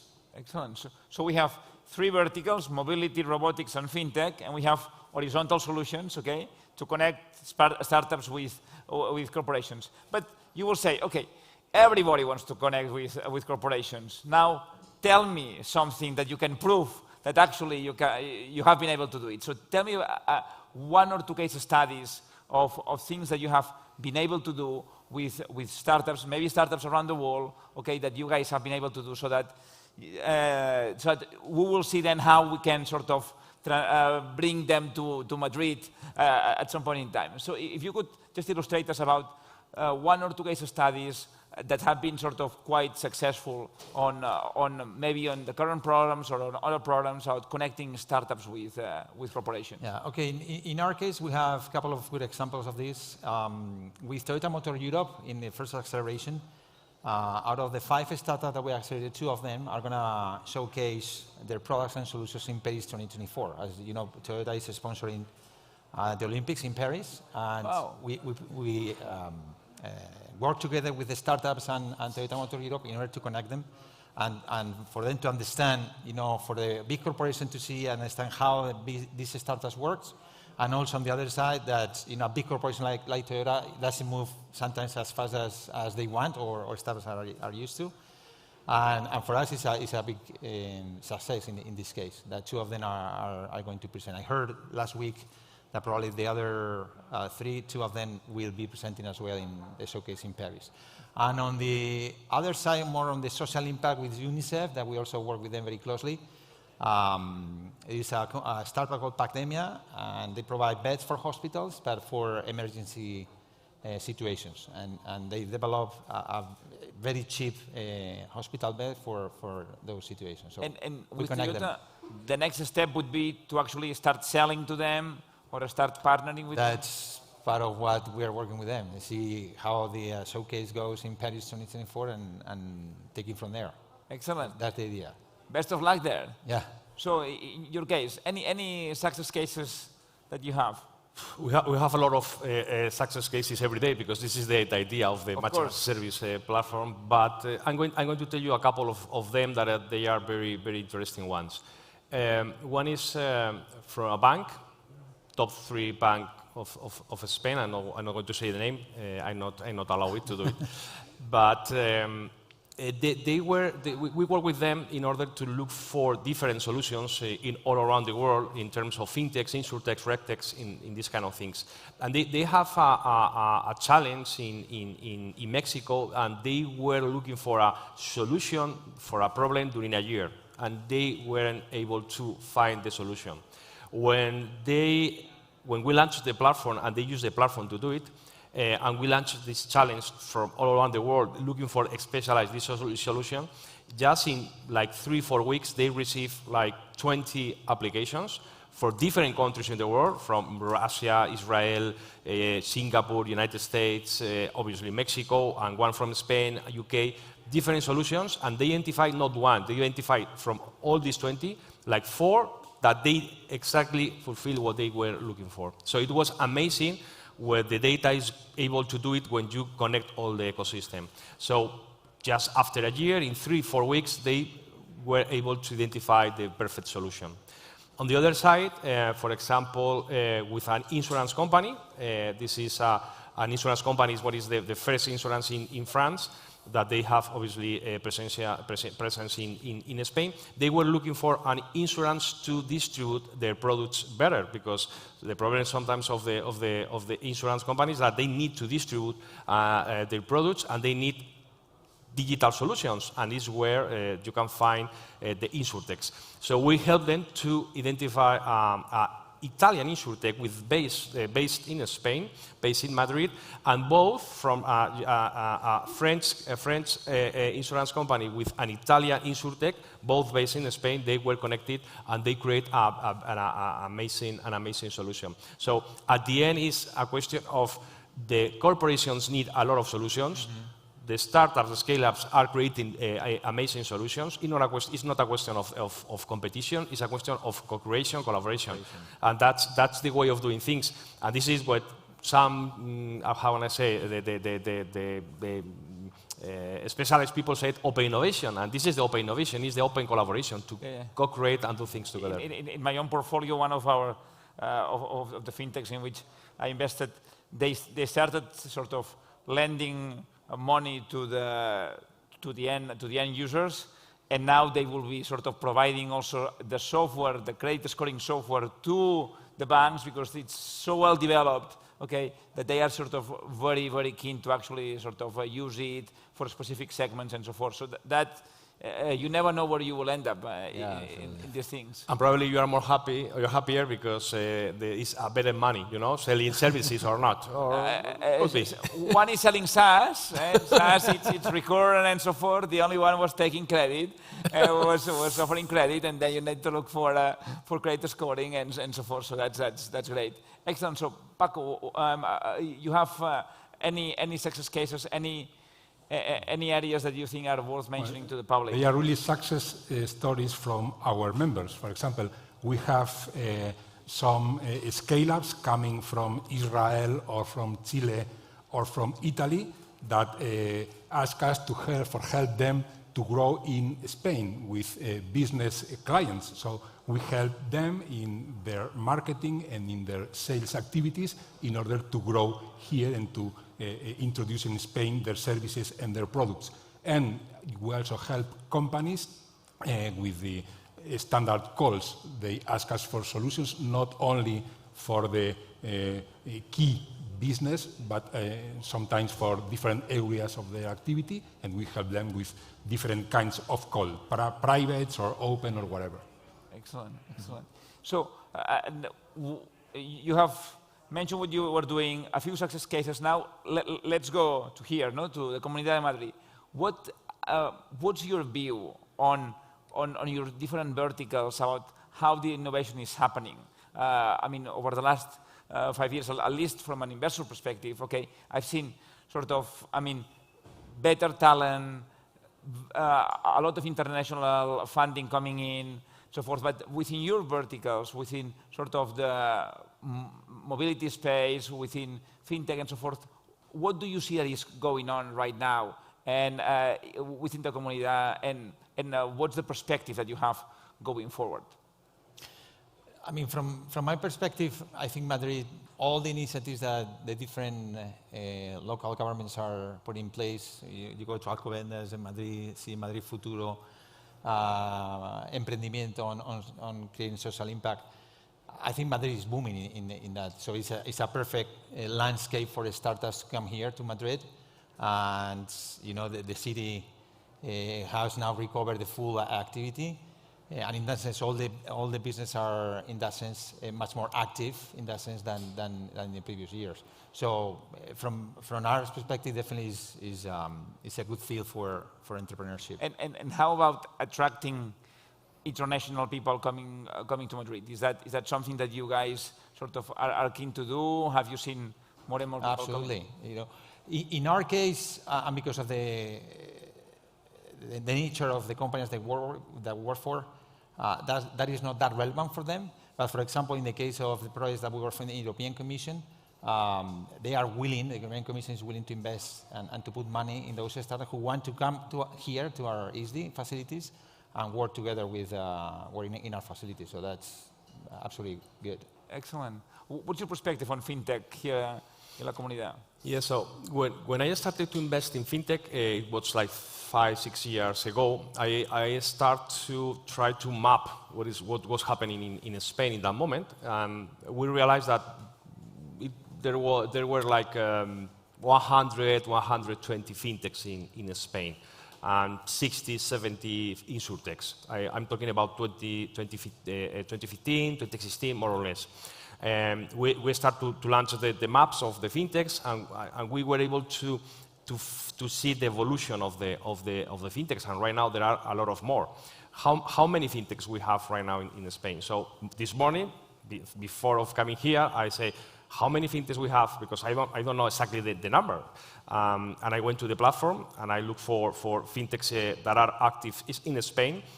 Fintechs, insurtechs, proptechs, all of them are quite in the same space. I realized that we have 1,200 companies active in Spain. From those, 800 are based. They have the headquarters in Spain. So there are 400 that are outside of Spain working and having their business out or in Spain.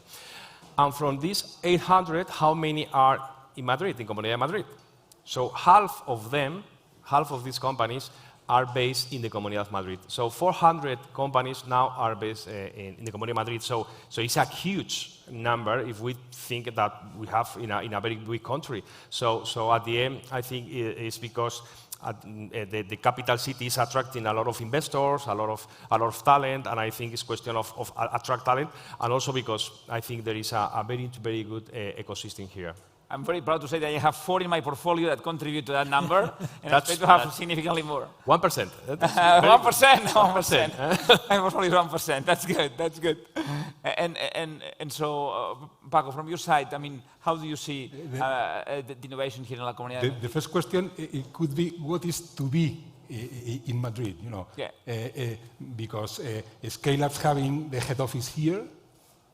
Everybody is in Madrid, or everybody wants to be in Madrid, mainly if they want to sell something to companies, because many companies are here. But we have members not only outside Madrid, but also from other countries, and they, let's say, they are in Madrid because they are interested in Madrid companies. From our side, everybody could say that is in Madrid. So we have even a site in the platform launched by Madrid Más D Fundación with all the scale-ups associated to Empresa y Sociedad, and all of them were considered as being in Madrid because they work in Madrid with companies in Madrid. And how have we seen the evolution in the last years? We started more or less with this project 8 years ago. We could say that B2B scale-ups started more in a service model, selling hours, and now that is much more oriented to have products, not consultancy. They sell products, not hours. More scalable. Yeah. But that was now is much more rapid, you know. One thing, if I may, on a more micro level, what we are noticing at ISDI is that people who take some of our masters and courses, they come to us, to my business units, at ISDI Accelerator, to share with us ideas to become entrepreneurs. And we have noticed over the last couple of years, even with COVID, more people coming to me or to some of my team members and share ideas. And we initiated a couple of years ago what we call ISDI Start, which is something that we incubate those students who want to be entrepreneurs. We help them, and that trend is growing significantly. How many wannabe entrepreneurs would you have here? How many people that want maybe to be entrepreneurs at some point in time? Excellent. Wow, many of you. Hey, so one of the bridges to become entrepreneurs is this one. And we may bring some money to the table, and then you fly from there. That's great, excellent. No, I think that's. I mean, what I have seen, at least from an investment perspective, is that right now not only there's a lot more talent, but also the talent, particularly in Madrid, is a lot more ambitious. Okay, and that's something that about 5 to 10 years ago you would not see. I mean, people would say, okay, no, Spain is very big. Well, maybe I will go to Portugal. No, but now it's not. No, I mean it's Europe, and Europe needs to be sort of the market. LATAM, obviously, in fintech, for instance. I mean, how how many startups from here, even fintech, are going to LATAM? Many of them. In fact, there is a very interesting case, the Klarna, that is, I think, the second, the third largest fintech in the world, like valuation of 30 billion. They are creating a technological hub here in Madrid with 500 engineers.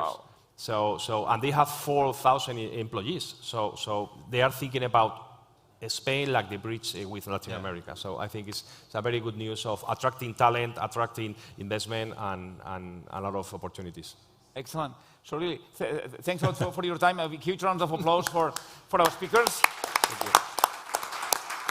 And Muchísimas. Apps, there you have it, a strong ecosystem right there. Absolutely wonderful. Thank you so much to Oriol and those 3 VIP guests.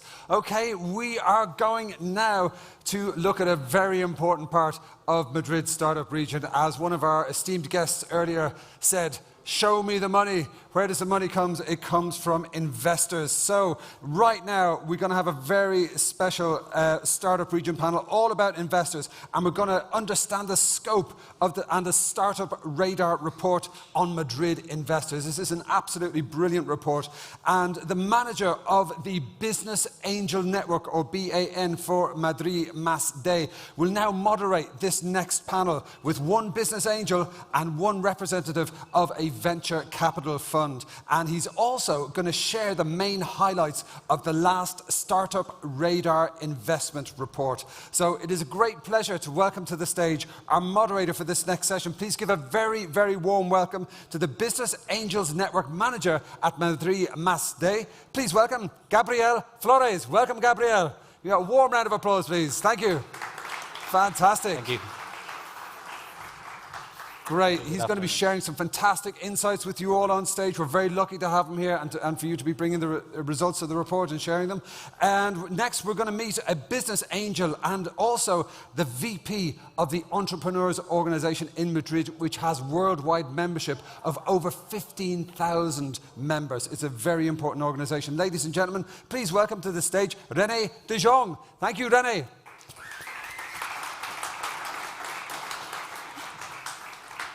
Excellent. And rounding up our power trio of investment experts, we are now going to welcome the investment director at Conexo Ventures. Please welcome Javier Gonzalez. Welcome, Javier.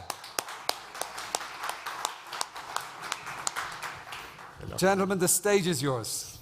Okay, thank you very much. Good afternoon, you all. I'm very glad to be here, especially after those 1.5 years where we have some restrictions, and I'm very glad to be here sharing ideas again in person. And let me first introduce myself. My name is Gabriel Flores. I'm the manager of the investment network BAN Madrid Mas-D, and which is a public entity which has created in 2006, basically to foster the startup ecosystem here in Spain. For those of you who don't know what we do, let me explain briefly and borrowing the words, the jargon of the startups. I would like to see the BAN Madrid as a platform to connect investors and entrepreneurs from the region. So this is basically what we do. And we have now so far 140 plus investors of all shapes and sizes. We have business angels, we have venture capital funds, family offices, and also pledge funds. And more recently, we've started to collaborate with some corporate venture capital that want to diversify their pipelines. So first, before introducing our panel here, I would like to share with you a few highlights from a report that we made on BAN Madrid. This is the Startup Radar report, which basically analyzed the VC investments in 2010. Unfortunately, I would have to share with you slides, but we had a technical problem. But now I'm going to give you some data just to put this in context before entering into the conversation. So in 2010, we've managed, despite being in the middle of the pandemic, we managed to have 153 deals during 2020, with a total amount of almost €500 million. So this compared with the trend since 2018, we have a compound annual growth of about 58% since 2018, which is pretty good given the circumstances. And right now, to give you a context, we have so far with the data that we have until September of this year, we have almost reached almost €1 billion in investments in our region, which is something quite remarkable. And it's this is a milestone, a very big milestone for our region. So we have other conclusions of our report are that Madrid is a very dynamic city, and it's one of the best and bigger tech hubs in Southern Europe, and it's little by little closing the gaps with the other markets and with the best or with the biggest players, in this case London, Paris and Berlin. To give you an idea, let's say that London, who's the first in this league, it's more than 3 times bigger in terms of investment than Paris. So we have a lot of catch-up to do there in terms of investment, but we think we are in a good way, and we are taking the necessary steps to keep growing and keep improving in our market. So, having said that, I would like to introduce here René de Jong, who's one of our members. He has been a serial entrepreneur and is a business angel since 2005. Thank you for coming here. And we have Javier González, who's the investment director of Conexo VC, which is a VC fund. And I would like to give you thank you for being here. And if you want to add something else, please go ahead before we enter into the questions. René, please go ahead. I would like to add that apart from having 28 startups in my portfolio, I get some 400 plans sent per year. I'm also quite known for organizing parties. So I just want you to know that. From our side, long story short, Conexo Ventures aims to internationalize startups from Series A to Southern Europe, that's Spain and Portugal mainly, to the US and Latin. That's what we do. Thank you. So let's start with the topics that we have to cover. I hope to have time to go through all of this. So first we're going to start with the view about the market here in Madrid. I would like to see what do you expect for the end of this year and let's say 2022 in terms of activity and investments in the region. Yeah, so far 2021 has already surpassed 2020 in terms of amount of deals, funding, so the forecast is really positive for the sector. We are surfing a wave of a large amount of funding available, a large amount of startups. I don't see an end to this because 2020 was an outstanding year in terms of fundraising. A lot of funds closed their funds. We are going to close our own in December. So we have dry power for the next 4 or 5 years, preferably. So I don't expect any big change, any sharp end to this wave. Perfect. Yes, that's something I forgot to mention. That we had one of the things that we traced in the last report was the amount of new funds raised by VCs in 2020, and the amount was staggering. We had like more than €1 billion raised of new funds, so I think it's going in the direction that you mentioned. And you, René? I have a similar view. I see that since I was investing in 2005, there's more accelerators, incubators, business angel funds. The funds that are there, they are able to generate bigger funds every time. So there's a lot of liquidity in the market. Let's say 15 years ago, if you had money to invest, then the startups would queue up and please, please, please. And now it is also times where, as a business angel, you are fortunate if you can take a spot, because there's many people that want to invest in the best startups. There's also still startups that perhaps say my valuation is 100, and then if they are not able to raise enough money, then all of a sudden the valuation is 60. So I think whilst both things happen, that sometimes you have to hurry up to get a spot. And sometimes there are startups that don't get full funding at the price they want. There's a sound ecosystem, I think, and it all looks like going up, up, and up. Perfect. Yes, that's true. And this is something that we are starting to see heading well. I've mentioned the amount of investment that are coming to this sector, and we foresee that this trend is going to keep going, and we foresee a 2022 very dynamic. So we've seen lately very public initiatives. So I would like to see, in your point of view, what do you see that we are doing as a public entity, what we are doing right, and what do we need to improve to foster the startup ecosystem here in Madrid? Okay, I've been to a few of your demo days already when I was still in Banco Sabadell, and last time was in the City Hall of Government of Madrid, and I've been able to pick up a few good startups. So I think that's wonderful. From AO, the Entrepreneurs Organization, was mentioned. I normally organize every month a happy hour with startups, business owners, business angels, venture capital funds, associations, clubs, foundations, etc., etc. Every month there were more than 100 people coming there. And a few years ago, Isidro Lasso, from the European Community, he presented a study that the more an ecosystem is connected, the more likely that initiatives will flourish. Because, let's say, if we as an ecosystem, we see each other once a year, then we all come home and we have enough work to do.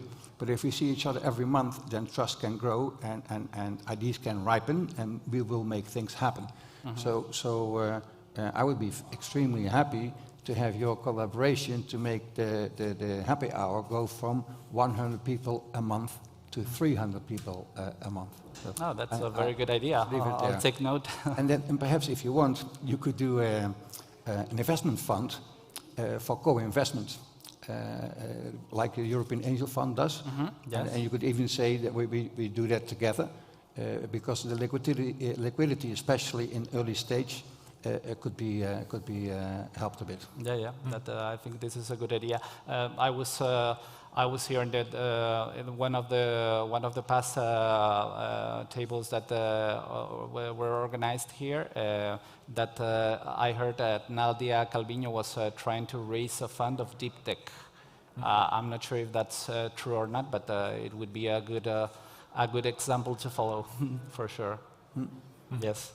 So I don't know if you want to add anything else? Yeah, I think there is a nice degree of collaboration between public and private sector here in Madrid.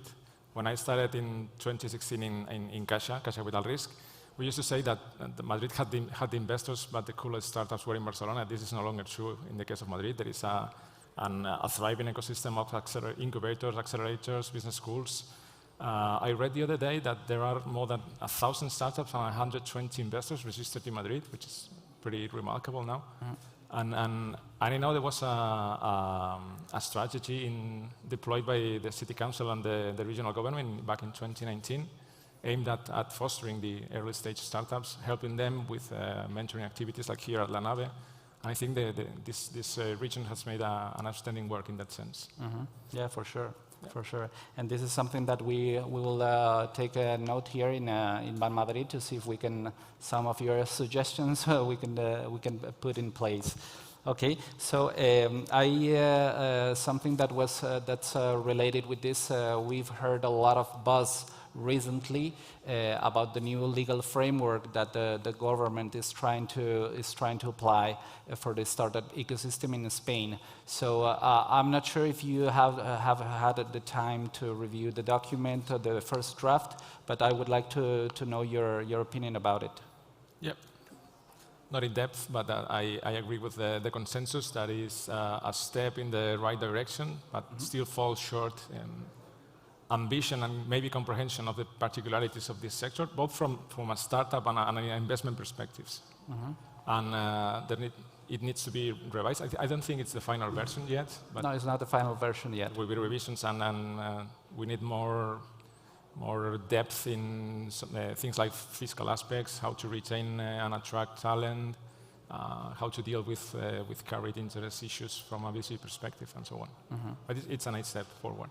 We're getting closer to the... And do you know someone from your industry, I'm talking about the VCs, that have spoken with the government, with government officials? Do you know someone that... Well, ASCRI. ASCRI is leading all the negotiations. Dealing with the official dialogue. Yeah. Okay, perfect. Well, since a few months I'm in the executive committee of Adigital. It's a 500 companies association, and there we also reviewed the law. I think it's very good that if you're a foreigner outside of Spain, you want to invest, you have to go through some bureaucratic process to get an identification number, and it's a hassle. That's one. Second, with the phantom shares. Once you get phantom shares, it's a promise towards the future, but the Hacienda, the tax people say, but you have to pay today. And they have no cash, they only have a promise. So that's not so good. There's also the fast visa for workers that come from outside of Spain. And then there's also the sandboxing, meaning that the government say, okay, you can go play there, and you don't have to go by all the rules that we have established as a society. So you can try and see what works or not. And for me, if we would take that one step further, and we could have a secondary market for shares in startups without having to comply with all the norms and regulations of the Comisión Nacional de Mercados y Valores, that would be a big improvement. Yeah, and I think these are very, very interesting and useful points that you're mentioning, because especially for investors like you, for business angels, it's very important to have liquidity in the market and to have ways to undo the investments and exit the investments that you made. So I think there are very important points.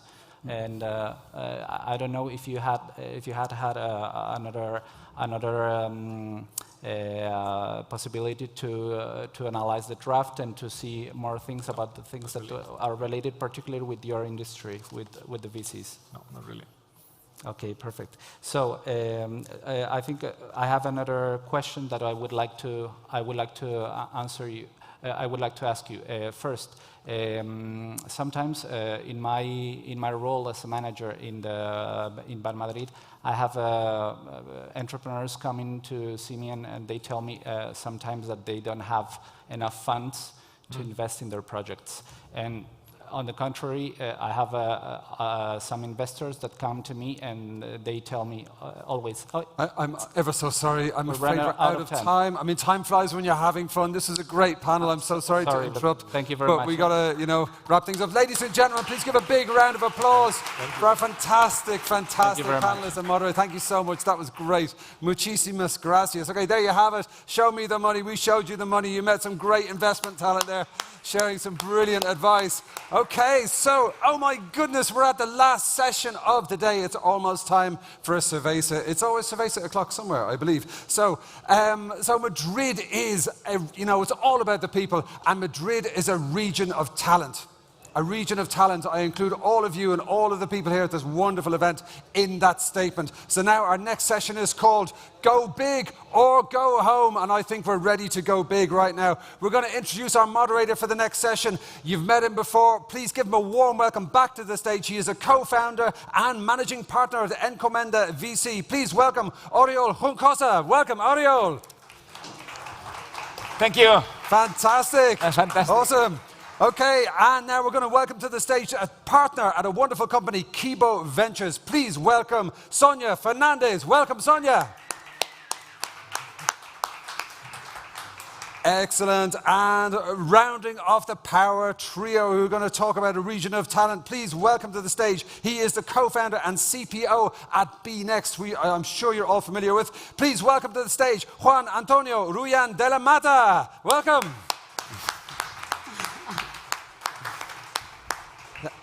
The stage is yours. Thank you. Excellent. Thank you. So, guys, it's been a long week, but we will make it a fantastic panel. Why? Because it's a panel that is super relevant to Madrid. Okay? It's a panel in which we have one of the best companies that has come out of Madrid in the last few years.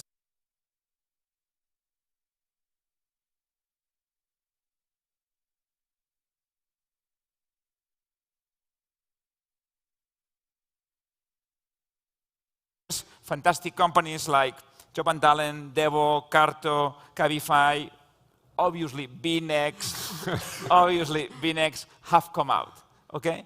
But you will say, okay, those are companies that are still in a fantastic growth trajectory, but actually there are a few others that have already had the success, okay? Like Idealista, like AlienVault, okay? Like Mitula. So what we want to understand is what have been the drivers of those successes, okay, and how can we actually propel that to the next stage? So what is in front of us here in Madrid, and how Madrid can create a huge amount of value for the ecosystem, for the Spanish ecosystem over the coming few years. So just wanted probably sort of to start about one of the key ingredients of success is talent, no? Is people, no? So how do you see talent here in Madrid over the last few years? I mean, what's your sense on the evolution of what has happened here, talent attraction, talent growth, and so forth? Yeah, I can start. Thanks, Aurel, for the panel and for inviting us. I think definitely we see a lot of talent, obviously, everywhere, but I think Madrid is definitely, we can see a pool of talent that is driven by big companies and big startups that are no longer startups, are more scale-ups, that are really growing teams, and they're hiring locally. So if you have Job and Talent, for instance, which happens to be one of our portfolio companies, but is one very relevant company that is based in Madrid, then one of the nice things is that people that have experience at working at Job and Talent have also left the company and started their own companies also in Madrid. So we have invested, for instance, in Circular, which is a company that actually is trying to solve the talent problem in the tech space from ex-Job and Talent people. So, you know, it's very relevant to build these ecosystems, what is sometimes called the mafias, like the PayPal mafia, and we can have the Globo mafia in Barcelona or the Job and Talent mafia.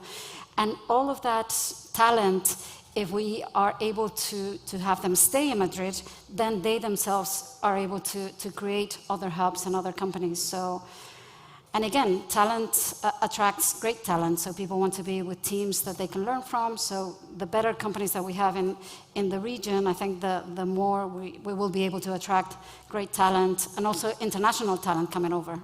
Yeah. Yeah, I completely agree. I think Madrid has become in the last years a great tech hub with lots of VCs, great VCs here that help companies grow. With a lot of talent, I think talent has always been there in Madrid. The thing is now it's probably more driven to startups. So we're being more alike other countries were in the past, like the USA, for example. You can find 15 years ago, 20 years ago, that big techs like Facebook or Google wanted to just steal the good people finishing their careers at the university just because they knew those people were going to build startups. Now Madrid, when you're finishing your studies, it's not in the mindset of a student to be more in a great corporate. It's also there for some types of studies, but in tech matters, I think their top of mind is just to become an entrepreneur. And that's good because in the end, the more startups that are born every year, the more everything pushes for a startup ecosystem to grow, no? And to. So, what are the areas what are those areas within talent that you see more scarcity? That you see, hey, we need more of people sort of coming there because, I mean, that's not helping us to propel our startups and so forth. Yeah, I think we definitely have a shortage, I think, in talent in growth, VP of growth, also people that have a lot of experience in marketing, like CMO talent, because there aren't so many scale-ups yet. I mean, there are quite a few, but obviously you have other markets where you can get people that have already had experience, taking a company from 20 employees to 200. We have less of those profiles. But having said that, I think we are increasingly having more people with those skill sets, and I think what we need to do is to make Madrid attractive to get talent coming over, which is, I think we have a lot to offer, obviously.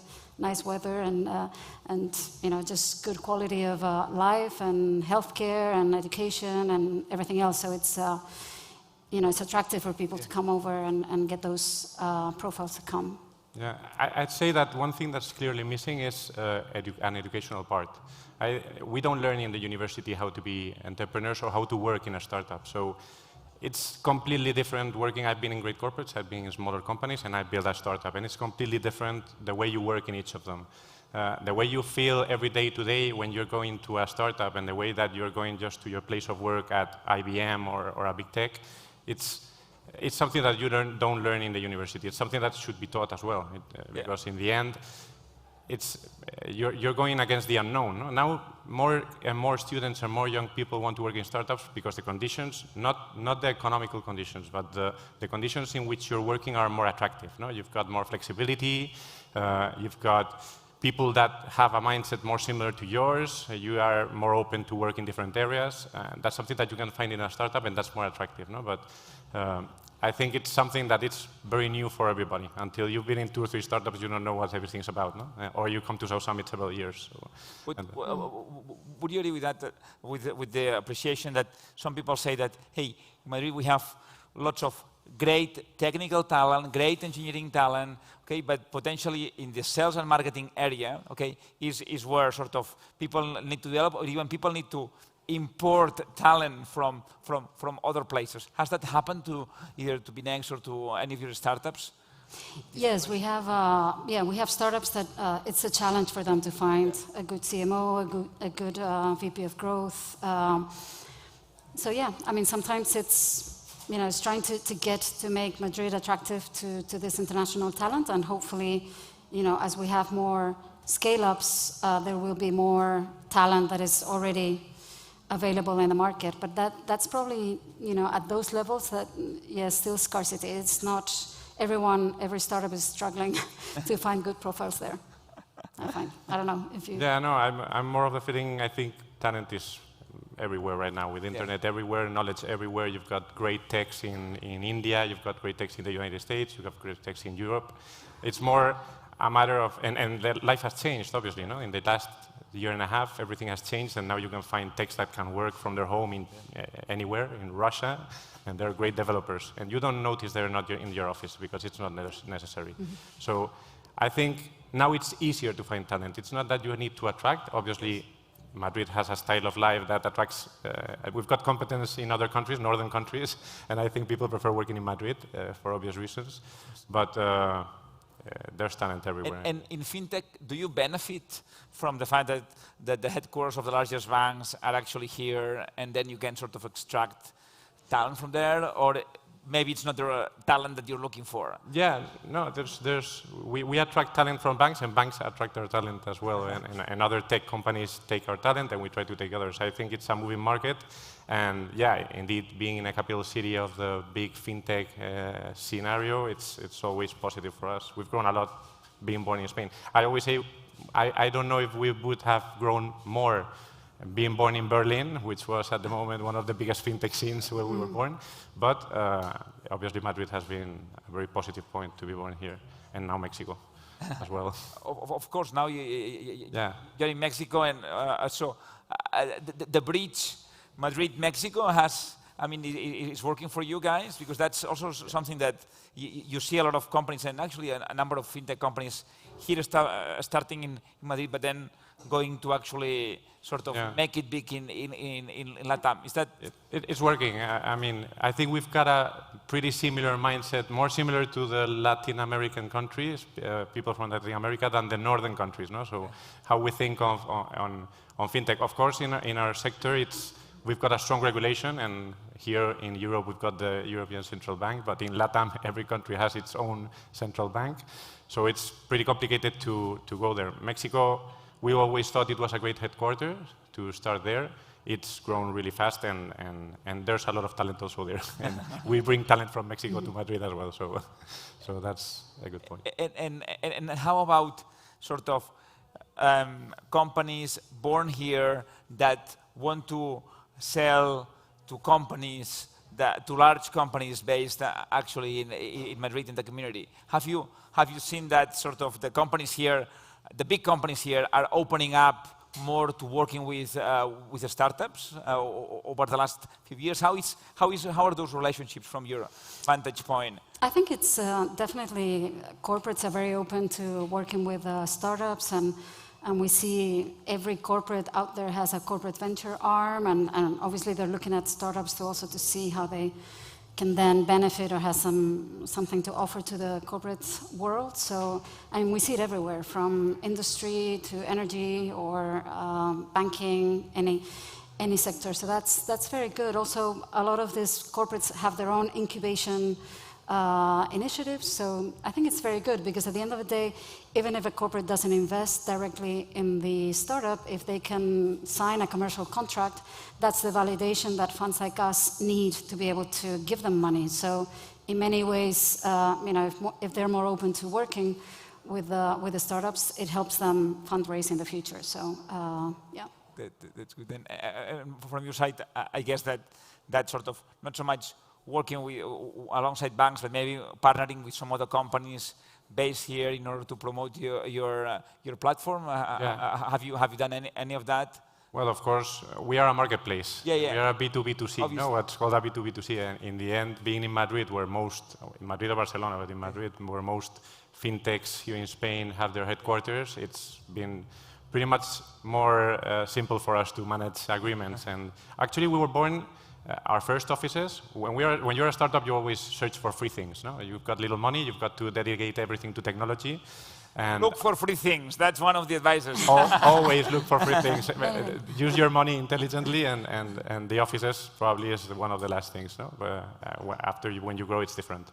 But originally, we were in the headquarters, in the innovation center of BBVA. Had nothing to do with BBVA, but we met somebody that were offering free spaces for 4 startups. We went there and free spaces. And afterwards, we were in Google. In Alonso Martinez? Alonso Martinez, yeah. Oh, that's very nice. Good place to be on Friday. Place. Yeah. If we have fintech startups, those are nice offices. Yeah, nice offices, and you're in the middle of Madrid when you go out on Friday, so it's very good to go with the team building there as well. Yeah, that's right. And after that, we were in Google Spaces. Google Campus. Also very, very good offices, a little further away in the south of Madrid, but also very good spaces. So yeah, having so many companies here in Madrid, of course, it has been very healthy for a company.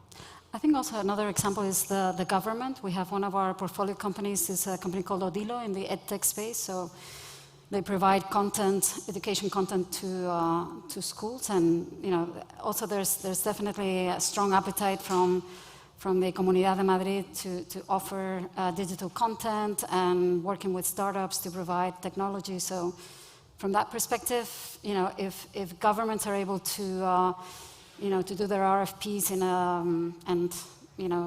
to get the vendors in a easy way and fast, that's also, it helps the ecosystem as well. So. Absolutely, because it's not all B2C and B2B, but it's also B2G. B2G, and absolutely. And BG can be sometimes very, very important. So having a positive BG is very good. Have you also received that sort of positive vibe from the regulators here in terms of fintech or yeah, that? fintech probably here is pretty different in Spain because there's not so many Spanish fintechs. So many Spanish fintechs in the neobank scene. I mean, because fintech is really enormous, no? So you've got, it's the same as InsurTech, no? With so many verticals. Yeah, always good vibes because in Spain we've got really great VCs and very good investment, a very good investment scene. But luckily we are in an international scenario right now. Well, with the pandemic, not so much, but so we have managed to bring to our very international VCs to our portfolio, no? To our investor portfolio. So I think Spain manages one of the best startups scenes from every perspective, from the venture capital's perspective, business angel perspective, incubators. So 360, one of the best places to be is Madrid, of course. Excellent. You were actually telling me before that on Monday you had your portfolio day, I believe, and that sort of you invited a number of VCs. How many of them were international? Yeah, and I have to say I was very surprised because you never know after the pandemic how many people are going to decide to travel. But we've had, and I don't know if you guys had meetings, but we've had VCs from all over Europe come, even some from the US. So yeah, I think Spain is... It's also fair to say that you have a good portfolio, so they come to see you. No, but that's good. Spain is in the map, definitely. It's in the map, and I think this is also a great event. It's not, you have Web Summit, not to talk about other conferences in Portugal, but that's probably, in a way, too big. I think this is a very good size where you can really get, if someone's here, then you're probably going to, be able to meet that person. So I think everyone that I've met, international funds have been very, have had great feedback from the event. Excellent, excellent. So let's talk just 2 minutes, 3 minutes about the future. Okay, so, about the future. So we've said, hey, that things are improving, things are sort of good and so forth, but how can we make it better? So how could we make sort of this region here being sort of the Silicon Valley of Europe, okay? So what would be those things that you would say, hey, listen, let's try sort of, what would be the path over the next couple of years to sort of to bring the ecosystem here to the next level? Any tips, any recommendations that would be useful to the audience? And to the Gs, because there are some Gs that are looking, Gs meaning governments, okay, that are looking at here. So any recommendations, any asks also? Yeah, I think it's definitely very important that the regulation in terms of the incentives that the companies can offer to employees is aligned with the standards in the rest of the European market. So, for startups, it's very important to attract talent. Talent is I'm sure Juan Antonio agrees, is the scarcity. If you can hire a great team, that's really what is going to drive your company to grow. So one of the drivers is to really incentivize them with being owners of the startup, and that is linked to stock option plans. So if we can get that to be more favorable to the employee in terms of from a tax perspective, which we're pushing for that, I think that's very relevant because a lot of up to now, many employees haven't really thought about that as being part of the compensation that they were really paying attention to.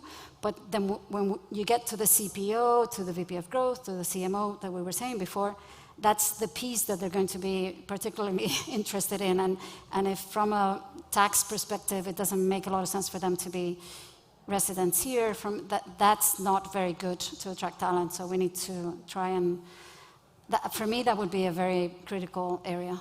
Yeah. In my opinion, apart from the educational part I told you before, I think it's there are many factors to make a city more attractive for talent or for entrepreneur talent. You've got to create a good ecosystem, to build startups. I think Madrid, Spain, obviously, because this involves the whole country, it's not an easy country to build a startup, not an easy country. You've got to do a lot of, when you're 18 years old and you have to do all the papers, pay taxes every month without any income, it's not easy. I think there's some margin there of development to make it easier to create a limited society. You know, instead of paying 3,000 euros, you could pay a little less, and then gradually, as you get incomes, pay the rest. Instead of being, how do you say autonomo in English? A freelancer. A freelancer, because you're the owner of the company, be just another worker like in any other country.